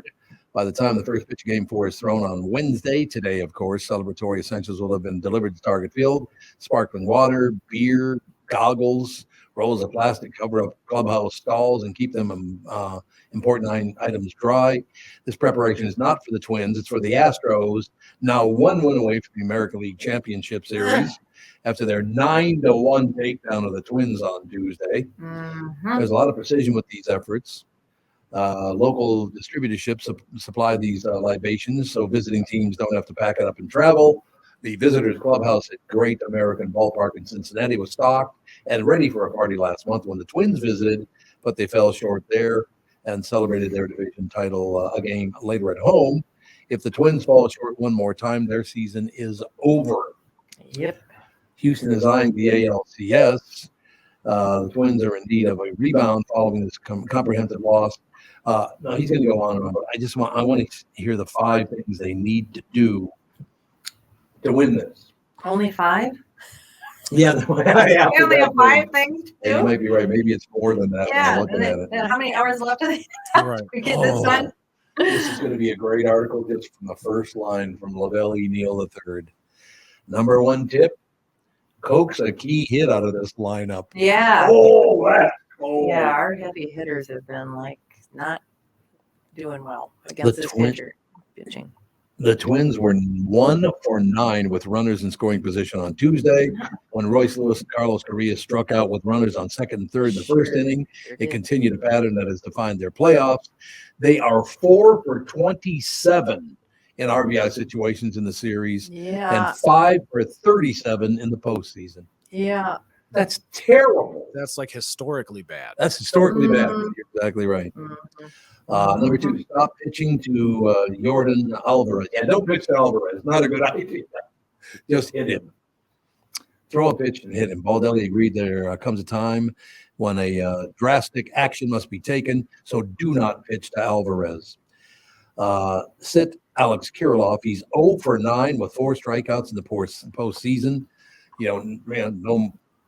Nothing more needs to be said. He is 0 for 9. He can't. No, I'm sorry, you're gone. You can bring anybody else in that can also go 0 for 9. Yeah, absolutely. Including me. I could go 0 for 9. In there and go 0 for 9. You might as well change it up. Start Willie Castro. He drew a walk and drove in a run on Tuesday, which made him their offensive player of the game. Oh, that's because he took a walk. Oh, that's so sad. Then stop Jose Altuve. He homered in the first inning in Game 1, bunted for a hit in the first inning of Game 2, and led off Game 3 with a single on a pitch off the plate from Sonny Gray. He's been a pest. So was Alvarez. So was Jose Abreu on Tuesday as he slugged 2 homers. The Twins need AAA insurance against Altuve, Alvarez, and Abreu. Okay, so not really a lot of tips on how they can win this game today. No. Just things they shouldn't do to make sure they lose the game. Honest to God, those guys are terrible. Who's pitching tonight? It's Joe Ryan. Joe Ryan, yeah, that's exactly right. He sucks. He's terrible. He's given up like 37 home runs. Why aren't they bringing Pablo in? He's Game 5. What? He should Not enough rest. He has to pitch tonight. You decided. He has to. I understand, but he's only had a couple of days rest, so I don't think he can do it. And he did go, 6 innings in the first game? 5 Yeah, and a half, 6 I think innings? so. Yeah. And if you can get, I'm assuming they're thinking if we can get a quality start out of Ryan and then use our bullpen to, string it along and hopefully get a win if the bats get hot, then Lopez can come in and do a longer stint on whatever day the Game 5 would be. But isn't tonight more important than anything? Yeah. Right? Yeah, because if they lose, they're gone. Yeah. But you can't. He had a day off. He had one day off. Down in Toronto. God. I love that. No. I love that. Actually, he had 2 days off because he won the second game, and then they had a day off. And then there was yesterday, so he had 2 days off. Yeah. Bring in Pablo. Yeah. Bring in Pablo. And I think, it didn't happen in Game 3, obviously, but I think you can get more. Typically, most sports, you can get more out of lesser players at home than you can on the road. So I think you can, hopefully get the supporting cast to step up, and maybe Royce Lewis has a bounce back game and hits, another 2 home runs. Well, he does need to start hitting again because he has not done a damn thing. Done diddly squat, as they say. It's too bad because he's a hell of a player. Yeah, I don't know. Maybe are they choking? What's happening? They sure did choke yesterday. They did nothing right that whole game. Not one thing did they do right in that game. No, the bases were loaded, and weren't there 2 walks to get the bases loaded? Yep. And then strikeout. It's like, what the hell? You're absolutely right. That's you're given a gift of loaded bases. Hit them all. I know. No, you're absolutely right. So we'll keep an eye on it. The game has been moved. A lot of people might not know this yet, but the Twins originally were going to tee it up, I think, at 1:00. But now because we got Baltimore getting their ass kicked severely, the Twins will be at 7:00 tonight. I think it is. Night game. I thought they said 6:02. Oh, is it 6:02? Yeah, maybe it's 7:00 Eastern. Well, no, the Eastern's not. Houston's not in Eastern time zone. What do you got?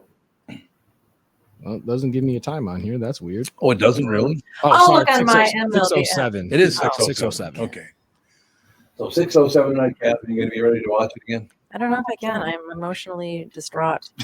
I understand. You notice I'm not wearing my Twins cap. No, I rested for a day. I'm not turning on the Twins. I'm not stabbing the Twins in the back.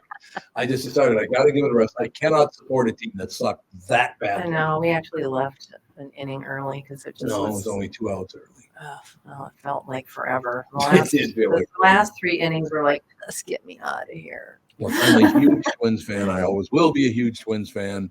This team's a lot better than some of the teams I've followed for the Twins, but I literally could not fly the Twins flag today because they pissed me off that much. Now, maybe they'll come back, storming back and win tonight with the guy we think is going to get shelled. I would assume he's going to get absolutely hammered, but maybe he won't. Who knows? Do you think they'll bring in other starters rather than going to the bullpen? Because I know like sometimes baseball teams will do That's that where they're like, that's a good call. We'll bring in some of our lesser starters rather than bullpen guys. Yeah, our lesser starters, like yesterday was Sonny Gray. Yeah. All great all year, comes in and just gets the piss beat out of him. I know. He was good all year long. I don't know. Why do we have to put up with this? Because we're Twins fans? Because we live in Minnesota? I think so. Because we get stabbed right in the back? Is that the plan? I think that we don't pull people that are doing badly fast enough ever in any sport in the state. We let them go on and on and on. It's like, pull them. Just get them out of there. Yeah, he should have been pulled by the second or third inning because he did not pitch well at all. I mean, if somebody has a bad night, you don't just go, well, maybe he'll get better. No, just get him out. Right. No, I agree with you. And fire the coach. Behind the new North Loop bar that's ditching menus for custom cocktails, public domain is opening next week. Oh. Where is that? It's in the North Loop. Where would it be in the North Loop? I don't even know. Say that again. We'll say what again? The whole thing. Behind the new North Loop bar that's ditching menus for custom cocktails, public domain is opening next week with made-to-order drinks and a menu with Caribbean flair. Oh. It's called Public Domain. I'm looking at it, but I don't recognize the storefront. Oh, the North Loop isn't It looks that like big. it's next to Hot Dish Capsule. I thought It's Hot on Dish was- Washington. Like it looks Yeah, like it's right there. across from, or right next to kind of by Runyon's Oh, okay. on that same You know block. where Runyon's is. Oh, yeah. Oh, okay. I thought Hot Dish was on Hennepin. Did they move? I didn't even know that was Maybe still they have around. multiple locations, but yeah, it Oh, looks like maybe. it's on Washington, kind of between Red Rabbit and Runyon's. Oh, okay. Red Rabbit. Yum. Thank you. No, I don't know anything about public domain.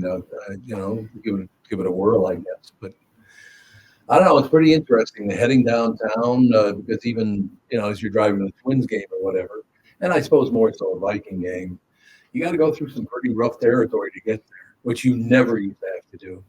Yeah, It's very the Vikings stadium location. It's a lot rougher than I think Yeah. the Twins. Mhm. Oh, it is definitely. Yeah, it definitely is. Center. Which I wish wasn't true, but what the hell? Well, the Target Center is surrounded by so many busy roads and stuff. Yeah. It's not exactly like loitering heaven over there.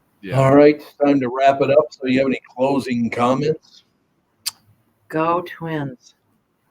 You That's sounded it? very enthusiastic. Yeah, really did. Didn't it? Half-heartedly. Okay, it says, this is from Pat Ebert. Sorry the Twins didn't have a better showing for your game attendance Yeah. for today.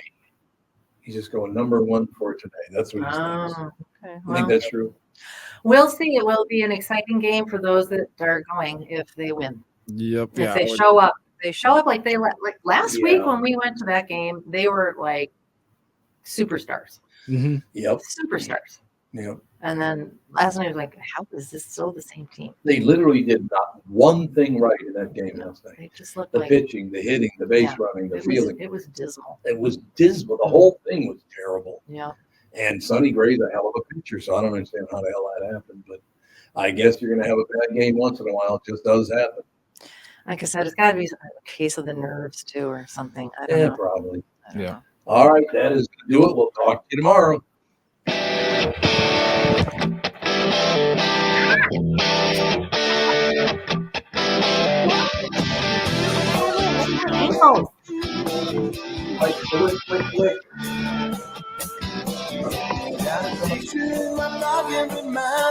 This one was before.